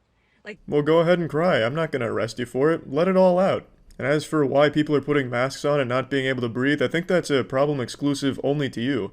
I mean, this may come as a shock, but doctors work like 12-hour days with a mask on the entire time. Nurses too, so they can clearly breathe. The design's fine. No one's suffocating wearing a mask. Just because you soldiered through a brave 45 minutes while getting your gluten-free food at the Whole Foods doesn't mean that you're some expert on masks now. I'm pretty sure you were breathing just fine. I don't know how the fuck you walk around breathing if you're struggling in a mask. You just, like, wide open mouth, just suck all the air in as big as possible. That's all I want to do is cry because you can't see people's faces. You can't make human connection. We can't hug people. We can't hold their babies. That's kind of a weird thing to point out, right? You can't hold people's babies? Like, what does this woman do? Just go around, like, snatching babies, like, bringing them back to the stork or something? Like, that's not exactly common. You shouldn't be going up to strangers and asking to hold their babies in the first place. Now, if you're around your friends and shit, yeah, I guess not being able to hold their babies might be a common problem. I don't really know. I just feel like that's a strange one to point out. Like, you know, a lot of bad shit's come with the coronavirus, but one thing no one's really talking about, the worst thing is, we can't just hold people's babies anymore. It doesn't make sense. This doesn't make sense, and I'm not okay with it.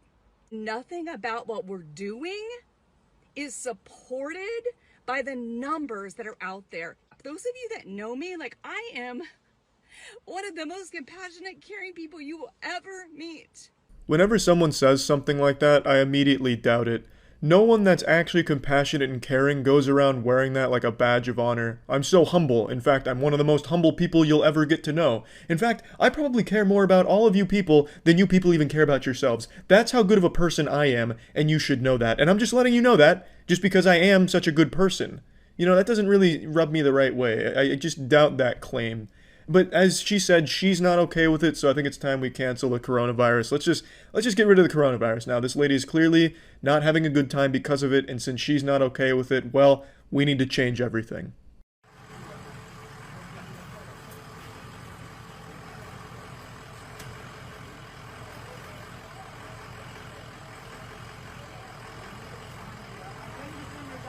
I like this one because the lady in it walks around like a video game NPC. It's like she's playing Animal Crossing with the shovel trying to get the right slot. But instead of a shovel, she's using her phone to record for her Facebook anti-vax group, so...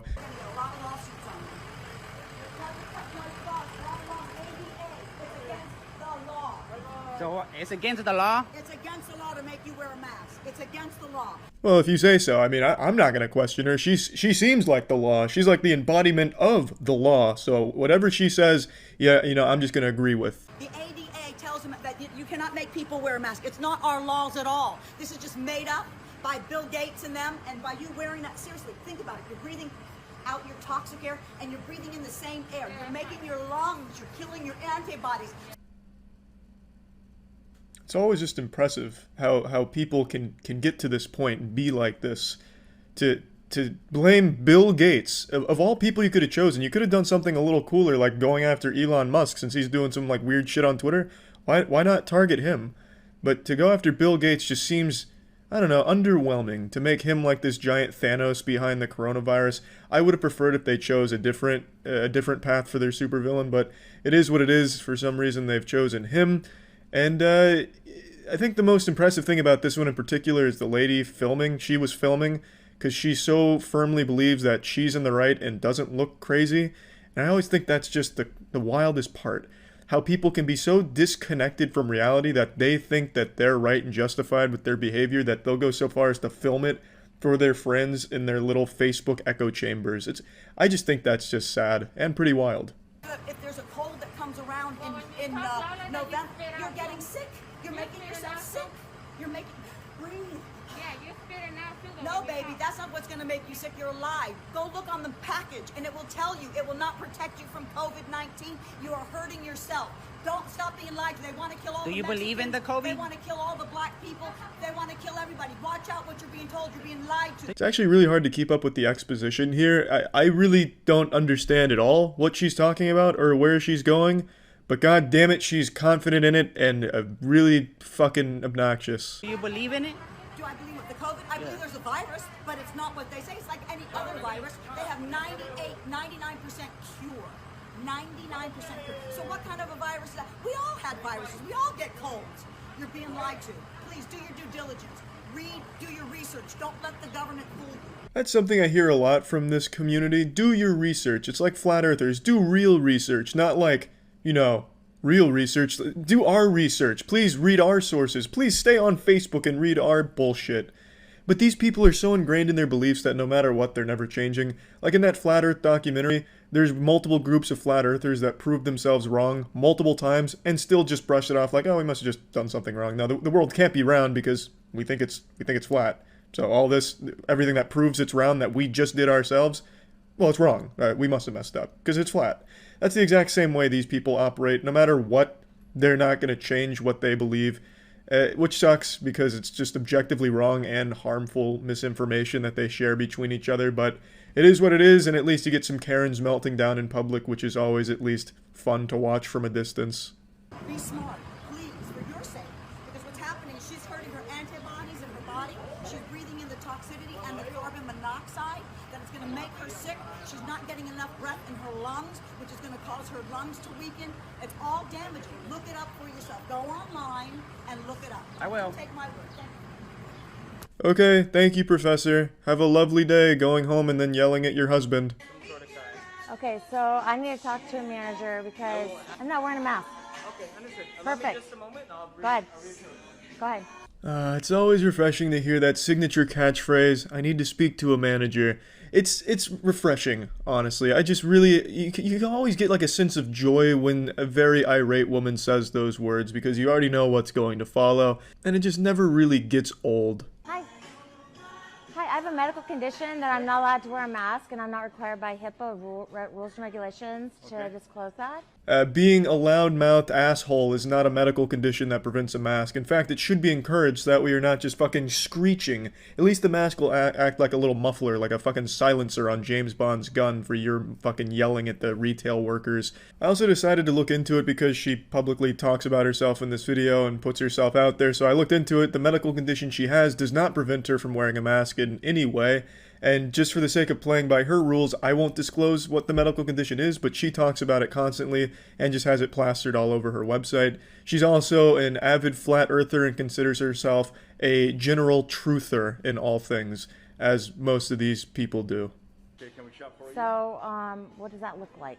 I have private things I want to get that maybe I don't want you to see. For you, but I can't let you in the store without a mask. Okay, so where's the regulations that state that? The regulations? Yeah. That is company Because you're discriminating against me now. Do you know that? The bombshell! She said she's being discriminated against! Oh, well, now this company needs to close its doors or let her in and let her make her own rules. Now you've gone too far. To discriminate against her? Yep, now you've gone too far. You're going on her blog, mister. You're really done fucked up now. You're discriminating against me. No, because I have private stuff that I don't want you to see. What kind of private stuff could you possibly be buying at a grocery store? What, are you scraping bacon grease off the grills in the back and are embarrassed about it? Are you smuggling plutonium in there or something? What could possibly be a big secret at a grocery store that would be embarrassing? All they fucking carry for the most part is food and vitamins. What, do you want people to not know that you take fish oil pills or something? I don't really get it. It's a lame fucking excuse. These people just look for reasons to stay angry, even when people are offering alternatives to kind of fit into what they're comfortable with in their lunacy. This man's going above and beyond, saying, we can shop for you, we can do this for you, do that for you, and she just comes up with the most outlandish excuses to not use that and stay angry. It's wild to me. You can call corporate office, but I can't help you. Okay, well, you guys can get a lawsuit. Because you can't discriminate. I'm trying to help you, but I'm No, not you can't. How is that? How's that helping when you're gonna do shopping for me? I'm gonna give you my bank information. How do I? Huge kudos to this guy for staying so calm during a Category 5 Karen hurricane, because this shit is so fucking annoying. I don't know how he was able to maintain his cool. Miss, call corporate office. I'm sorry. Okay, I need a card. Do you have a card for them? I sure can. That'd be great. If anybody wants to shop here, you have to have a mask, and here is the policies. I edited out the part where she talks about who she is and also where she is, just for the sake of not having people go harass her. But she talks about the policies, which a company is absolutely entitled to have, and pretty much everywhere requires you to wear a mask. But for some reason, these whiny children just can't put a mask on, which takes literally less than a second. It's genuinely one of the easiest things a human being can possibly do. It takes no effort, it takes no time, and it's not that big of a fucking deal. Just some fucking misbehaving children. You can't tell me what to do. I don't want to do this. I'm gonna throw a fucking temper tantrum and I'm gonna throw my Legos on that side of the room and you can't stop me. Fuck you. I'm putting this on Facebook. But you're pretty chipper. You're pretty chipper. Huh? You're happy? Why not be? Why are you happy? Yeah, buddy. Why are you happy when she's clearly not happy? Because she's unhappy, no one in the world is allowed to be happy. If there was a kid with an ice cream cone and a smile on their face, this woman would go over and slap that shit right out of their hands. And do you know why? It's because she's unhappy. So why the fuck is anyone else allowed to be happy? But yeah, anyway, these are the most recent Karen sightings. I'm sure there's going to be plenty more as the floodgates are starting to open. So stay tuned for more incredible Karen antics out in society. That's about it. So yeah. There's a war going on right now. A war you won't read about online, the media won't cover, only I'm brave enough to report on it and bring it straight to your ass. I'm talking about the grisly conflict between Karens and the rest of the world. A blood-filled battle of tits and ass flying all over the place, mean words, menopause, it's got it all. And let's go to the front lines to see what's happening out there right now. I figured we'd start with the most popular clip here. This lady is very upset at a woman and her child because they were at a protest, so she starts scaring the child and threatening to kill the mother. And I have to say, this lady kind of just looks like Crocker from the Fairly Odd Parents. I don't see like a chin or anything, and it looks like her ears on her neck. Steal my daughter. Do not. The street. I'll fucking kill you. Okay. Unfortunately, we're missing the introduction here. We don't have the beginning of the film, we're only coming in on the climax, which is a shame, but it is what it is. We can see Alex Jones here is trying to wrangle his wife back inside. Even he knows that she's getting out of control, threatening to kill this woman, and she's also filming it herself. I would love to see her point of view, but I don't know enough anti-vax Facebook forums to find where she posted this. But I'm sure it's a great video, no doubt. And that's always, again, like I've said before, the craziest thing to me, how someone that is so in the wrong like her, where she's threatening to murder a woman, can film it and think that she's in the right, and just so delusional that she thinks people are going to pat her on the back for the brave video. Do you see what you did to a child? Good job. I haven't really. Get a life, get a job. You just traumatized a child for walking. I have to say, the husband is playing some incredible defense right now. He is boxing her out like he's in the fucking NBA right now. This man is a fucking brick wall, and she is not finding her way around him. So, hats off to this dude for the incredible performance in getting his wife inside. It was like a really tedious escort mission, it seemed like, but he was able to pull it off, and the video just ends with the child crying more, which is really sad, especially because the kid says she's scared since her mom was just threatened to be killed by that sorcerer of salt. But that's Karen's in a nutshell, traumatizing kids and making the world a worse place. Okay. Be quiet, be quiet. Are you 35? Look. Have you paid for this lot? Did you pay for it? It is not booked until June fucking 1st. Okay, sir. Karen. So there is no right for you to be here. Okay, Karen. I am not fucking Karen. This one's actually one of my favorites from this week. I know it's a little bit older than a week, but I only saw it this week, so it fucking counts, alright? She is very passionate about these boat slots. A very petty thing to be upset about, considering, I mean, you have a big fucking boat that you're hanging out on for the night, and you're carrying a dog around like some kind of low-budget Paris Hilton shit. So, I mean, you're clearly in a comfortable position. What is there to be so upset about? Just because 35? Which I don't even understand. What the fuck does 35 have to do with anything here, huh? Is that like one of the jokes from SpongeBob? 25. Oh, no, okay. Right for you to be here. Okay. Fucking disrespectful. Go to your own slot or... Okay, who is this person? Totally unnecessary that you're so fucked up. Okay. You can't get in your own slot. Okay. Now it's fucking escalating, baby. Now we're getting somewhere. Screaming and shouting, sounding like fucking Chris Farley from Saturday Night Live when he's talking about living in a van down by the river. Now we're getting somewhere. Be quiet, be quiet, be quiet. Just be quiet. Just be quiet. Who are your boat in your own fucking slot? You what up? Okay, we got you. What else do you want? You know what? We're being really nice to you. They know where. Being really nice. You screamed at my daughter. I screamed at her. That's right, baby. This ain't no one-on-one conflict. Player 2's coming hot. So now we have her mother involved, and that face right there says it all. She is upset. She's striking the classic pose here. This is like the Heisman pose for Karen. She's got the hand on the hip. She's pointing with the other hand. She's got the finger out, the stern face that says, I'm gonna call corporate. Be quiet. So who's screaming? Really? Get the fuck away from us! You are not respecting our boundaries! We got 6 feet here. You're not 6 feet from ours! Oh, get away! Okay. Again, I want to reiterate, I don't really understand what this is even about. I don't know why she's upset, nor do I understand what 35 has to do with all of this. This is all just a very complex riddle to me, but if I had to try and piece together the lore here and explain the narrative, I would guess that the issue is slot 35. Slot 35, as we all know, slot 35 on this dock carries the Karen curse. And these new arrivals here on their boat didn't pay the proper fee. So now, just like in Indiana Jones, they've triggered the booby trap and it being swarmed by screaming Karens. On Mother's Day, Oh, yeah? a boat. Oh. Okay. What's the problem? Get the fuck off of our dock! Oh, really? Your dog? Why are you like that? Because on Mother's We're Day, being so nice to you. Damn it, I want to know what happened on Mother's Day, but her fucking daughter keeps cutting off her story, so I'm missing out on crucial plot details. I need to know what the fuck happened on Mother's Day on this dock. This is not your moorage! If you paid to moor your boat here, there would be no issue, sir. Just go to your own moorage. What number? This is 35!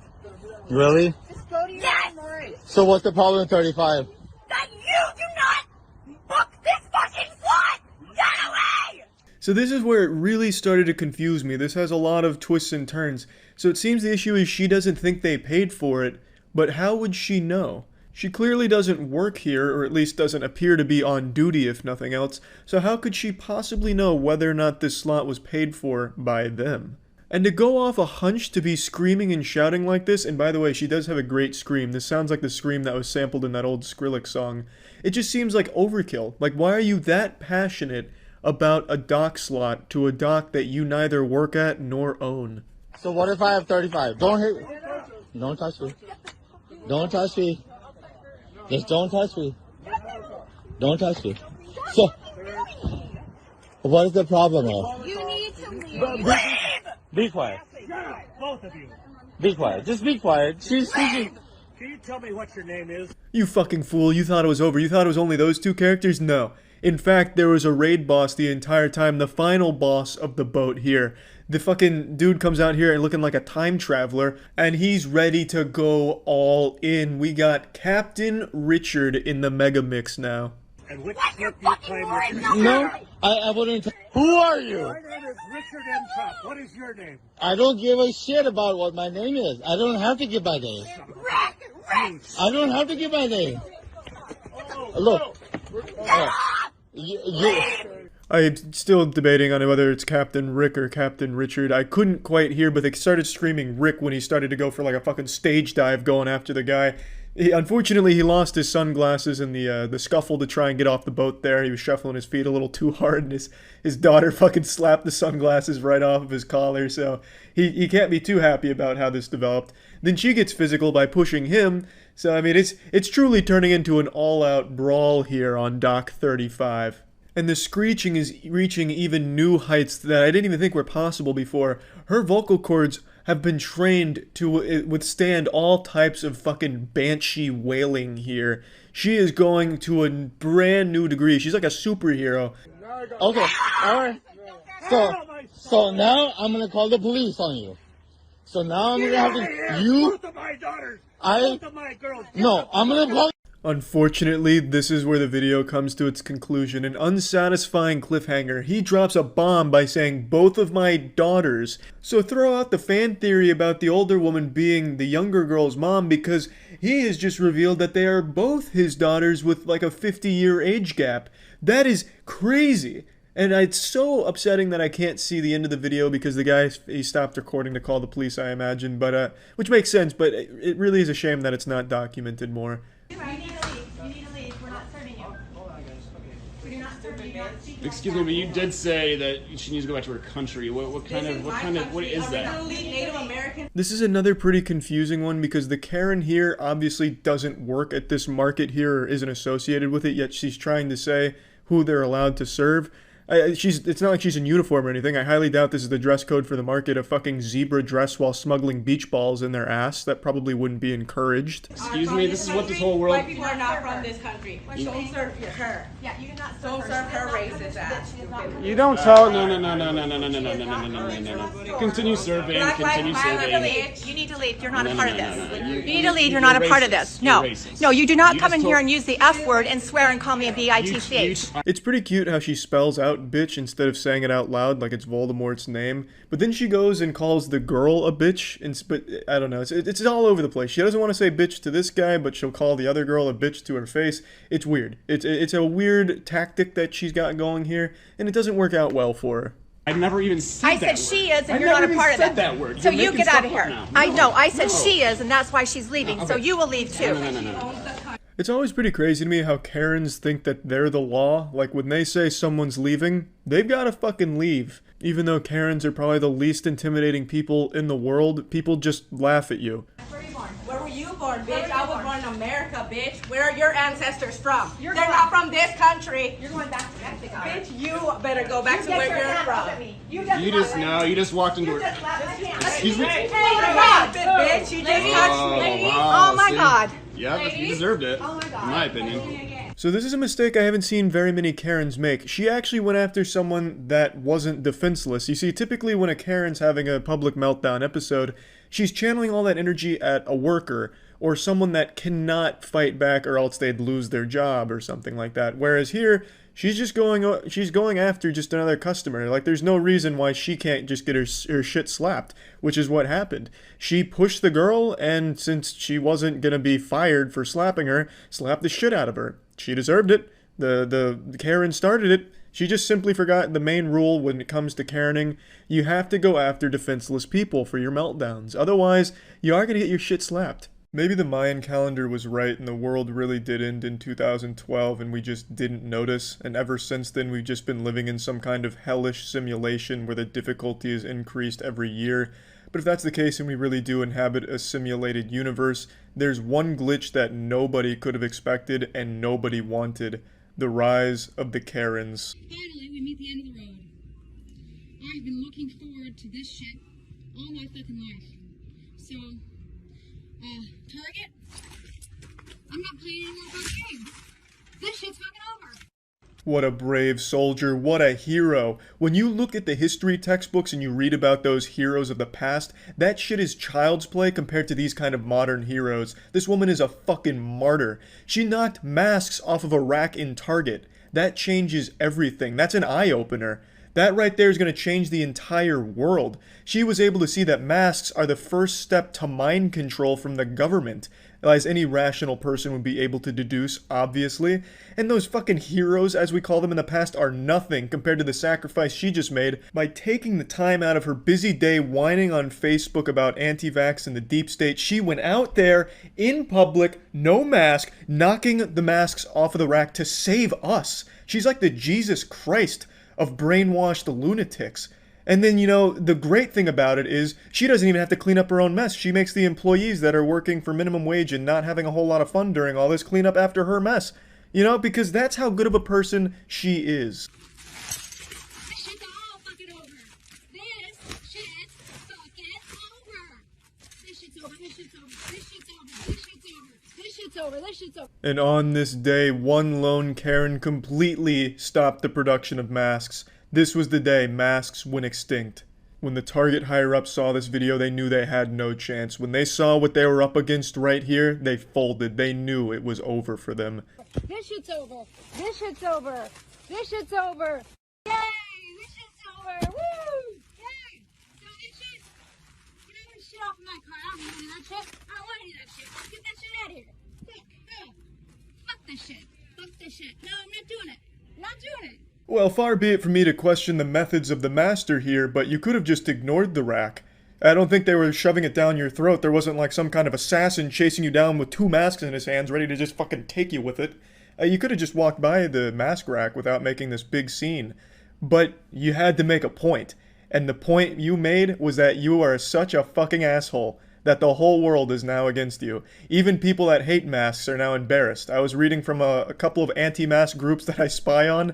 They were disgusted by this and thought it was the most embarrassing shit in the world for their cause. Let me put that in perspective for you. This lady is so insufferably fucking dumb that the people that think wearing a mask will instantly suffocate them and prevent them from getting into heaven considered wearing a mask just so that way they wouldn't be associated with this woman.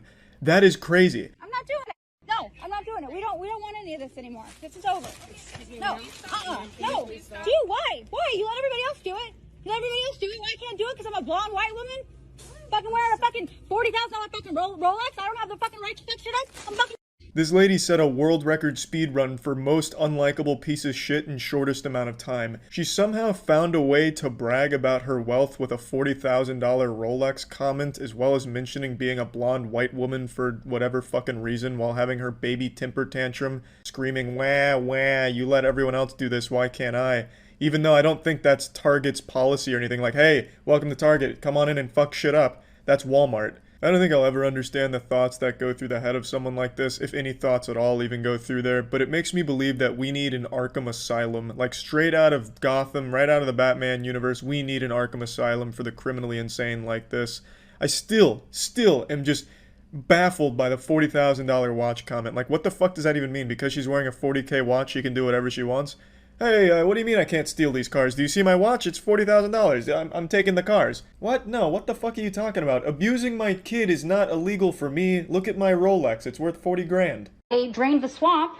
They did everything that Donald Trump was elected to do. You can read about it on Twitter. You can read about it in the news. All of the deep state politicians, all of that stuff has happened. So apparently the police tracked her down after a little pissing and shitting session there at the Target, and they got a lot more than they bargained for out of this encounter here. I can promise you that much. They did not sign up to the force expecting some shit like this. This is some doomsday protocol shit. They would have been less confused if they went to a fucking alien's UFO to issue a noise complaint than talking to this woman. She immediately brings up the deep state, which you knew was coming. You can tell just by this woman's voice that she's addicted to conspiracy theories. She sounds like she loves conspiracy theories. It's like once you get addicted to this kind of bullshit belief, it changes your body on a cellular level. Like it rearranges your vocal cords to sound like Gilbert Gottfried. It's done. Okay. So I was hired to be the QAnon spokesperson. Coming here today? I cannot. It's a secret. What do you mean? Like I can't give you any classified information. You don't have clearance. You don't have clearance. Okay. You don't. You're a spokesperson, yeah, correct? For the White House. Yeah.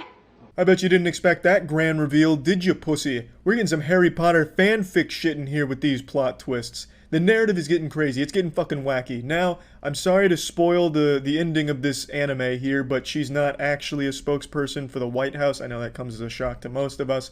But I don't think that should have stopped her. I think she should have went harder. She should have doubled down. Instead of aiming low like a spokesperson for the White House, she should have went, I am the White House. Then she rips off the mask and it's the president. Just something fucking crazy. You know, really make the police go, holy shit, what have we gotten ourselves into here? You know what I mean? Call Donald Trump and ask him if you don't believe me. Do you have his phone number? Do I have his phone number? I'm on the phone with him all the time. I'm fucking wired. Okay. I think we have enough here. Okay. Can you put down your phone? No, I'm not going to put down my phone. Like I said, I'm wired. Okay. All of this is being broadcast live. It is? Yeah. Okay, where is it being broadcast? Everywhere, all over the world. All over the world? All over the world on Instagram, yeah. Millions of viewers. Okay. So, say cheese.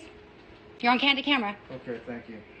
The officer here just looks so disappointed. He looks like a father that just found out his son is really into hentai. I have no doubt that this officer was once an alcoholic, but in this moment he was considering going right back on that wagon. Nothing sounded better than probably downing a fifth of whiskey right now and just forgetting that he ever even encountered this woman here. CBI or 1039? CBI. Okay. Melissa, I'm gonna have you spin around and just put your phone down what? for us, okay? I need you to put your phone down. Oh my god. I'm sorry. Great. Luckily we unlocked the good ending here, the true final cutscene where she gets arrested for this kind of garbage, which is very nice to see. I don't know why the fuck the officer's apologizing to her as they're arresting her, unless he's saying like, I'm sorry you believe this fucking bullshit, which I guess could make sense. Like, what do you say to someone that constantly just spews garbage about the fucking deep state and how Bill Gates personally went into their house and skull-fucked their dog? Like, what do you say to that besides a holy shit, I'm sorry you're this stupid? You're doing it to me because I'm Jewish. You're doing it to me because I'm Jewish. I have no idea. You're doing it to me because I'm Jewish. This is a Nazi fucking game. You're doing this to me because I'm Jewish. This is Nazi bullshit. And thus concludes another riveting adventure with another incredible Karen, another exhilarating journey that we've taken with a wonderful woman here, and this appears to be the new norm, so I imagine in like another 3 or so months, a video like this won't even have anyone bat an eye at it. It'll just be, oh, that's standard behavior, pretty normal stuff. We're looking more and more like we're going the Mad Max route here. Soon we'll have Karens grabbing chrome and fucking spraying their face with chrome, and then crashing their Prius into a Walmart because they had masks for sale there or some shit. But yeah, anyway, that's it. See ya. This morning I hit my foot on the stairs, and it hurt quite a bit. It was like that episode in SpongeBob where he stubs his toe and only cried for 20 minutes. It made me feel like shit. It made me feel like a pussy. And it made me want to be a stronger, tougher guy. So I figured, let's watch some tough guy videos in order to get inspired and see how it's done and what it really looks like to be a tough guy. Pretend to take a photo because you're a big pussy. I'm gonna kick your ass up here. Okay, do it. Come on.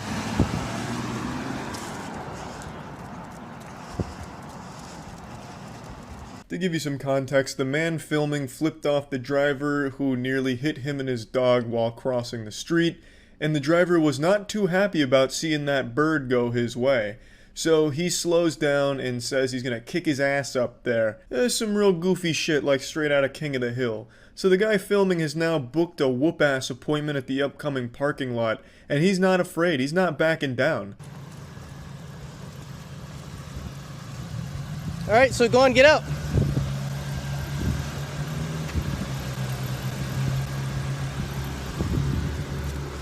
Why'd you threaten me back there? I have it on video of you saying you're gonna get out and kick my ass. Well, you just threatened me. Hey, what the fuck is this? Some kind of magic trick? They made the tough guy from behind the wheel disappear, and now we're just left with this scared volleyball coach talking about being threatened. This can't be the same guy that was talking about beating dick and beating ass from a moment ago, right? Must have switched out or something like that. This guy is just the quintessential peaked in high school loser. He's got a beer belly now, 2 kids that don't respect him, his wife feels trapped with him, so she's probably getting experimental with the neighbor, just trying to think of a way out of the marriage. He just does not seem like a happy guy. With what? You flipped me off, and I got it on camera. Oh yeah, I flipped you off because you didn't stop for a pedestrian. Who's the pedestrian? Me and my dog. You weren't there. Oh yeah, we were. No, you weren't. Okay, well then I flipped you off for no reason for my First Amendment right. So go fuck yourself. First Amendment, okay. Yeah. You can threaten me with the go fuck yourself. Threaten? Are you threatened by freedom of speech, sir? Well, you're shaking. You should go fuck yourself. You're shaking like a leaf. Now it's turned into a Twitter argument here out of nowhere. So this guy was talking so fucking tough from behind the wheel of his car. He's like, you know what, I'm gonna kick your ass over there at the middle school parking lot. It's going down. Please don't call my bluff. God, please don't come over here. Oh God, he's here. So he starts to panic, and then he immediately gets out his phone, fucking fumbling it around. He's probably got it and not even recording. He probably just accidentally took a picture and thinks it's recording. Why are you threatening me? This maniac, help! Calling the police. This crazy madman's talking about he's gonna kick my ass. He's gonna beat my butt. Oh, please, God, get here and help. Why'd you threaten me? You know, just one of these cowards. Just, there's so many people like this that, you know, that very stereotypical hold me back type, you know, where someone's like going wild, like pretending they want to fight, puffing out their chest, but really that's the last thing in the world they want. That's exactly what this guy tried, but he tried it with the wrong guy. This guy was about that action. He's got his dog with him, and he was probably just going to go over there and beat his ass with one hand. Yeah, I am, because you threatened to beat my ass. Well, you can cry. And this is going on Facebook. Okay, cry. Have you heard of Bellingham Living? Yep. Yeah, you're going all over it. Well, I didn't do anything wrong. Oh, what did you say you were going to come do? I didn't say anything. Oh, it's on video. Well, you look at you. Yeah, because you threatened to beat my ass. Your dog isn't like you. And that's the conclusion of this David vs. Goliath match. He never even got out of the car. So the fight that he tried to start, he didn't even show up to. And I have no doubt he drove away thinking that he was the winner and the big man. Which is real fucking sad. Now let's go ahead and go to a classic. I'm sure most of you have seen this video, but this one's such a classic and I really was feeling like watching some tough guy shit. So let's go ahead and watch one of the internet's finest tough guy moments. You tried to rear-end me and my fucking wife, bitch! Look what you did to my fucking car! I hope you have insurance, motherfucker. Get the fuck out of your truck. I'm gonna beat your fucking ass. Get the fuck out, bitch. Get the fuck out, you pussy. This road rage incident really has everything you could want. A protagonist you can't help but root for as he just silently stone-faced stares ahead, ignoring the goofball outside of his window doing an interpretive dance and losing his mind. It's just a wonderful video. Fuck out of your truck. Get the fuck out, you pussy ass bitch. Let's go. Get out. Get out of your truck. Get out of your truck so I can beat your fucking ass. I will say, his negotiating skills need work. You know, maybe get out of the truck so I can give you candy or something, you know? Like, really try and entice him out of there. Lure him out like an animal. Set little breadcrumbs or something that he might open the door and, you know, get up, you know? He's not even really trying to persuade him to leave. Right now, his only bargaining chip is get out of the truck so I can beat your ass. Who's gonna really want to take that deal? And they can just sit there and laugh at you. I also really appreciate the music in this clip because I think it really adds to the ambiance. The boner jams really add an extra layer of beauty to the video. Wanna go? Come on! Let's go! Let's go! Take a fucking video! Take a fucking video, cunt! You fucking whore, bitch cunt! Let's go! Come on! Tough guy thought he was on Xbox Live there for a second. Get out of your fucking truck!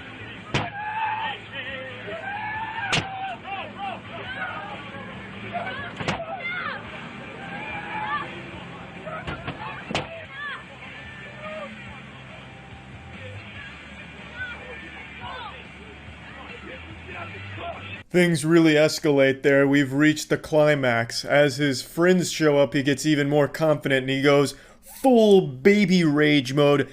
Get out! It's great. And then all of a sudden a G.I. Joe out of nowhere shows up to try and put the kibosh on the whole thing here. Also, one of his friends looks exactly like him. They look like clones. They're even wearing the exact same shirt in a different color. I don't know if they planned that. Or maybe they could be twins, I suppose, but I just thought this was interesting. It's like a video game developer who got lazy, so they just used the same character model and changed the clothes color. Yeah, it's pretty much where that one ends. I really was expecting him to start crying after the huge meltdown moment, but I don't think he ever did get any tears out. He probably did cry on the drive home, I imagine. He really just let it all out because the emotions were just overwhelming. But it would have been nice to see him cry on camera. But, oh well. It's still a classic. And I think these two tough guy videos are pretty solid stuff. Now I think I have a better idea of what it means and looks like to be a tough guy. That's about it. So yeah. A couple days ago, I treated you all like my therapist, where I confided in you that I wasn't feeling overly tough anymore. When I posted that video watching Tough Guys, I told you about my insecurities. I wasn't feeling like a manly man's man, like lumberjack, butt-fucking, pussy-slaying tough guy. And today it just really hit me even harder. That box behind me right there is a bidet attachment for my toilet. No tough guys cleaning their ass, let alone pressure washing it. So I needed to watch another tough guy today to get inspired and remember what it's like to be extremely masculine. And I found a great patient zero for this. This is one of the toughest men I've ever seen at a Walmart.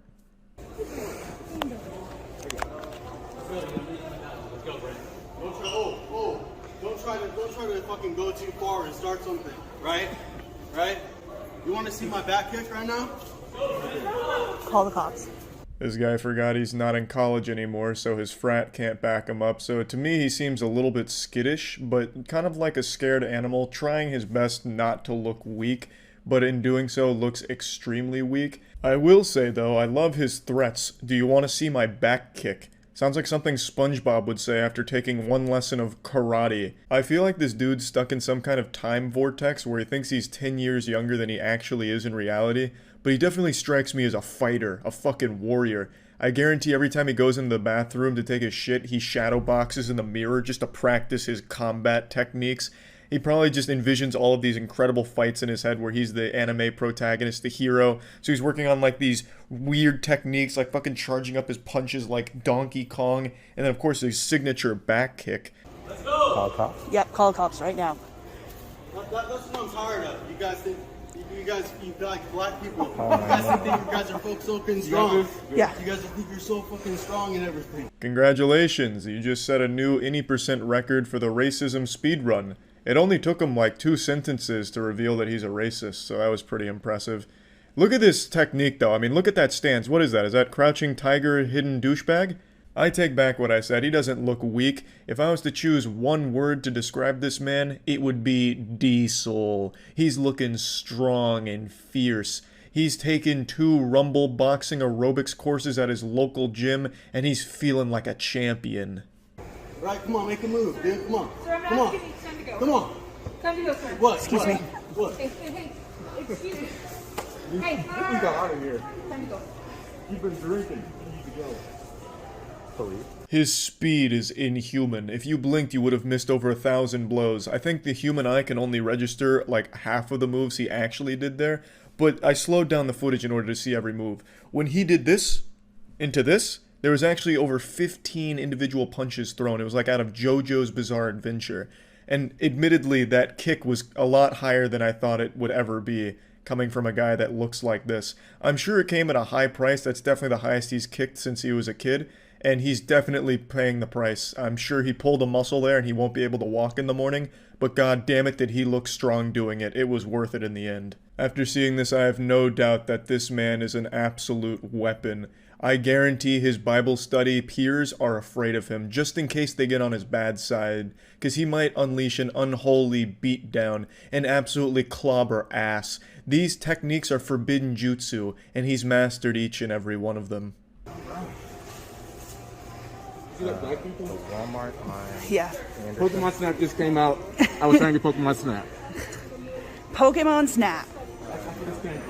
Yeah, that's what we're here for too. Yeah, just in case you were curious what started all of this, apparently that guy was just being an asshole over a copy of Pokemon Snap, and then decided to start threatening back kicks and shit like that. Crazy. Yeah, but huge thanks to the Walmart staff for intervening there. If left unchecked, that man's power could have gone out of control and just been devastating, like an apocalypse-level event. That's probably the Armageddon that was written about in the Bible, is just when that guy's temper flares up.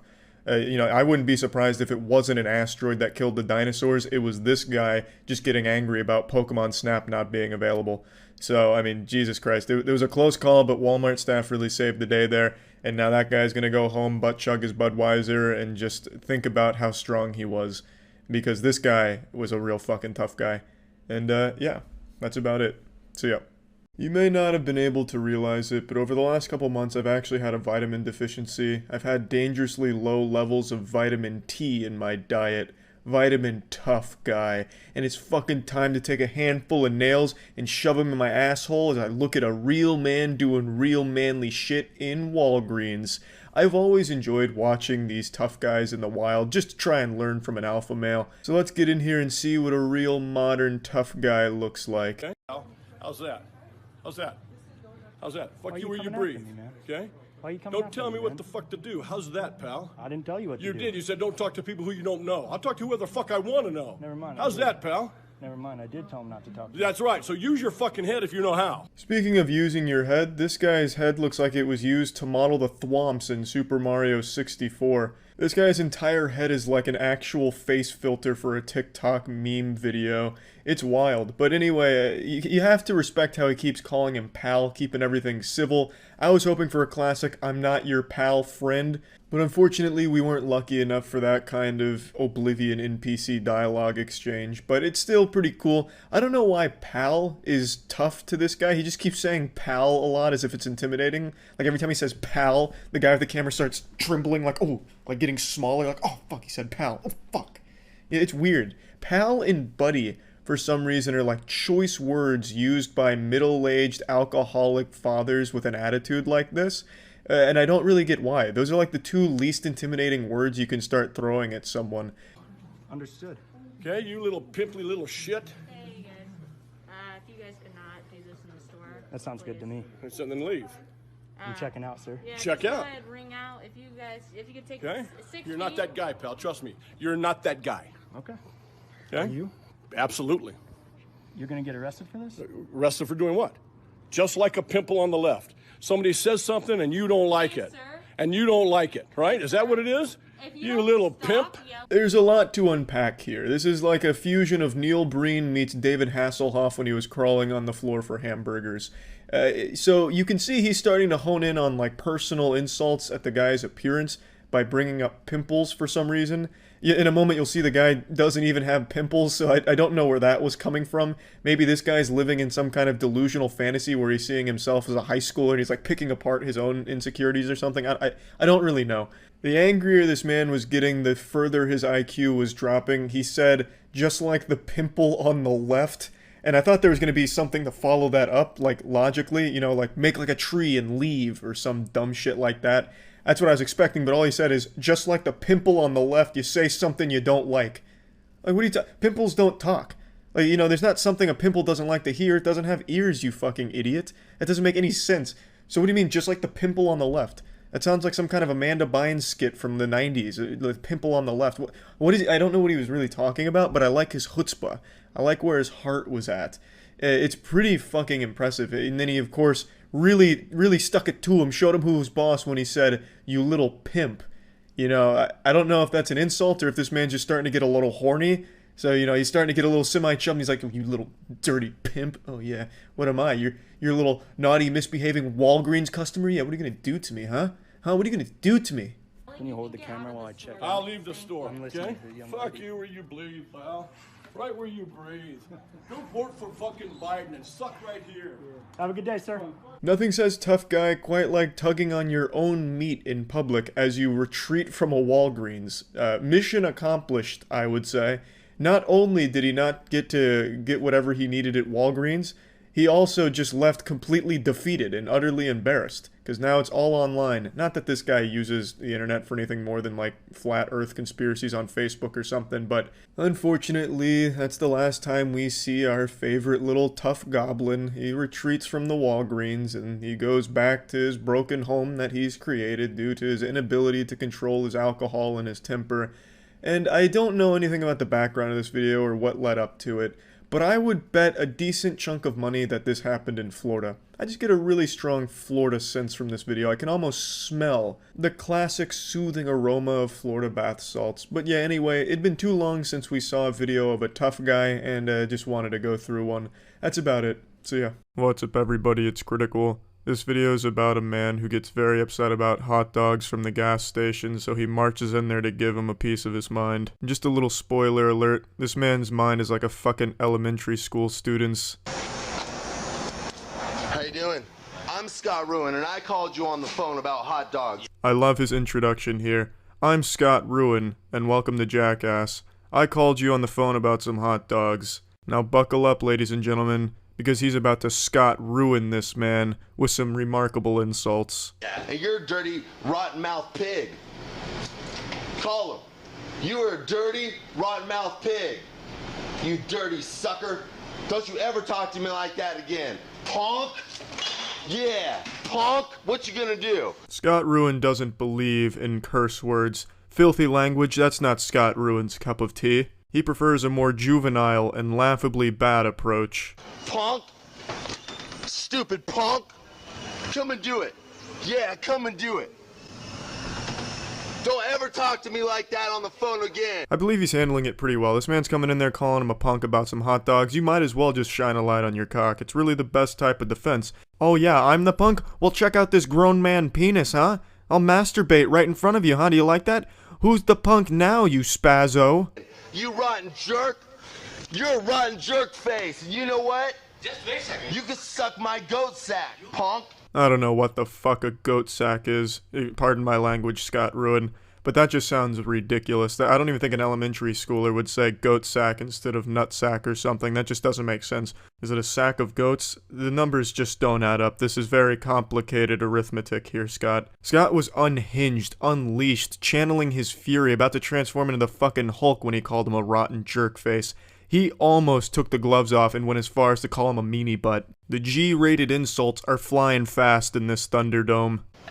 Yeah. Bye-bye, buddy. Bye-bye, buddy.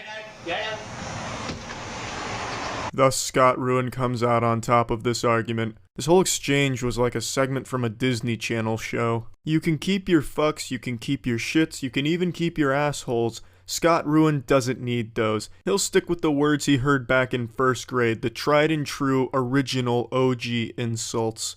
I truly don't understand people like Scott, the ones who record a video of themselves making themselves look like the biggest asshole possible, and then they'll watch that video back and say, you know what, I looked good here, I was in the right, people are gonna love this, and then post it online themselves. It just doesn't make sense to me. How stupid can someone be?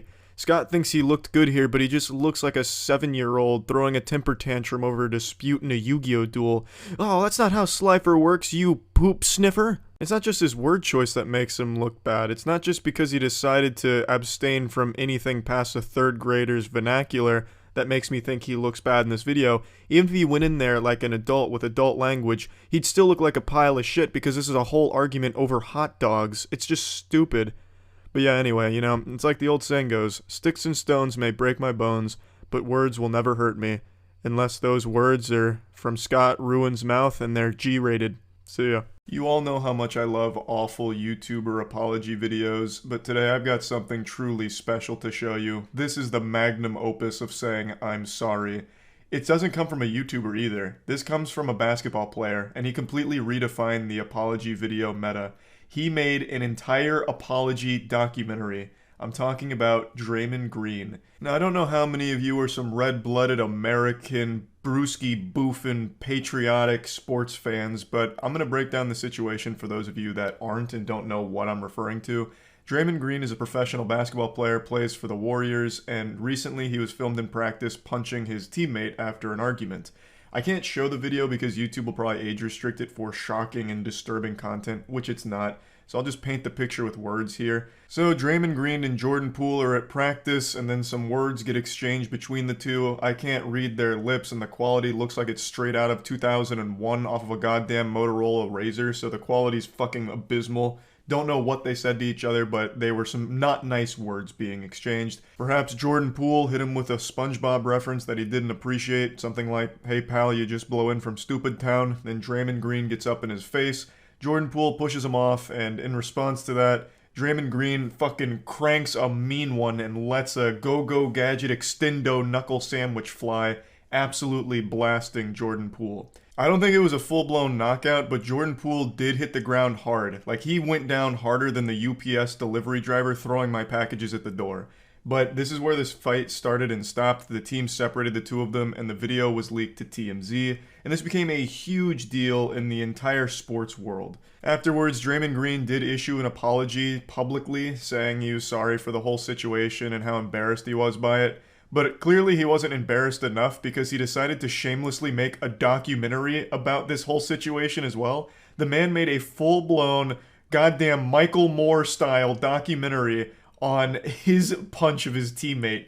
It's so weird and goofy. I'm going to show that to you now, at least bits and pieces of it, but I also want to let you all know, if you're not familiar with Draymond Green, the guy has a reputation for being a bit of a douchebag. If you just type in Draymond Green hitting players in the nuts, you can watch full compilations of how many times he's kicked other basketball players in their ball sack. He's made a habit out of it. There's one player in particular, Steven Adams. I believe he's kicked him in his fucking jewels 3 times. 2 times in one game, if I remember correctly. So he's got a reputation for being a bit of a dirty player and a bit of an asshole. So this was just a nice cherry on top of that already pretty bad reputation. Got all the stops for this one, all the bells and whistles. They got a professional voiceover here, making it sound very official, professional. And you would think most people in general would want to move on from a controversy like this. Just, you know, apologize, put your head down and ignore it, so that way it will hopefully go away faster. But for some reason, Draymond and the whole team that put this piece together really like to roll around in the drama of this, making it a spectacle. I don't know what they thought was a good idea about this, making a documentary to explain the punch. It's totally unnecessary. I think everyone understands what happened here. Draymond got upset and punched his teammate. It's very simple. It's like the simplest story ever told. Yet they're making it seem like a very complex issue with very many moving parts to it that we don't fully grasp, thus need a documentary to explain it to our little idiot brains here. It makes no sense to me. They're just here trying to squeeze as much milk from this controversy as possible, just grabbing it by the tit to get as much juice from the squeeze as they pissed off. Fucking truly groundbreaking revelations here. My third eye is open. My mind is being expanded. Just please slow down here, Socrates. We're tackling some very profound and deep things now. You're telling me there's a correlation between being upset and punching someone? No, what? What in the fuck are you even saying? Jesus Christ, you punched your teammate. That's it. I don't think after the punch you immediately went into a sensory deprivation tank to meditate on it and really dig deep into the weeds and figure out, well, why did this happen and how am I feeling about it? Like, did you go immediately and see a psychiatrist or something? Like, what are you going on about here? Jesus. Imagine Jordan Poole. You get punched and the guy who punched you makes a documentary about it. You already know Jordan Poole and the rest of the team are laughing at Draymond Green for this one. And rightfully so. The man is the protagonist of premium cringe right now. A clip from his, public apology when this first started blowing up, and I actually thought it was fine. He said, I'm sorry to Jordan, his family, his team, and then explained how he's going to try and make things right and make things better and get trust back in the locker room. And then a week later, he makes this absolutely insane documentary about the punch. So, clearly something went awry there. The first response he had, I think, was okay. He's just like, you know what, I fucked up. It is what it is, and I'm sorry. And now he goes full Hollywood here, sniffing his own farts, and makes a documentary surrounding this punch. That's where I go from here. That's where we go from here. Gotta love how this video is supposed to be like an explanation for why it happened and a little documentary surrounding it, but it doesn't even do that. It doesn't do the bare minimum. He just says, like, well, why did it happen? And it's the process of understanding why it happened, but never even says why it happened. He never even explains why he did it. I mean, everyone knows why he punched him, like, we all get it, but this whole documentary was built around the idea of, well, here's his chance to defend himself and give his side of, what happened here and how regretful he is. But it doesn't even do that. But you want to know the best part of this documentary? It says nothing. It doesn't even make a point. It's just like, hey, here's Draymond Green, he punched this guy, and here's him moderately reflecting on it. And then he goes back to practice, and he says it's time to get back to work, and he hopes he could lead the team better now. That's it. That's the whole documentary. Like, it has no purpose whatsoever. It's mind-blowing that this got made, but regardless, that's pretty much where the documentary ends. It's very silly, and I just wanted to talk about it because I think it's a wild set of circumstances here. Making a documentary about your outburst punching your teammate is such a bold move, and yeah, that's about it. So yeah. Gwyneth Paltrow is a world-famous actress. Most of you are going to know her from her role in Iron Man and the Avengers and everything, where she plays Pepper Potts. I first became aware of her in Sky Captain and the World of Tomorrow, a movie that I convinced myself was only a dream about once every 5 or 6 years until I, for some reason, remember it and decide to Google it. But the point being, she's a well-known actress. She's been around for a long time. And now she's graduated from acting and has gone full-time into scamming with her company, Goop. Goop you've probably heard of, a lot of YouTubers, a lot of outlets, pretty much everyone in the world has made shitting on Goop because it's pseudoscience that aims to scam women and exploit them for products they don't need and don't do anything. She basically sells queefs in a jar that are supposed to realign your energy electromagnetic field and reset your chakra vibrations to send you to a different dimensional plane where you're healthier. It's a bunch of garbage. It's straight fucking nonsense. And I'm not even exaggerating with the example of queefs in a jar. I know that sounds extreme, but I mean, look at this new product that she's putting out that's already sold out. It's called This Smells Like My Vagina. It's a candle that smells like Gwyneth Paltrow's pussy, and to that I say, it's about damn time. Ever since I first saw Sky Captain, I've been going to bed tossing and turning, just being kept awake at night wondering, what does Gwyneth Paltrow's vagina, her cooter, what does it smell like? And now I can finally get the answer, or so I thought. I had to add myself to the fucking waiting list, and I've been on the waiting list for 4 days now, and it hasn't come back in stock. I don't know how hard it is just to stick some candle wax up your pussy. I mean, take one for the team, Gwyneth. You're selling this. At least have enough in stock so I can get one. God, I want this product almost as much as I want an air freshener that smells like Amy Schumer's asshole. In all honesty, I'm not overly interested in Gwyneth Paltrow's pussy candles. I'm not trying to have my whole house smell like Tony Stark's fingers. What I want to focus on is her new Netflix series called The Goop Lab, which is basically an entire show trying to normalize pseudoscience and promote and market pseudoscience, which I find to be more than just goofy, like what my vagina smells like, and it's just downright dangerous, especially in the current climate of things where this large group of stupid troglodytes think the earth is flat, and these fucking Facebook wino alcoholic moms think vaccines are evil, so people aren't vaccinating their kids, which, let me just quickly say, if you're not vaccinating your kids, you need to be thrown in jail. You're an absolute waste to society, a detriment to the whole fucking world, and you should be thrown in the slammer, and those kids should not be allowed out in public until they're vaccinated. Not the kids' fault, their parents are fucking idiots, but they need to be vaccinated, and those parents need to get the fuck out of here. Just wanted to get that out there real quick. So I'm thinking, what I'm saying here is I think the Goop Lab is the worst possible thing Netflix could possibly put on their catalog at the moment. So what happens in a workshop? Everyone gets off. What the fuck are you doing to people? That is the most fitting introduction to this pile of dog shit. What the fuck are you doing to people, Gwyneth Paltrow? I just still can't believe Goop is ever accepted as anything more than a joke to people. There was a whole fucking thing that Goop tried to promote of walking around barefoot because it cures depression. They said that by walking around barefoot, you're reconnecting with the earth itself and its energies. Gwyneth Paltrow says she gets stung by bees on purpose because it's healthy. They had a $55 jade egg that they were selling that you stick up your vagina, but then there became a lot of health risks associated with the jade egg, so they take it down. There's so much bafflingly awful shit in Goop. They tried to tell you to start yachting because yachting was good for your spirit, so they'd recommend these expensive yachting trips from Goop. It's fucking crazy. Like, half their shit sounds like something out of the Mad Max universe where you spray your fucking face with chrome and you go to Valhalla. They're really into these cleanses. They have a nothing but goat milk diet cleanse where you drink and eat nothing but goat milk for 8 days to heal yourself of parasites. They have this fucking shamanic healing ritual. They also have this bra burning ritual that they say gets rid of all the bad energy from your ex-boyfriends. So they promote that to burn bras in your own house, nearly lighting your fucking house on fire. It's crazy shit. It's absolute insanity. I had an exorcism. Oh, wow. She knew something that my husband didn't even know.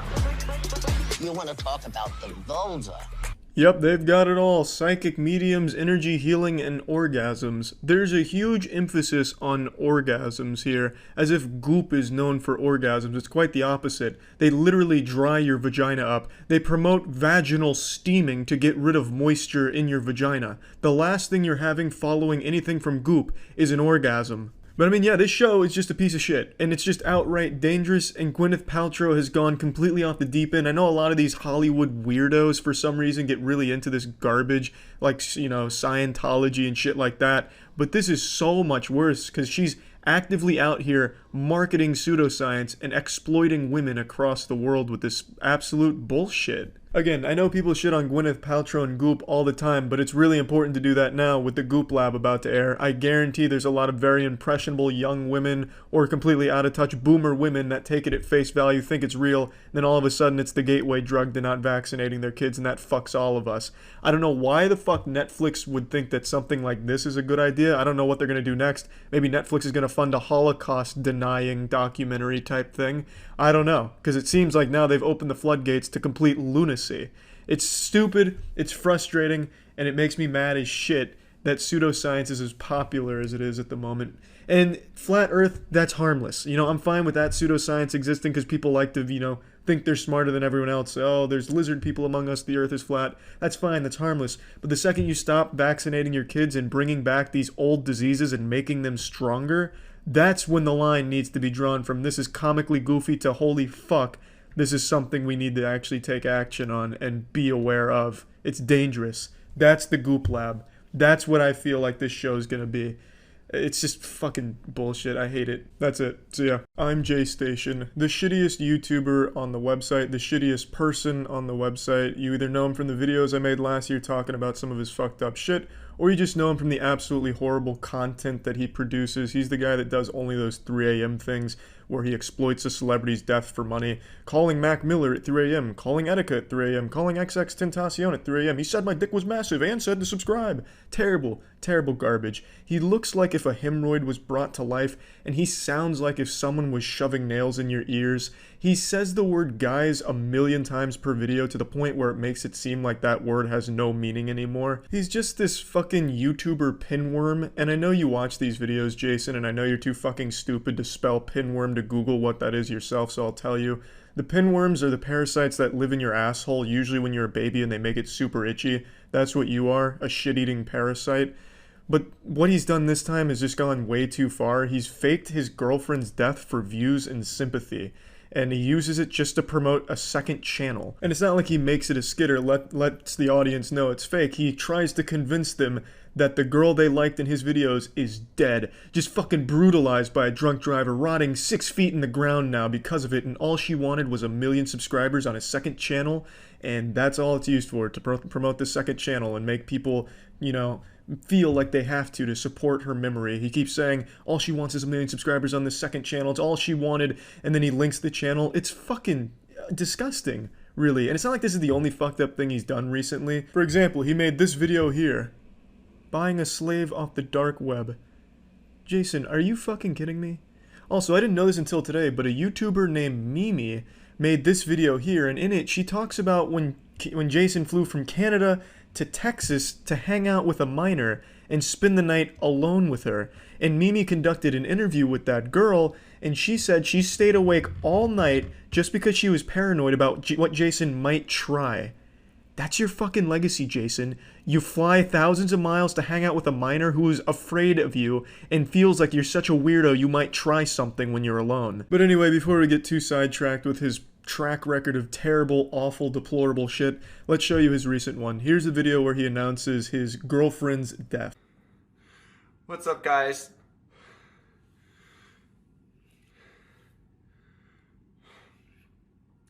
I never wanted to make a video like this, ever. Last night around 11 p.m., I got a call from her parents telling me what happened. As you guys probably know, we had a channel together called Dream Team. We just hit 300,000 subscribers. Her dream was just to get 1 million subscribers, and we were so close to doing that, guys. After talking with her parents, we both agreed that I should post the remainder videos that we filmed for that channel on that channel. It was her dream to get 1 million subscribers, so out of respect for her, because I know that's what she would want, I'm gonna post those videos there. Ah yes, nothing sounds more genuine when announcing someone's death, quite like constantly promoting a fucking YouTube channel. And of course, like all loving and good parents, less than 24 hours after their child's death, they want their YouTube channel to pop the fuck off, baby. Let's get some clout on that YouTube channel. Their child is dead. Can we get 1 million subscribers? Oh, of course, that sounds just like what a parent would do in their mourning. Yeah, while they're griefing, I'm sure they gave this limp-dicked loser permission to start posting videos on that channel. In fact, they probably just encouraged it. I'm honestly surprised Jason doesn't have video filming their parents crying. Of course, this is all fake, but in the event that it was real, I'd be surprised if Jason didn't try and film the shit out of it to exploit that. This shit is incredibly fake. Yeah, I was half expecting her to pop out of that fucking Egyptian sarcophagus behind him, but that didn't happen because he's trying to play it off as something real to try and grow that channel through sympathy like this. Now, I didn't want to talk about this until it was 100% confirmed beyond a shadow of a doubt to be faked, which it has. But I honestly wouldn't be surprised if the girl did really quit and leave Jason behind, because he's apparently so insufferable and creepy. By the way, Jason, when I made those 2 videos about you last year, your former friends and some of the people you still work with reached out to me on Instagram to shit on you and try and expose you. But I just didn't care enough about you as a person to read through everything they sent, but it looks like not even your friends like you. But you are apparently a big piece of shit in the real world, so I do think she probably quit and he came up with this narrative to spin this, to gain subscribers on that channel and just get some quick views out of it. And now, when I said it's been confirmed beyond a shadow of doubt to be faked, I'll go into detail on what I mean. A YouTuber named Muda from Some Ordinary Gamers did extensive research on the subject because he felt genuinely bad for Jason in this situation because he believed it. But he wanted to confirm it because there was not a lot to go on, so he did a ton of research. In a follow-up video that I'm J Station posted, he visited the exact spot that she allegedly perished in the car accident. Muda and a bunch of other internet detectives were able to find exactly what road that was, and there was nothing in the reports that indicate that any fatal drunk driving accident had occurred during the time period. And to go even a step further, Muda contacted the fucking police department of the area to just do this all-encompassing, once and for all, is it real, is it fake? He calls the police department and he films the conversation with the officer's consent, and the officer confirms once and for all that no one by the name of Alexia had perished in a drunk driving accident or in general. There was only one case with anyone named Alexia, and it wasn't fatal or anything like that, or even remotely associated with a drunk driving accident.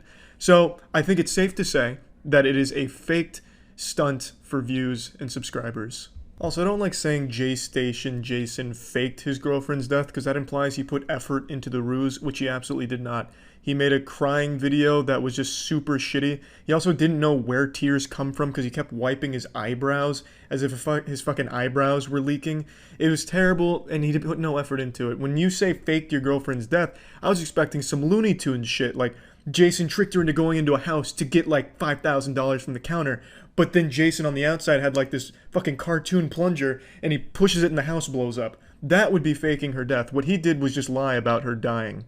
That's significantly less effort and also shittier. It's so fucking terrible, and the whole thing is pathetic. Somehow Jason is constantly able to find new ways of being pitiful, and even to a certain extent I kind of feel bad for him because he is so infected by his own ego that he will stoop to low levels that we've never seen before on this platform. Just such a sad, sad man, really. That's about it. See ya. Today started like every other day. Ate breakfast, hopped on YouTube to check out the newest Dobre Brothers video to just get stupid lit. I love watching the Dobre Brothers to help put a little extra hair on my vagina. But can you imagine my surprise when I find out that in the newest Dobre Brothers upload, they had a huge video game announcement? Check this shit out right here. With us for 24 hours. So, Dobre John, let's go. Let's go. We like to get lit. What you say? What you kick us up because we're not lit? We're the most lit, right, Marcus? Let's go. Nearly spit out my goddamn apple juice when I saw that little skit right there. Fucking dunked on him, and that got me excited to learn more about this Dobre Dunk adventure. Like, holy fucking shit, and especially the way they sell it here. Check this out. Dobre Dunk, like our game? Yeah, bro, the new game that's coming out. Have you told him? Hey, let's go. Let's go. Guys, so we're gonna find out for yourself how fun and addicting this game is. This is one of our biggest accomplishments. If fucking Darius Dobre is out here saying it's one of their biggest accomplishments, this shit must be bigger than Tesla. This is bigger than going to the goddamn moon. To be one of the biggest accomplishments in the Dobre brothers' lives, this shit's gotta be huge. So, you bet your ass I was immediately downloading this shit on the App Store. Let's take a dive in there and see what kind of magnum opus we're dealing with. Finally, a game for real sports fans, real men. Well, I don't care about my personalized ad experience. Jesus Christ. I don't care. Dobre Brothers, you can advertise whatever the fuck you want to me. I don't care. Let's get in there. Let's check out the options here in Dobre Dunk. Let's check out the character creator here. Insane Marcus. The Insane Marcus? George Lucas's Darth Insanius Marcus? This is huge! Unfortunately, I don't have enough diamonds here to unlock more, but damn, what a good start. Also, one thing I noticed, you can get this game totally ad-free for only $4, which I will not be spending, unfortunately. Mommy said I can't use her credit card for Dobre Brothers purchases, which makes me really sad and makes me want to make a crying TikTok. It's game time. Insane Marcus versus Jim Lucas. The Clash of the Titans. This is what we've been waiting for. This is what humanity's been begging for years. I'll get in there, baby. Come on, do it for me. Do it for my city. Come on.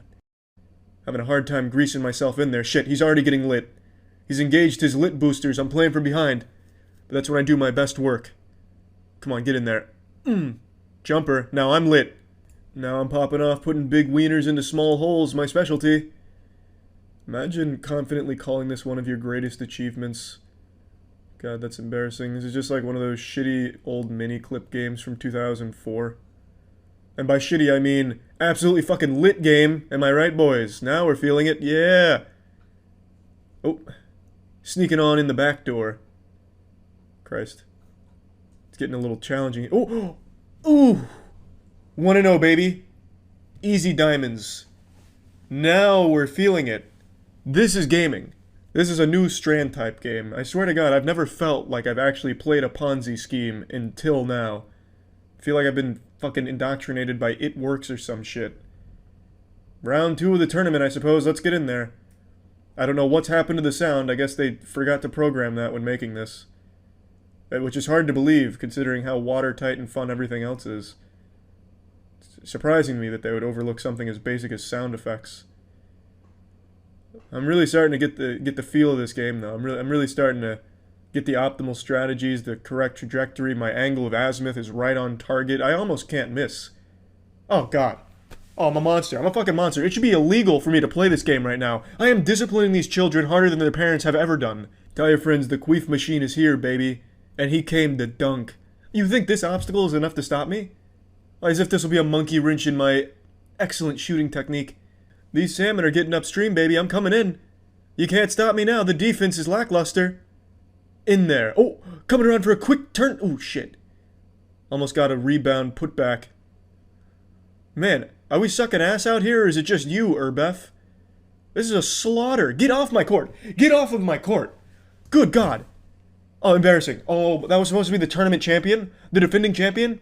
And I got super lit on him like that? Annihilated. Absolutely annihilated. That is what it's about. Easy gold medal. Look inside. Oh, is there something hidden inside this trophy? Ooh, I hope it's a picture of one of the Dobre brothers' buttholes. Nope. It's an ad. Just what I wanted from my first place trophy. Fuck yeah, I'm glad I looked inside.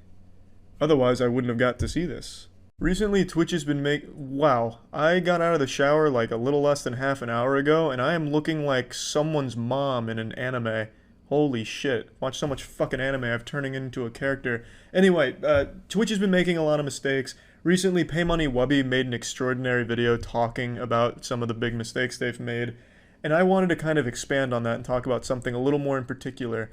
How the Twitch bans and the moderation team lead to a culture on Twitch that both promotes degeneracy and instills fear in both users and streamers. Now, I stream pretty much daily at twitch.tv/moistcritical. Come stop by if you want to put a few extra inches on your penis.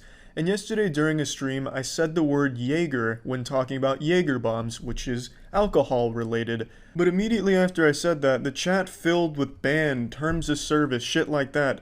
And the reason for that is because the Twitch mod team have banned a bunch of streamers for innocent words that they misheard as the N-word or other racist or bad words. So it's created this culture where people are constantly hearing racist words out of innocent words, which is absolutely frustrating and fucked up. Quick examples being League of Legends streamer TF Blade said fucking idiot one time, and he said it fast and they thought he said the N-word, so they banned him. I think he was banned for a total of a week, maybe a little less before they realized their mistake, but that's a week of just taking away his income. But not only does that take away his career for a week, totally off of something they misheard, it completely tanks his reputation for that week because there were articles written about this professional player being racist and saying the N-word, and it's not what he said. It was totally misheard by the Twitch team, so that ruins his brand image, that ruins his potential on the team. That's a huge deal. A League of Legends streamer named penguinz0 said the word yikers, and he was banned for 30 days. And I actually don't think his ban ever got lifted, by the way. So his entire Twitch career was uprooted because they misheard a word he said. So anytime a word ends in like a G-E-R or a G-A-R, the fucking streamer runs the risk of getting banned, even if it's a totally innocent word like Jaeger. And this has trained the community, fucking Pavlovian style, to immediately assume the most racist shit all the time. When I said Jaeger, a bunch of people in chat started spamming some racist shit, question marks, banned, terms of service. You know how fucking frustrating that is? They're training their community to be racist, constantly hearing the N-word and other really awful slurs and horrible things when that's not the word that was used. So streamers have to fully articulate each and every word for fear of the Twitch moderation team, which is fully unknown, by the way. They're like the fucking Illuminati. There's not a single name on the entire moderation team that is public. By the way, just throwing that out there, they're fucking cowards and don't put their names on some of the shit work they do for the company and the reputation that they ruin and wipe their ass with. Just wanted to get that out there. But you have to be afraid of these power-hungry losers because these are the ones that control your income. They control your career. If you're a full-time streamer, you are fully at the mercy and have to grovel at the feet of this faceless loser team of moderators that are constantly jerking off their power, just getting hard off banning people, it feels like, because their bans are totally random and there's no communication and there's never any repercussions because these people aren't publicly named. Look at any other position at Twitch, partner manager, any level at Twitch, you can find those people. They proudly promote that they are that position at Twitch, but you can't find that for anyone that controls the bans. I've talked to a lot of people at Twitch, and everyone I've ever communicated with at Twitch has been nothing but wonderful, kind, helpful. I really have had nothing but a positive experience with the people I can and have talked to at Twitch. But it's the people you can't talk to, this moderation team, this fucking Discord HQ wumpus infiltrated team of moderators at Twitch, that's the problem. They're degenerates that you can't communicate with and don't care about you. They can ban you on a Thursday, and since they take weekends off, just unban you on a Monday and take away 3 days of income just for fun. And there's nothing you can do about it. That is totally within their power if they felt like doing that. I've never been banned on Twitch for any length of time, but I'm pretty sure that's going to change after posting this video, because I feel like the Twitch mod team is vindictive. I know that the Twitch team watches some of the videos that criticize them, and I think that behavior is very healthy for a company to open themselves up to criticism and see what the community has to say. But I worry for the way the mod team responds to it, because there have been cases where it feels like the mod team went out of their way to find things to ban them for. There have been cases where streamers got banned for a VOD that was months old at a very obscure point in the VOD where there is a single frame of a single pixel of a single tip of a penis that exists for a split second, and they get banned temporarily for that. It just seems like they really do try and find ways to ban streamers that they may not like. But to be fair, they don't have to do that. They can literally ban you for no reason. Like in Pay Money Wubby's case, they banned him and then just outright admitted it was a mistake 5 days later. They can absolutely ruin careers on Twitch for no reason and never have anything happen. They're not at risk of losing their position. They're not at risk of anyone coming up and, reporting it because you don't know how to. Because you don't know these people. Only one person I've talked to at Twitch has had any communication with the mod team. That is how isolated that group of people is from everyone else at Twitch HQ. I've talked to a myriad of different positions at Twitch, a bunch of different people, and only a single one has ever had direct contact with anyone on their moderation team, at least that he would share with me.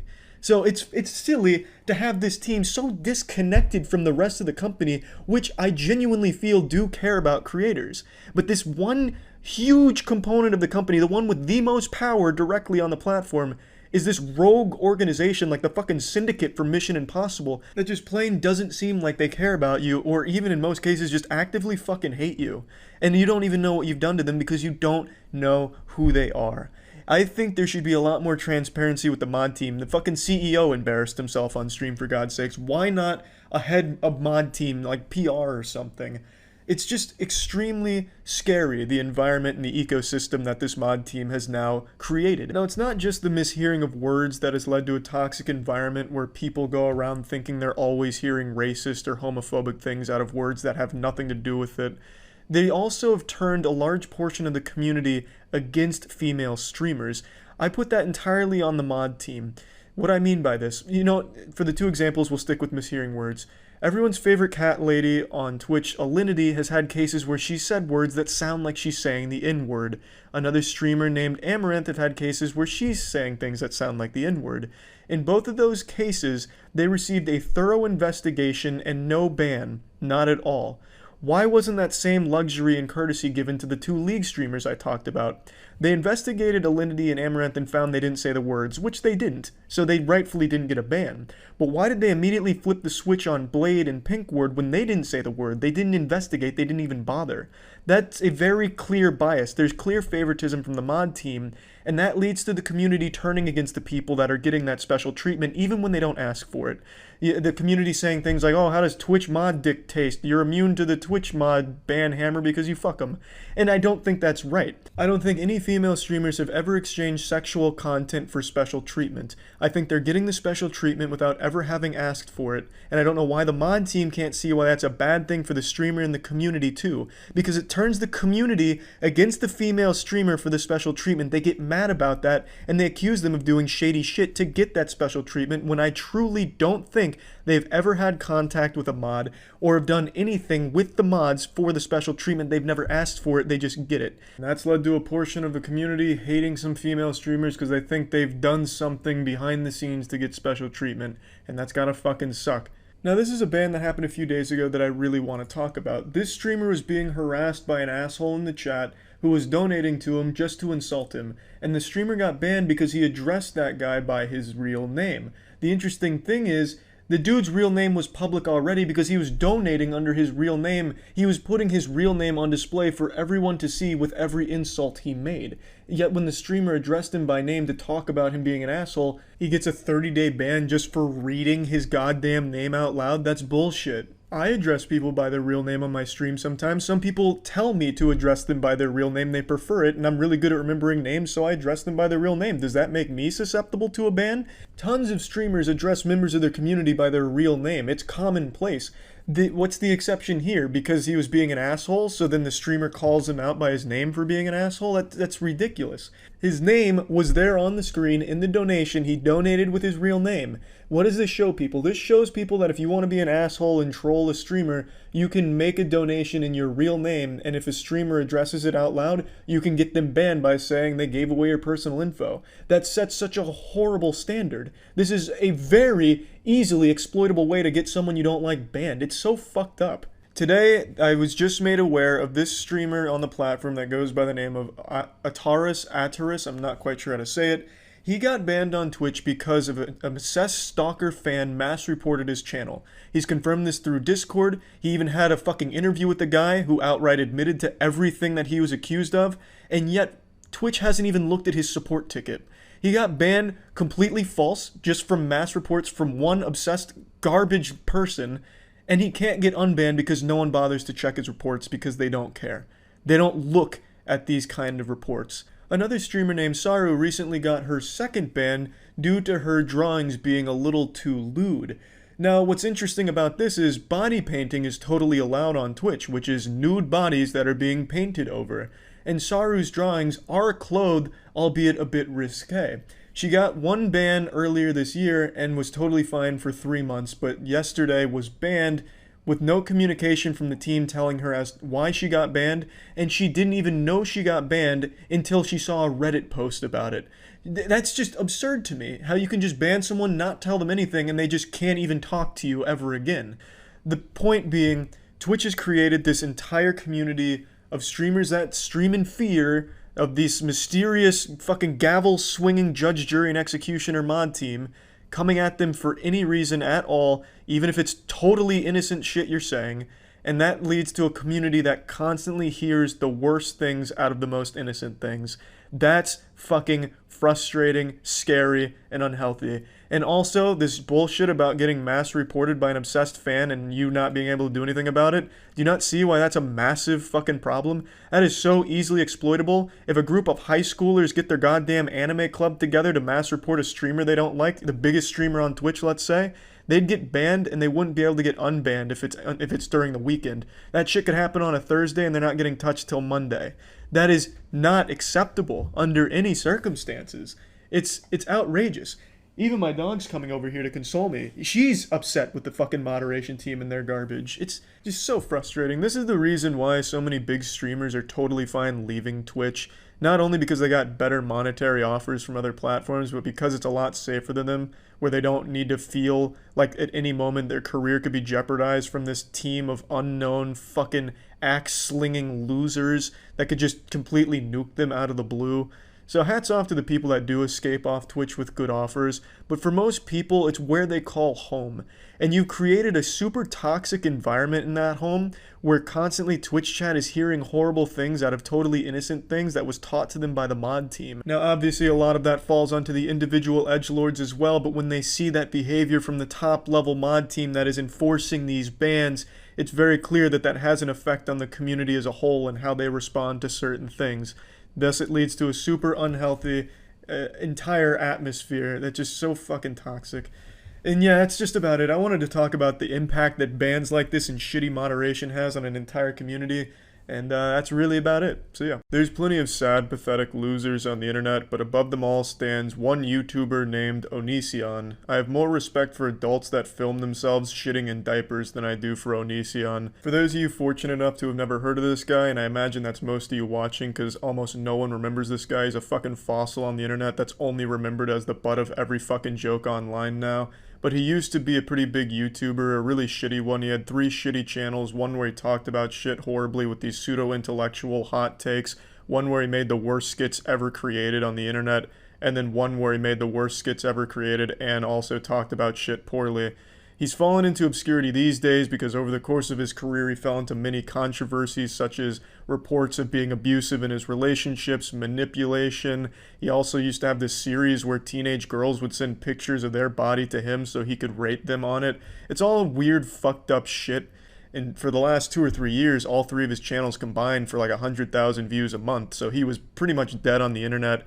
But this week he came up with a new strategy for gaining attention, which was posting weird, cringy 50 Shades of Grey fanfic shit on his Twitter, saying things like, I can't wait for you to fuck me, I want to wake up in the morning with your pussy around my asshole, things like that. And it was too hard for people to not make fun of him, because this man's just a human punching bag. Calling this guy a human is giving him a very generous title, because he's not. This dude's like a fucking pinworm. He just lives in your asshole and makes you itch, and to scratch that itch you have to make fun of him. He's pathetic.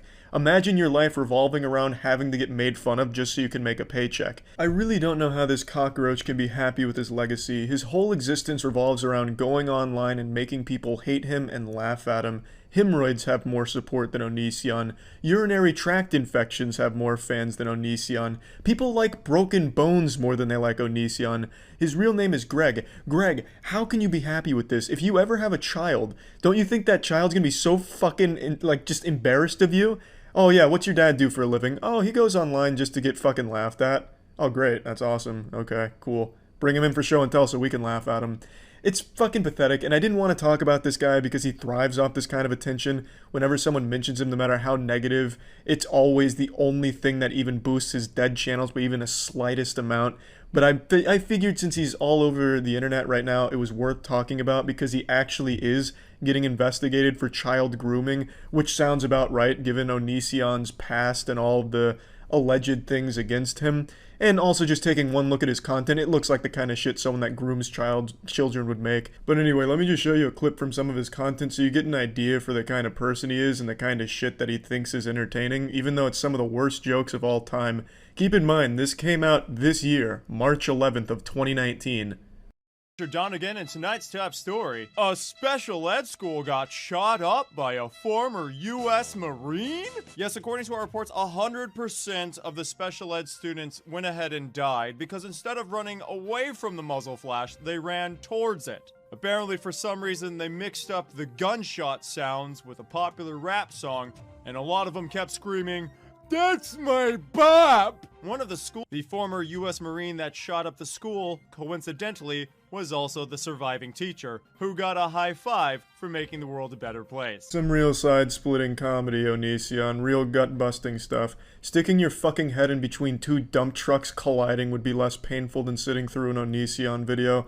This guy has absolutely no talent whatsoever. Now, I did promise I'd never make a video on Onision because for the last 3 years his entire channel and online presence across all 3 of his channels has been so incredibly dead that even mentioning it in like a fucking passing fart would be enough to kind of help it. So I didn't want to even take the chance because this is the only thing he does. He thrives off the attention, even if it's the worst negative shit in the world. It's the only thing that matters to him, and it does work because his channels have gone from 100,000 views a month across all 3 to now up to 3 million views a month on just a single one, all because of his Twitter antics and being investigated for child grooming. It's all he cares about. This is the kind of person he is. I mean, just take a look at this channel. Look at those views compared to the one he just posted today on his Twitter, which is about all of the drama and shit. It's the same for all of them. His channels have had a huge boost in views, which is extremely sad, and people are talking about his meltdown video, which is obviously just him thinking he's untouchable and trying to capitalize off the drama. But he did actually lose his Patreon, which is great news, so that means he's now lost $10 a month that he was making over there. But yeah, anyway, just want to make this quick video talking about this fucking loser. Hopefully all this attention doesn't revitalize his online career. And yeah, that's it. So yeah, we're living in a gold rush, but instead of chasing gold, we're chasing something far less valuable. Internet clout. What is clout? What is its origins? Clout is basically internet attention. They're attention points, good boy internet points to let you know that you matter somewhere to someone. Clout's origins are actually quite humble. It began by simply posting shit online. If it got popular, it got popular. If it didn't, you weren't really all the different for it. You didn't care very much. But now, 10 years after the invention of clout, people covet the clout, worship it. They aren't whole without it. If you go to school these days and you have less than 1,000 followers on Twitter or Instagram, do you even matter? Probably get bullied fucking wedgies, fucking swirlies in the toilet bowl, I imagine. How far would you go for the clout? Would you shoot your significant other with a .50 caliber round for a YouTube prank that was supposed to be a viral video, but instead you executed them on the spot? Perhaps, maybe.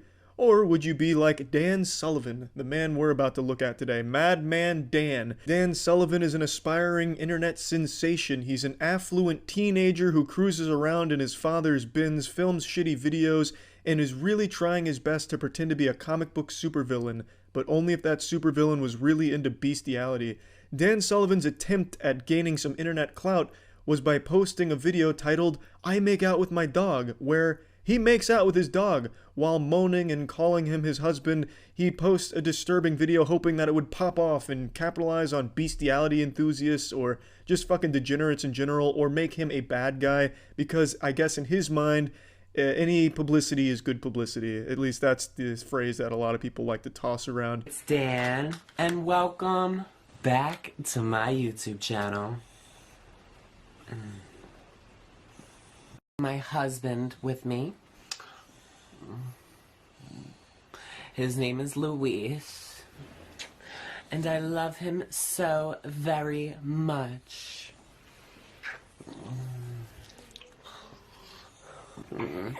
Oh, you a little feisty boy. The video's around 4 minutes and it's super fucking gross to watch. At one point the dog tries to escape but is forced back by Dan. It's like something out of a fucking horror movie, really.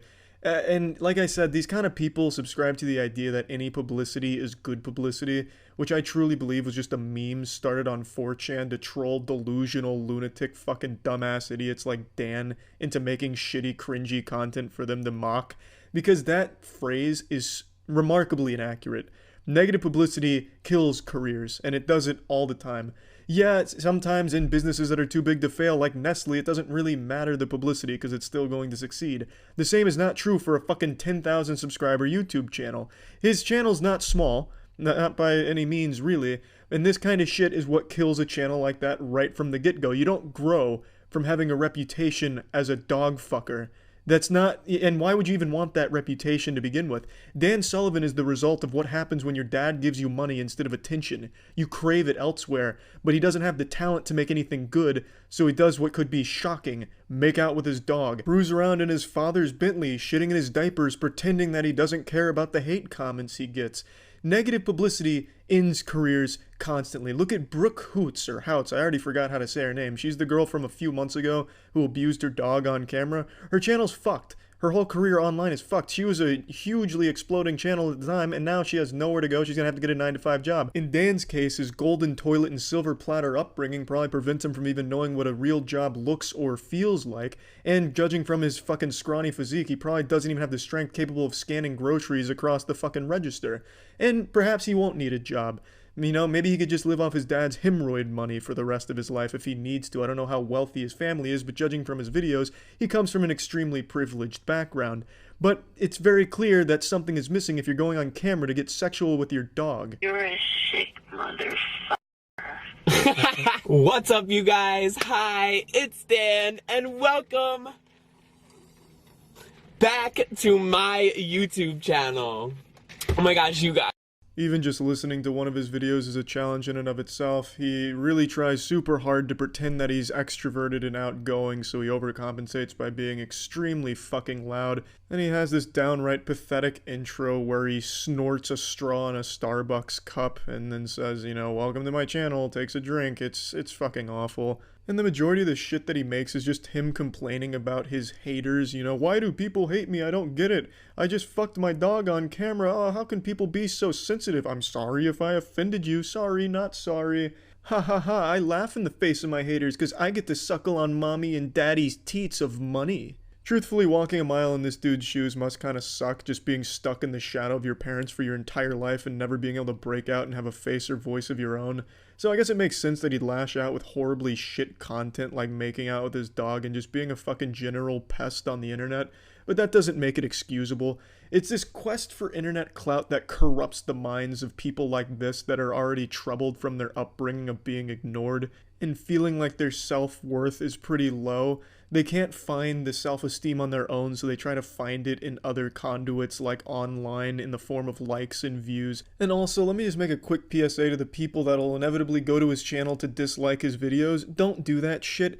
This dislike brigade where you think that you're some kind of justice vanguard who goes to the channels and dislikes their videos, you're not helping anyone and you're not hurting anyone. If anything, you're helping the channel you're going to by just giving them more attention and more views. Even though that is ephemeral, it is still a quick boost to the channel in general. If you really want to fight against a channel that you think absolutely does not deserve to be popular online, you do that by ignoring it, not by going out of your way to find every video just to leave a dislike.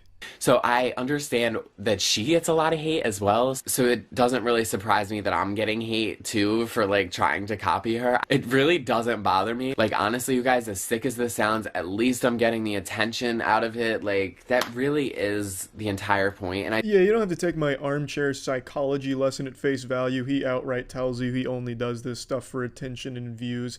And in general, I find that to be very sad, this insatiable appetite a lot of people get for internet attention. But again, for someone like Dan, it's hard to feel any sympathy for them when they go and make a video that looks to be animal abuse, just outright abusing their animal. That's what it looks like. That's the kind of video that it came across as. And he has also done some other scummy shit in his videos and done some very questionable things on other content. So in general, I just think Dan is the perfect example for this desire for a lot of people to get internet attention by any means necessary, and I think that shit sucks. That's it. So yeah. I absolutely love shitty movies. When it comes to bad movies, I'm the preeminent expert in the field. If bad movies were disease, then I'm the patient zero. I just fucking love bad movies. That being said, I found a real shit piss stinker today. It's called Airplane Mode, and I've seen no one talking about it, at least not yet. If you're over the age of 12, then it has 23 of your least favorite people on the internet. It's a YouTube movie that stars Logan Paul and douchebags like Logan Paul, Lele Pons and shit like that, all just screaming for an hour and a half. The movie is downright insufferable. I had to do something I've never done in my 25 years. I had to break up watching the movie. I watched it in 2 halves. I watched the first half and I just needed a break. I needed a respite. Fucking did some jumping jacks, jogged around. I had to go back in the locker room, start slapping my teammates' ass to encourage them, except it was just my ass I was slapping. You know, good game, let's get out there in the second half and really get after it. Came back, finished it in the second chunk, and it was just as bad. I've never had to break up watching a bad movie. I always one-shot it, real time, like a real man. I'm no pussy bitch when it comes to bad movies. I can handle just about anything, but this was a whole new beast. I'm not exaggerating. It is that bad. And what makes it even worse is I can't show you all the bad things because of how this movie is going to be protected by YouTube since it's one of their originals. All I can do is show you the trailer to illustrate it, and the trailer's abominable. The trailer shows you just about everything you need to know about how bad the movie is and what you're in for. But I mean, it's a real shame because I wanted to do what I did for Max Steel, where I break down the movie start to finish and I use clips from the movies to talk about why it's bad, what's going on. But I can't do that for this one, but I will do my best to illustrate and put into words why this movie is as bad as it is. I know the big shitter going around the internet right now is called Swiped, and yeah, it's a really fucking bad movie. That movie sucks fuck real hard, but it's got nothing on Airplane Mode. Airplane Mode makes that movie look like a fucking Oscar nominee. That movie, in comparison to Airplane Mode, is a Citizen's Kane. Airplane Mode is a whole new ballgame that I've not experienced before. So let's just go ahead, I'm going to show you the trailer a little bit here, and we'll start breaking it down scene by scene and just going over the trailer.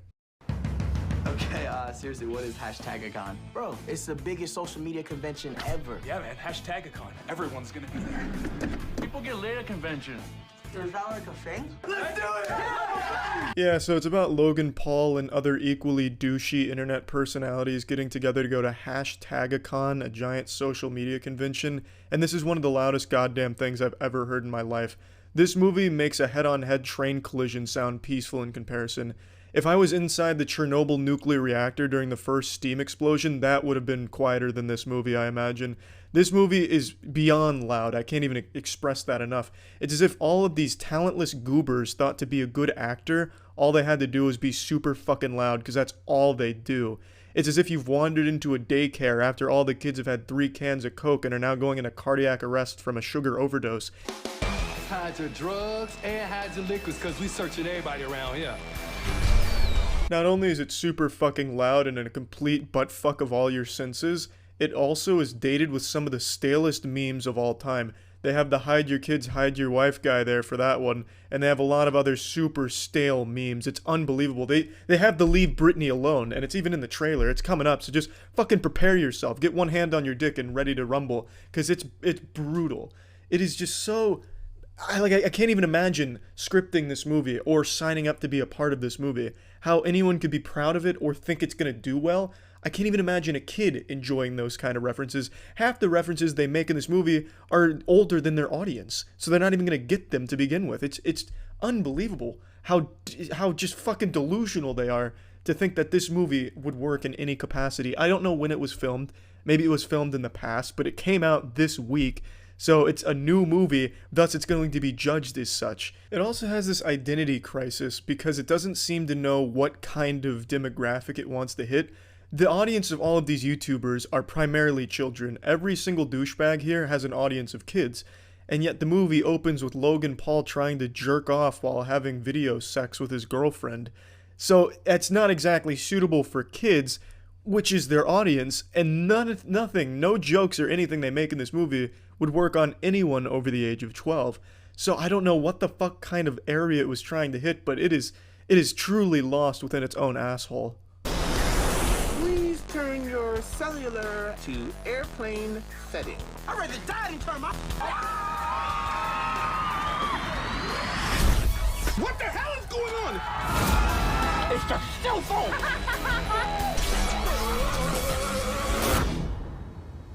I understand most YouTubers have the mentality of a 9-year-old, but my god, that's really going hard on that stereotype there.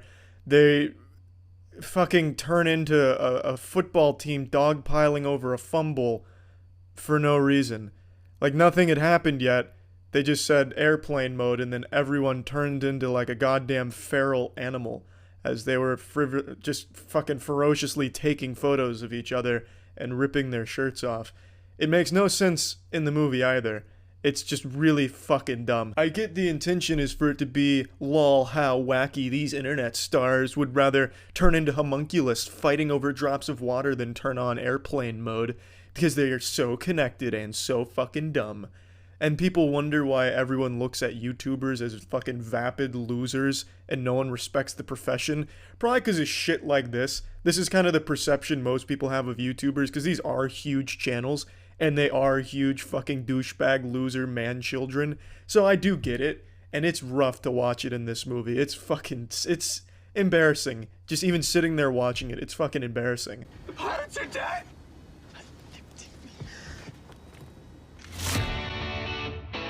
What should we do? I need you to figure this out. Maybe someone else has a plan. Leave Britney alone! Yeah, there's the leave Britney alone thing I gave you a warning about earlier. It's really that bad. It truly is. And then the dude pulls a Logan Paul by filming himself with dead bodies, and then they have to fly the plane because the plane's gone down because everyone's on their phone. It's super shitty. Super, super shitty. And again, the references and memes and stuff are beyond outdated. I was shocked to not see the Crazy Frog or Peanut Butter Jelly Time come into play. Maybe it did happen and I'm just fucking forgetting about it. Maybe the Men in Black have already neuralized me to help me out and not remember most of this movie, but my god, it is that bad. It sucks some fat dickhole. I really can't... I want to show parts of this movie to help show you how bad it is, but since my Max Steel video got blocked, even though I did exactly what I Hate Everything and all the other ones do, I'm not going to do that with a YouTube movie because they're even stricter than something like the Max Steel Studios. So I'm not going to take that chance of this getting blocked because I need people to see how bad this movie is. No one's talking about it, and this is the worst movie out right now. Easily. It makes Swiped look so good in comparison. Straight. You're right. I got this. You're not a terrorist, are you, mate? No, I'm a social media sensation. There is no social media convention. With all of you dead. Even the fucking trailers mainly screams, and the movie goes even harder. Of the hour and a half runtime, I'd say about an hour of it is just straight screaming in agony, or yelling shitty jokes, or yelling to make your punchline comedic or something. I don't really know, but it's just mainly yelling, just really guttural.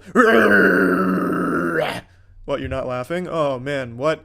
But we did everything we could. The writing was so good. The writing makes fucking Neil Breen look like a mastermind. And in his own right, Neil Breen is. But you get what I'm saying. It's so fucking bad. And I also hate this trend. And this is definitely going to ruffle a few scrotums. I hate where dancing is the joke, like goofy dancing. That epic dancing stuff, that's the comedy. I hate that. That shit sucks ass. And that's a big portion of this too. Dancing is a lot of times what the joke is. And that sucks some fat ass too. Give me that selfie stick!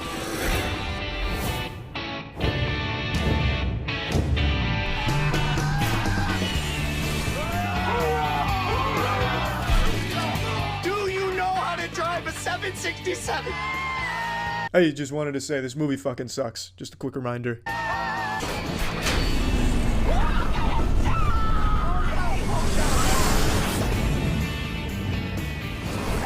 I got this. I mean, if you don't got this, then who got this? I guess I'm gonna need to get this. Oh, this best gonna get got, Ain't man. nobody better to go and get this than get me. After sitting through the whole movie, I feel like I need to be either admitted to Arkham Asylum or go to some type of Alcoholics Anonymous, like Airplane Anonymous or something. It's really that bad. It's never something I say lightly when something is genuinely awful, because I like to poke fun at it and find like, hey, you know, it was really bad, but enjoyably bad in these points here and there, and I did enjoy my time with it because I love bad movies. I love making fun of bad movies. I like getting lost in a bad movie. It's just so fun. Airplane Mode made it truly awful. It made me hate movies in general. It made me hate the entire medium that allowed this catastrophe to enter my life. It's truly just an affront to God and the universe itself. It's just that bad. I really can't shit on it enough. I'd really like if I could show you more from the movie itself, but I know the video would get blocked, so I'm not even going to bother. But man, it is just so unbelievably horrible. I wouldn't recommend this for a bad movie night or so bad it's good or haha, let's make fun of the YouTubers in here, because you can't. It's just mind-numbingly bad. Like, I honestly wouldn't be surprised if it gave me hemorrhoids again. It's so bad. Really just super bad. That's it. So yeah. You've been raped? No. You should be. This guy who looks like the result of a botched fusion dance performed by a colonostomy bag and a sloth is Only Use Me Blade. Now I'm sure some of you are thinking Brian was just telling a really shitty, edgy joke, but it's not. Brian, Only Use Me Blade, has a history of sexually harassing women during streams, and earlier this week found himself under more controversy during an RV stream where it appears he gets into a bed with a passed out drunk woman and thrusts. This is all allegedly, nothing is 100% proven, so keep that in mind. All of that in that department is alleged. He is a downright deplorable, revolting, adipose astronaut, a downright shit stain on the internet. He is easily the world's worst streamer. He is a raging alcoholic, serial groper, just groping complete strangers, and just, he's an animal abuser as well. All of these, all documented. I'll show you what I can. Let me give you a brief history of Only Use Me Blade. Only Use Me Blade rose to popularity during the early days of Call of Duty Modern Warfare. His shtick was he was only using a knife to get his kills, and he did well in the game, but his popularity faded as the game's popularity faded, and he didn't adapt very well. He got big into alcohol, and then started streaming. The only reason he maintained even a very small audience is because people were laughing at him.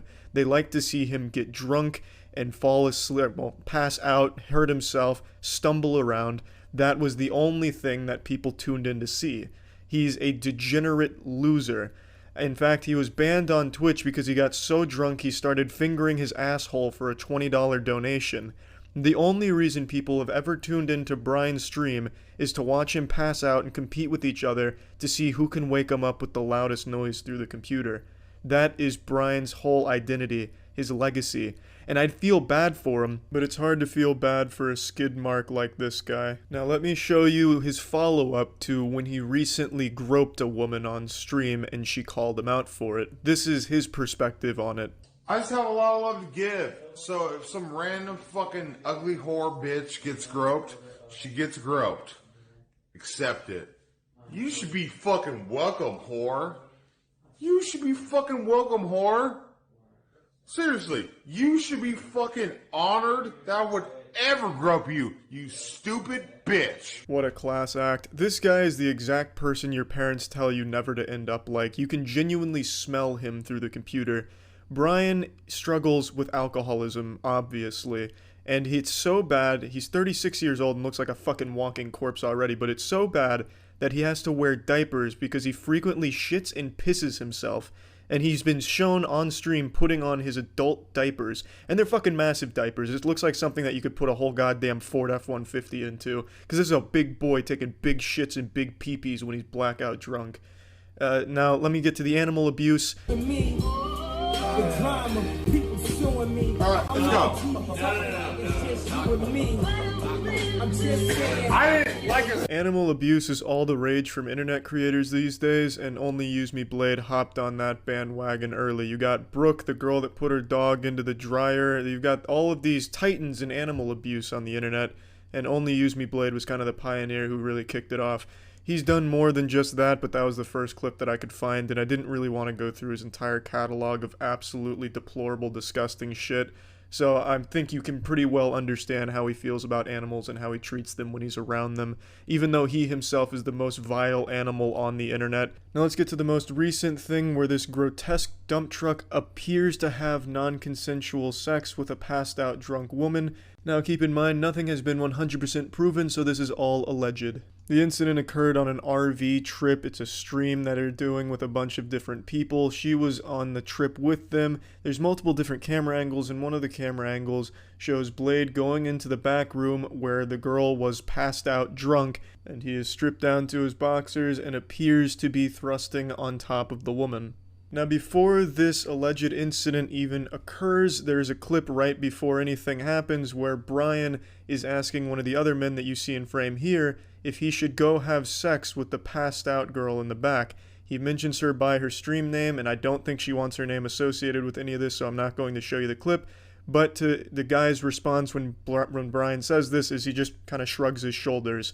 Every man on this fucking RV that you see here is such a piece of shit. It's unbelievable. It's like this RV is a giant pile of dog shit, and these are just subhuman flies feasting upon it, festering in this cesspool. It's fucking gross. This is the clip where the alleged incident actually is occurring on camera. I've cropped it out so you can't see it, but just out of frame, it seems as though Brian is making a thrusting motion on the bed. He's a massive man, so you can see the covers moving back and forth, and his legs are moving quite a bit as well, trembling under the body weight that they have to support. But this alleged incident is occurring at this time in the clip.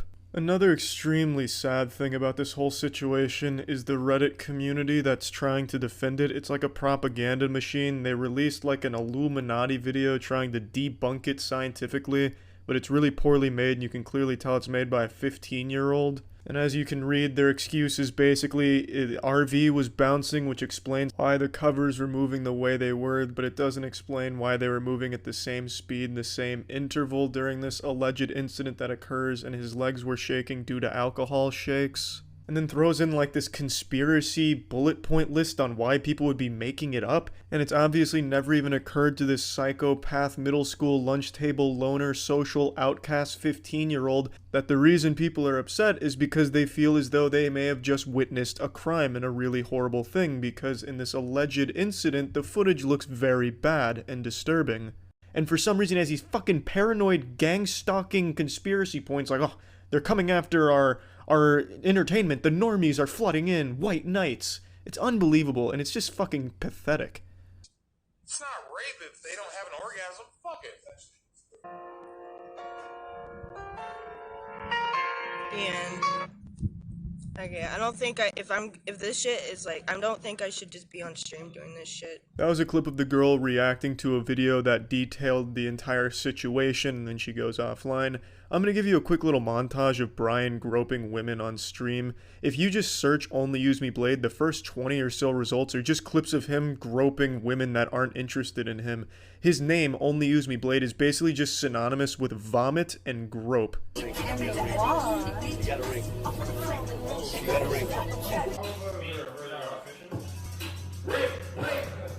Oh my god. Oh my god, what the fuck? You can't grope me! You broke me on my head. I don't know where I'm at. You have some big ass titties, baby. No, bring him on back. Bring him on back. Oh yeah, it's worth mentioning, all of this is after he's purged YouTube of the clips of him groping and sexually harassing and assaulting women. Yeah, he also abuses copyright takedown shit. He is the max level of pathetic loser on this fucking planet. It's unbelievable. So, Blade, you're probably watching, if you can even keep your eyes open for this long without puking on yourself and falling over.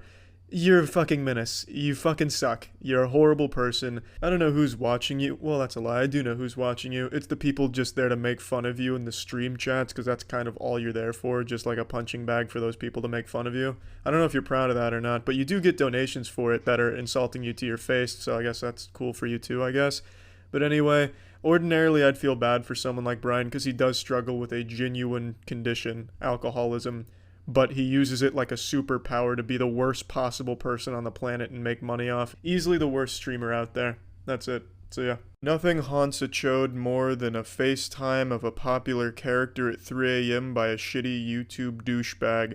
Right now, JStation kind of has the monopoly on it. He's the gold standard of shit FaceTime scary videos. He's the blockbuster in the space. But there is a Netflix on the way, a competitor. His name is Hype Mike. I just found out about this man today. He's basically JStation without the crippling meth addiction. Instead, this guy's traded meth for coke. This man is always high energy. He's fucking feeling himself. Let's dive right in with one of his bangers, FaceTiming Andy and Bonnie from Toy Story at 3 a.m. What is up, guys? My name is Hype Mike. Welcome back to the hypest channel on the internet. Tonight, we're going to be attempting to call Bonnie and Andy at the same time at 3 a.m. Ah, yes, Andy and Bonnie from Toy Story, the apotheosis of horror, the first two characters you think of when you think of something terrifying. Jesus Christ, Michael, I tell you, just the fact that you're about to FaceTime these two is enough to send shivers down my ass crack and send me to bed with wet nightmares. I don't even need to see the video. Call them both at the same time. Now, as you can see right here on both my phones, it is currently 3:09 in the morning. And just to show you guys that I do have both Bonnie and Andy's phone number on both my phones. Well, Michael, you'll get no argument from me. I think it's pretty hard to scientifically dispute that kind of evidence. It's very clearly Andy and Bonnie's number from Toy Story because he just showed it to us on his phone. Who the fuck else would it be? Actually, Michael, the more I look at it and the more I think about it, how do I really know that's their number? You're gonna have to prove that a little bit more. You're gonna have to give me a little more to work with there. We live in 2019, a society where we can deep fake Keanu Reeves' face on a staged gas station robbery for a joke video and have people believe it was the real Keanu Reeves. In fact, Michael, I don't know if you knew this about me, but my face has actually been deep faked on a few porn videos. One of them had 6 dicks surrounding me. I've never even seen 6 penises in my life, Michael. Well, that's not... If you tally up every dick I've seen over the course of my 25 years, like, cumulatively, it's definitely going to be in excess of 6, but never all at once in a circle surrounding me. I've never been in that situation, Michael. So clearly you can see where my skepticism is coming from by just looking at a name on a phone. It's not enough to convince me. Hello? Hello? Who is that? I'm Bonnie. Who are you? Why are you calling me? Who's Bonnie? I don't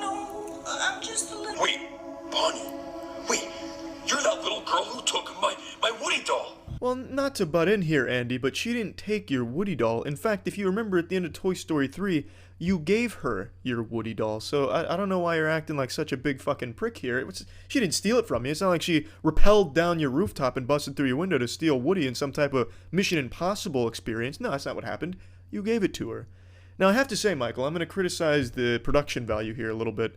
You're putting on a voice for Bonnie. You couldn't find the real voice actor for Bonnie.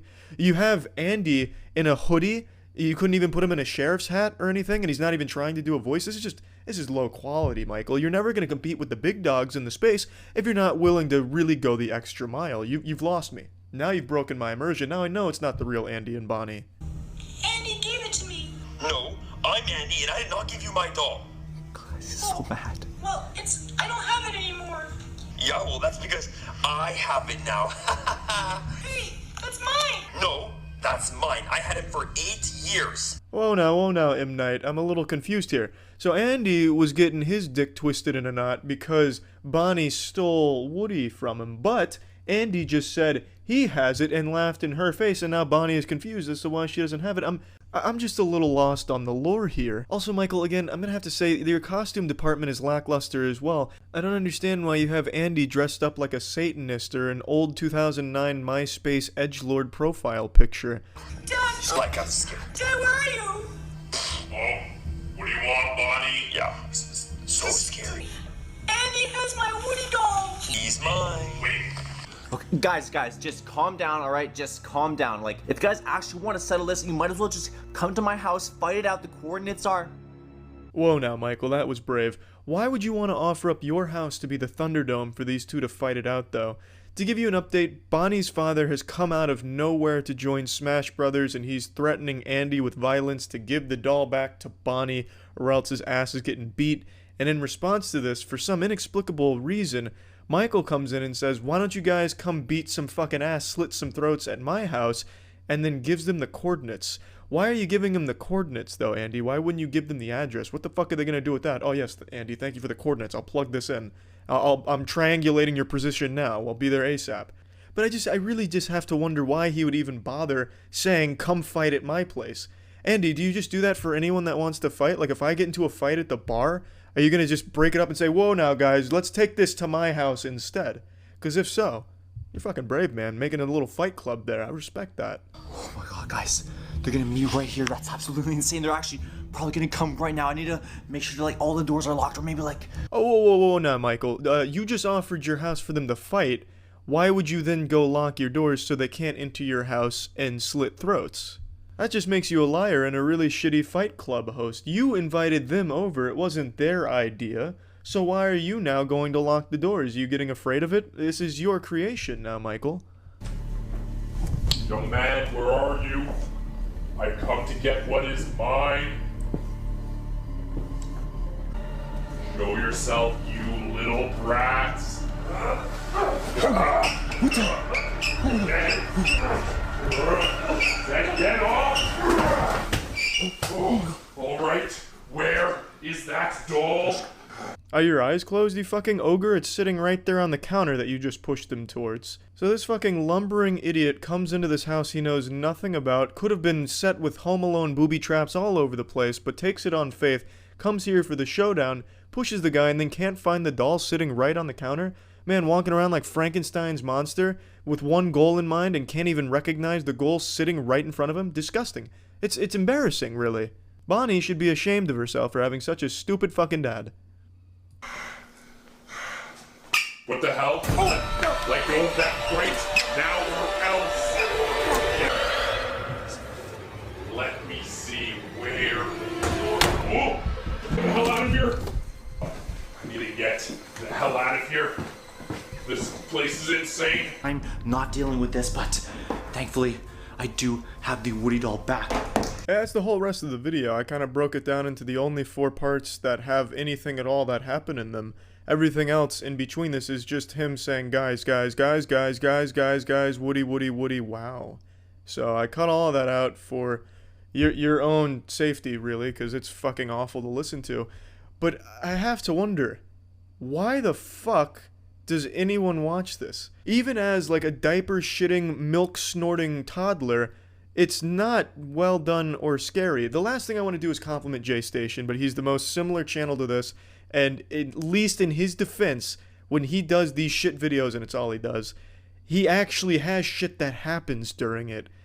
Hype Mike's videos, on the other hand, this is about the extent of their action. He grabs the Woody doll, runs and hides in a bathroom, and then both Andy and Bonnie's dad leave. That's all that happens. It's not even like an attempt at like tension or scariness.